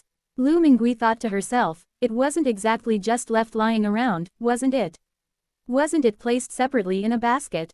Li Ziyan thought of the ancestral preservation techniques of his aunt's family and guessed that the same principle applied to Ganoderma lucidum. "Don't worry, take it back and plant it. I guarantee it will survive." It will grow longer and longer, and I guarantee your old man will be happy to see it and live to be 100 years old. Fang Jian was overjoyed. He carefully carried the bamboo basket, thanked Lu Mingui solemnly, and promised to take care of the house. Then I'll be going now. Contact me if you need anything. Lu Mingui then found an opportunity to ask Li Ziyan, so, Ganoderma lucidum is very valuable. It's worth much more than she imagined. Li Ziyan nodded in affirmation. Of course, a house. Chapter 169 Video. Lu Mingui seemed to wake from a dream, and asked hesitantly, so, what you were talking about earlier, means, house. She knew that houses could be bought and sold, just like when she asked Lu Yongyan to purchase a house in Suzhou Prefecture. Why did they even give the house a name? What kind of mansion is it? What does, how many square meters, mean? Li Ziyan first shook his head and then nodded. It's not a house, there's no land for it. But there is a house with a 70-year residency right in the city center, not far from here. Besides, his properties are hard to buy, they sell out as soon as they open for sale. So we might as well just go with the flow and take them over. Speaking of which, ma'am, you're really lucky. A Ganoderma lucidum plant dug up in the mountains can actually be exchanged for a house. He genuinely felt that the old lady was lucky. If it hadn't been taken out at the opportune moment when Fang Jian was in a hurry to celebrate his grandfather's birthday, it would never have been worth a house. Lu Mingui also felt that she was quite lucky. Being given a second chance at life is already an incredible stroke of luck, and to receive such a divine object as the White House is even more fortunate. They could even come to this magical land and have their families fed and clothed. Everything was something I never dared to imagine before. After thinking it over, Lu Mingui still had reservations. The house isn't cheap, is it? Tell that young man earlier that he doesn't need a house. I just happened to find this Ganoderma lucidum. It didn't take much effort at all. Where could it be worth that much? She understood perfectly well that she came here to sell Ganoderma lucidum in order to exchange it for money to buy rice, flour, and the like. Secondly, it's also for the sake of prudence. After all, nobody in the Ming Dynasty would know that you're selling things here.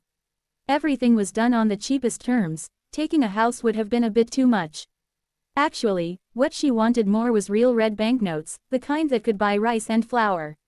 Li Ziyan didn't care at all. Auntie, you don't need to worry about the house. Don't worry, you can accept it. Consider it robbing the rich to help the poor.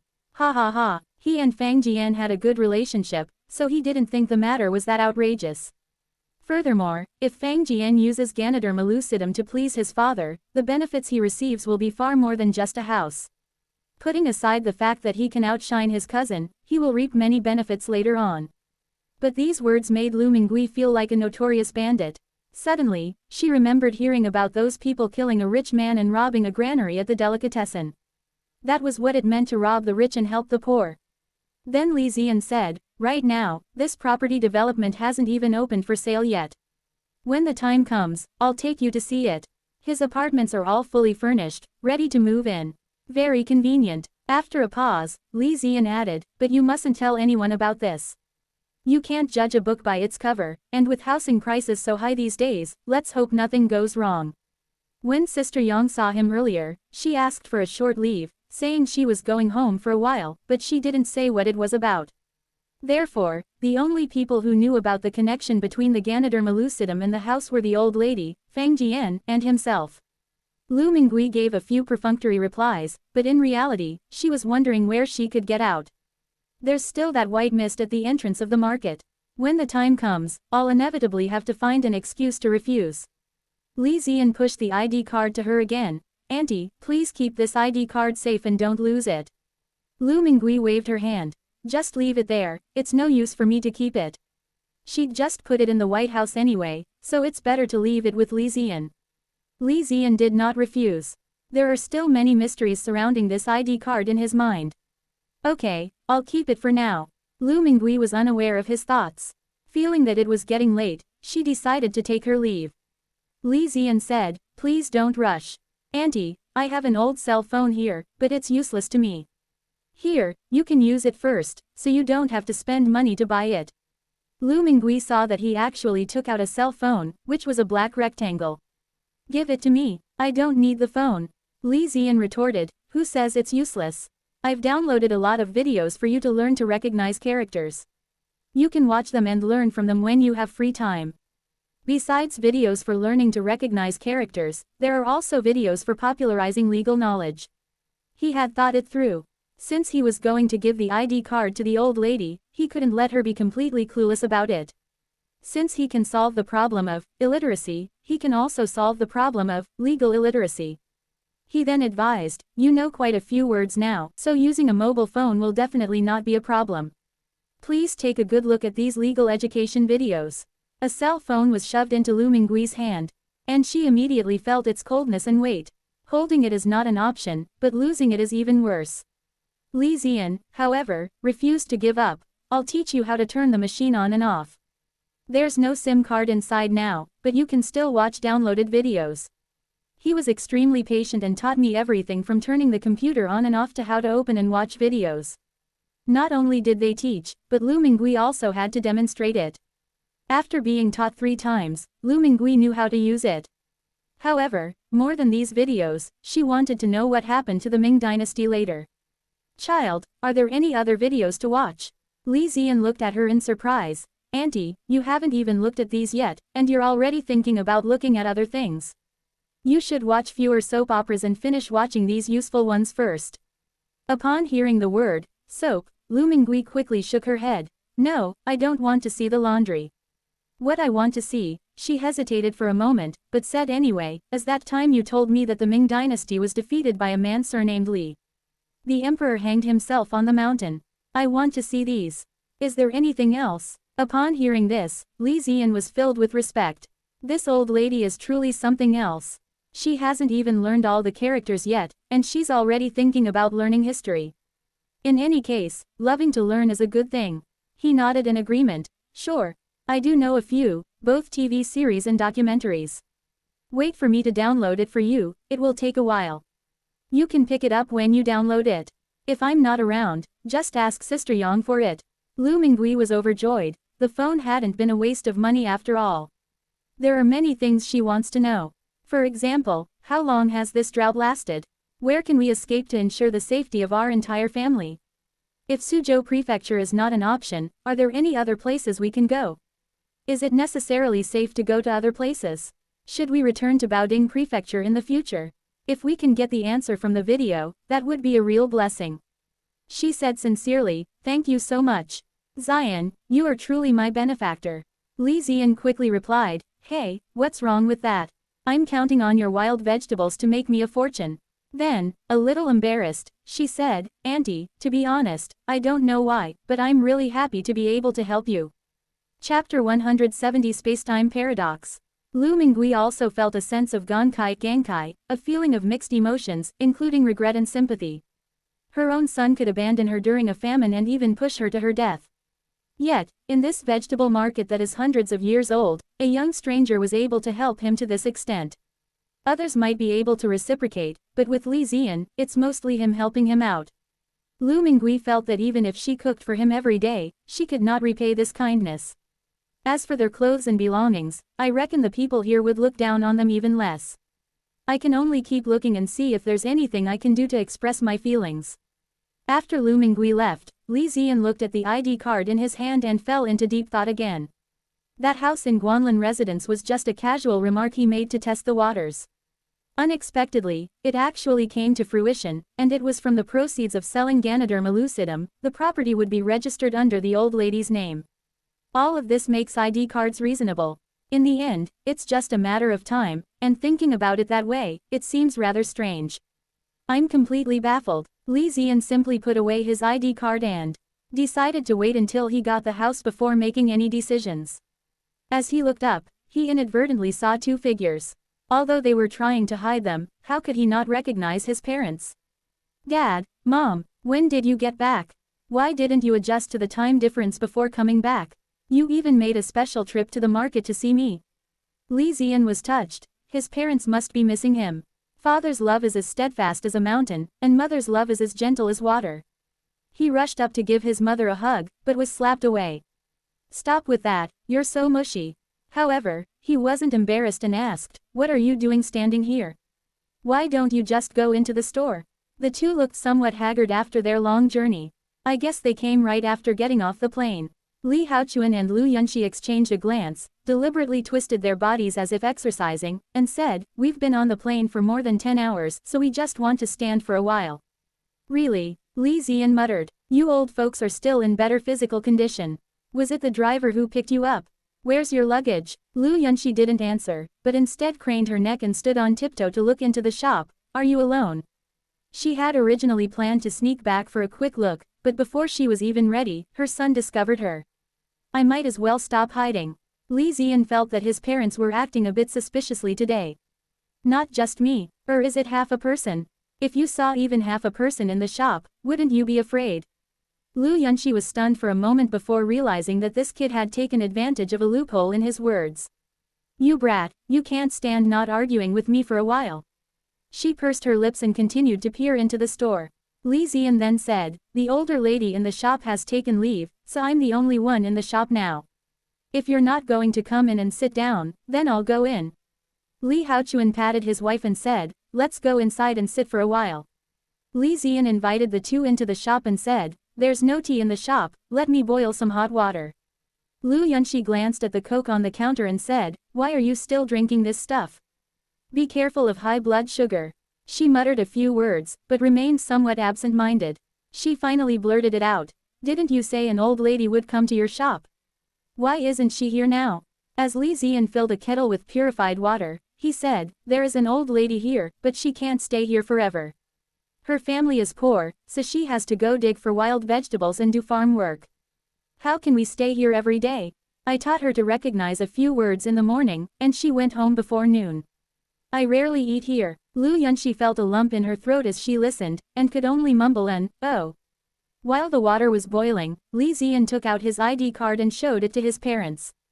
"If you weren't coming back, I was planning to send you a video tonight. Look at this ID card. Where did we get such a fake ID card? No, it's not fake, but something just doesn't feel right." He explained one by one. "Look, the expiration date hasn't arrived yet, which means this ID card probably hasn't been processed yet. And look at this address, guess what? This is a property development that the Fang family hasn't even started selling yet. Are you kidding me? Tell me honestly, where did you get this ID card?" Lu Yunxi took the ID card and was immediately stunned. Just as her son had said, this ID card should never have existed in this world. She secretly gave her husband a wink, and the two whispered among themselves behind Li Ziyan's back. "Oh no, I took out my ID card too early. It seems our ancestors arrived earlier than we thought. Logically speaking, our ancestors should have figured out how to get their own ID cards when they arrived in modern times. But in reality, this ID card was passed down from generation to generation along with the handwritten notes.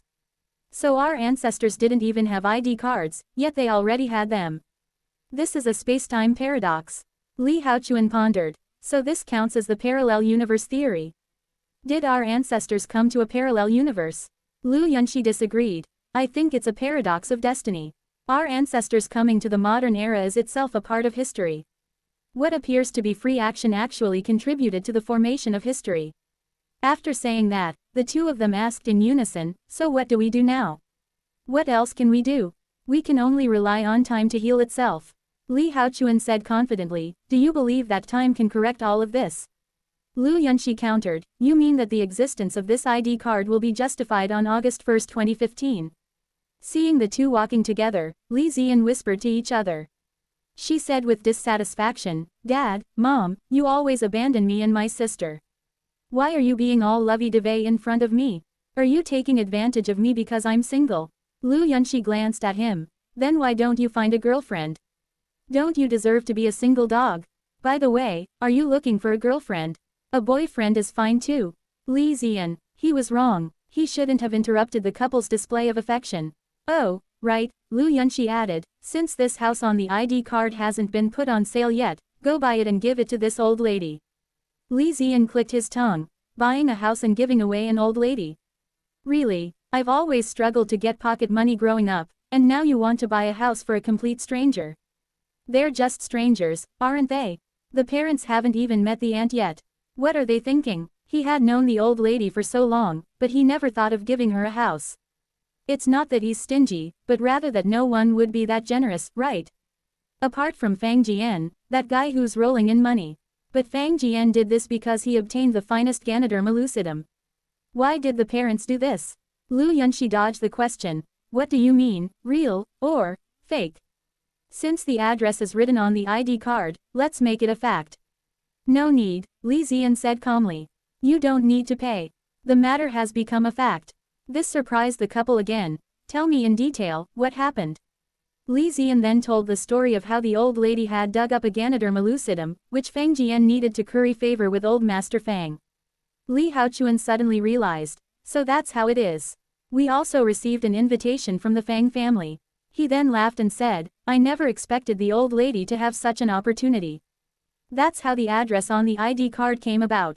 After saying that, he smiled at his wife and said, well, time can fix time paradoxes, right?